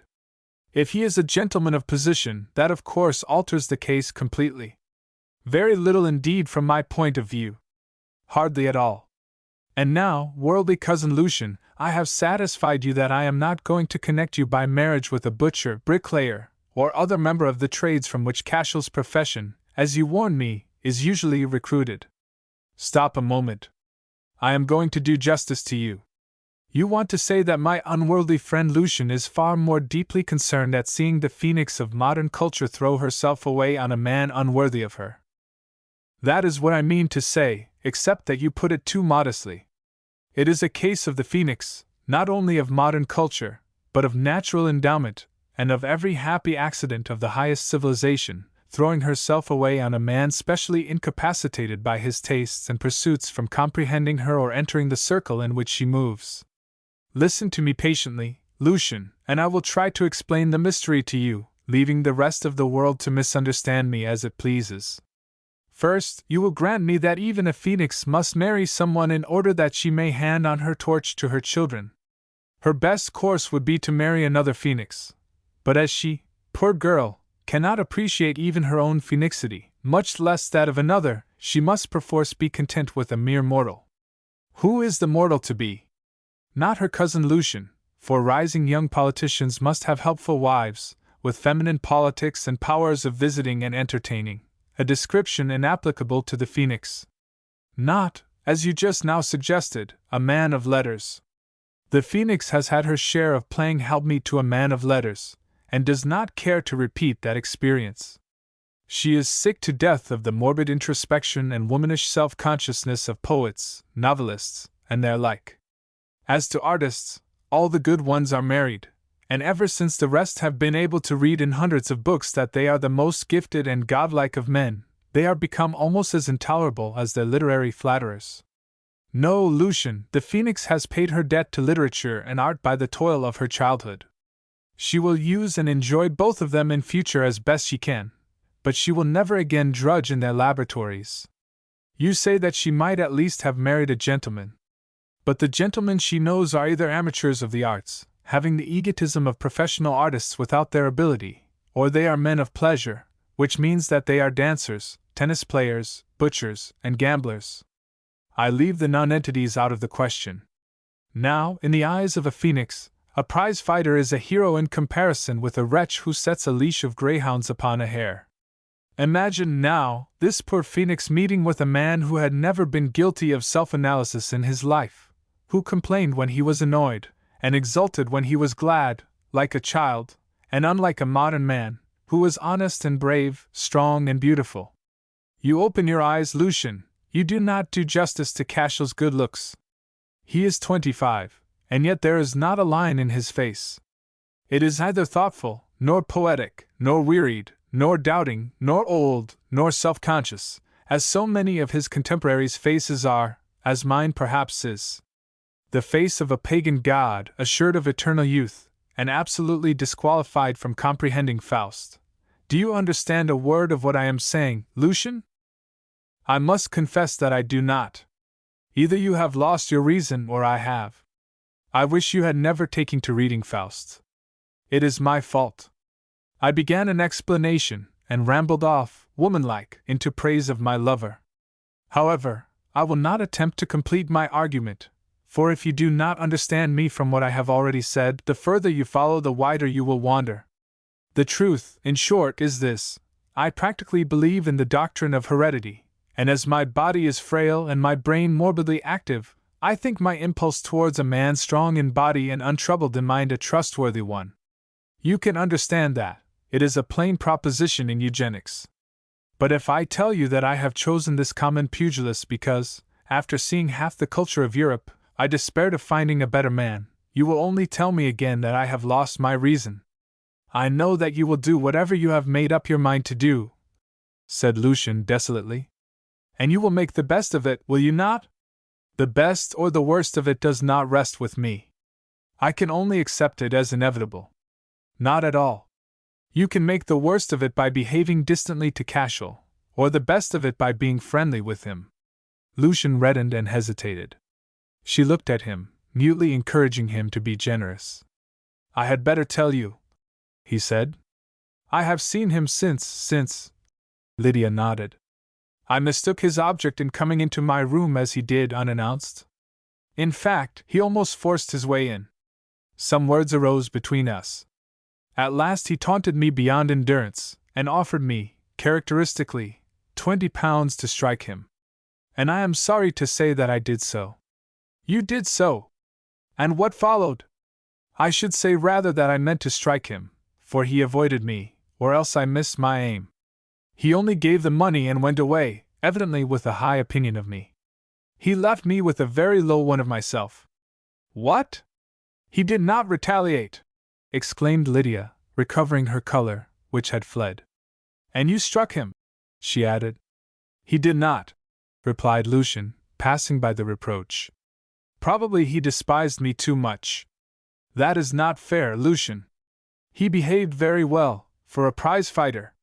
Surely you do not grudge him his superiority in the very art you condemn him for professing. I was wrong, Lydia, but I grudged him you. I know I have acted hastily, and I will apologize to him. I wish matters had fallen out otherwise. They could not have done so, and I believe you will yet acknowledge that they have arranged themselves very well. And now that the Phoenix is disposed of, I want to read you a letter I have received from Alice Gough, which throws quite a new light on her character. I have not seen her since June, and she seems to have gained 3 years' mental growth in the interim. Listen to this, for example. And so the conversation turned upon Alice. When Lucian returned to his chambers, he wrote the following note, which he posted to Cashel Byron before going to bed. Dear Sir, I beg to enclose you a banknote which you left here this evening.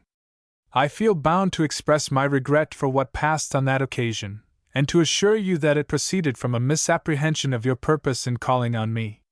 The nervous disorder into which the severe mental application and late hours of the past session have thrown me must be my excuse. I hope to have the pleasure of meeting you again soon, and offering you personally my congratulations on your approaching marriage. I am, dear Sir, yours truly, Lucian Weber. Chapter 15. In the following month Cashel Byron, William Paradise, and Robert Mellish appeared in the dock together, the first two for having been principals in a prize fight, and Mellish for having acted as bottle-holder to Paradise. These offenses were verbosely described in a long indictment which had originally included the fourth man who had been captured, but against whom the grand jury had refused to find a true bill. The prisoners pleaded not guilty. The defense was that the fight, the occurrence of which was admitted, was not a prize fight, but the outcome of an enmity which had subsisted between the two men since one of them, at a public exhibition at Islington, had attacked and bitten the other. In support of this, it was shown that Byron had occupied a house at Wiltstoken, and had lived there with Mellish, who had invited Paradise to spend a holiday with him in the country. This accounted for the presence of the 3 men at Wiltstoken on the day in question. Words had arisen between Byron and Paradise on the subject of the Islington affair, and they had at last agreed to settle the dispute in the old English fashion. They had adjourned to a field, and fought fairly and determinately until interrupted by the police, who were misled by appearances into the belief that the affair was a prize fight. Prize fighting was a brutal pastime, Cashel Byron's counsel said, but a fair, stand-up fight between 2 unarmed men, though doubtless technically a breach of the peace, had never been severely dealt with by a British jury or a British judge, and the case would be amply met by binding over the prisoners, who were now on the best of terms with one another, to keep the peace for a reasonable period. The sole evidence against this view of the case, he argued, was police evidence, and the police were naturally reluctant to admit that they had found a mare's nest. In proof that the fight had been premeditated, and was a prize fight, they alleged that it had taken place within an enclosure formed with ropes and stakes. But where were those ropes and stakes? They were not forthcoming, and he, counsel, submitted that the reason was not, as had been suggested, because they had been spirited away, for that was plainly impossible, but because they had existed only in the excited imagination of the posse of constables who had arrested the prisoners. Again, it had been urged that the prisoners were in fighting costume. But cross-examination had elicited that fighting costume meant practically no costume at all. The men had simply stripped in order that their movements might be unembarrassed. It had been proved that Paradise had been, well, in the traditional costume of Paradise, roars of laughter, until the police borrowed a blanket to put upon him. That the constables had been guilty of gross exaggeration was shown by their evidence as to the desperate injuries the combatants had inflicted upon one another. Of Paradise in particular, it had been alleged that his features were obliterated. The jury had before them in the dock the man whose features had been obliterated only a few weeks previously. If that were true, where had the prisoner obtained the unblemished lineaments which he was now, full of health and good humor, presenting to them? Renewed laughter. Paradise grinning in confusion. It was said that these terrible injuries, the traces of which had disappeared so miraculously, were inflicted by the prisoner Byron, a young gentleman tenderly nurtured, and visibly inferior in strength and hardihood to his Herculean opponent. Doubtless Byron had been emboldened by his skill in mimic combat to try conclusions, under the very different conditions of real fighting, with a man whose massive shoulders and determined cast of features ought to have convinced him that such an enterprise was nothing short of desperate. Fortunately, the police had interfered before he had suffered severely for his rashness. Yet it had been alleged that he had actually worsted Paradise in the encounter, obliterated his features. That was a fair sample of the police evidence, which was throughout consistently incredible and at variance with the dictates of common sense. Attention was then drawn to the honorable manner in which Byron had come forward and given himself up to the police the moment he became aware that they were in search of him. Paradise would, beyond a doubt, have adopted the same course had he not been arrested at once, and that, too, without the least effort at resistance on his part. That was hardly the line of conduct that would have suggested itself to two lawless prize-fighters. An attempt had been made to prejudice the prisoner Byron by the statement that he was a notorious professional bruiser. But no proof of that was forthcoming, and if the fact were really notorious there could be no difficulty in proving it. Such notoriety as Mr. Byron enjoyed was due, as appeared from the evidence of Lord Worthington and others, to his approaching marriage to a lady of distinction. Was it credible that a highly connected gentleman in this enviable position would engage in a prize fight, risking disgrace and personal disfigurement, for a sum of money that could be no object to him, or for a glory that would appear to all his friends as little better than infamy? The whole of the evidence as to the character of the prisoners went to show that they were men of unimpeachable integrity and respectability. An impression unfavorable to Paradise might have been created by the fact that he was a professional pugilist and a man of hasty temper, but it had also transpired that he had on several occasions rendered assistance to the police, thereby employing his skill and strength in the interests of law and order. As to his temper, it accounted for the quarrel which the police, knowing his profession, had mistaken for a prize fight. Mellish was a trainer of athletes, and hence the witnesses to his character were chiefly persons connected with sport, but they were not the less worthy of credence on that account. In fine, the charge would have been hard to believe even if supported by the strongest evidence. But when there was no evidence, when the police had failed to produce any of the accessories of a prize fight, when there were no ropes nor posts, no written articles, no stakes nor stakeholders, no seconds except the unfortunate man Mellish, whose mouth was closed by a law which, in defiance of the obvious interests of justice, forbade a prisoner to speak and clear himself, nothing, in fact, but the fancies of constables who had, under cross-examination, not only contradicted one another, but shown the most complete ignorance, a highly creditable ignorance, of the nature and conditions of a prize fight, then counsel would venture to say confidently that the theory of the prosecution, ingenious as it was, and ably as it had been put forward, was absolutely and utterly untenable. This, and much more argument of equal value, was delivered with relish by a comparatively young barrister, whose spirits rose as he felt the truth change and fade while he rearranged its attendant circumstances. Cashel listened for some time anxiously. He flushed and looked moody when his marriage was alluded to, but when the whole defense was unrolled, he was awestruck, and stared at his advocate as if he half feared that the earth would gape and swallow such a reckless perverter of patent facts. Even the judge smiled once or twice, and when he did so the jurymen grinned, but recovered their solemnity suddenly when the bench recollected itself and became grave again. Every one in court knew that the police were right, that there had been a prize fight, that the betting on it had been recorded in all the sporting papers for weeks beforehand, that Cashel was the most terrible fighting man of the day, and that Paradise had not dared to propose a renewal of the interrupted contest. And they listened with admiration and delight, while the advocate proved that these things were incredible and nonsensical. It remained for the judge to sweep away the defense, or to favor the prisoners by countenancing it. Fortunately for them, he was an old man, and could recall, not without regret, a time when the memory of Cribb and Molyneux was yet green. He began his summing up by telling the jury that the police had failed to prove that the fight was a prize fight. After that, the public, by indulging in roars of laughter whenever they could find a pretext for doing so without being turned out of court, showed that they had ceased to regard the trial seriously. Finally, the jury acquitted Mellish, and found Cashel and Paradise guilty of a common assault.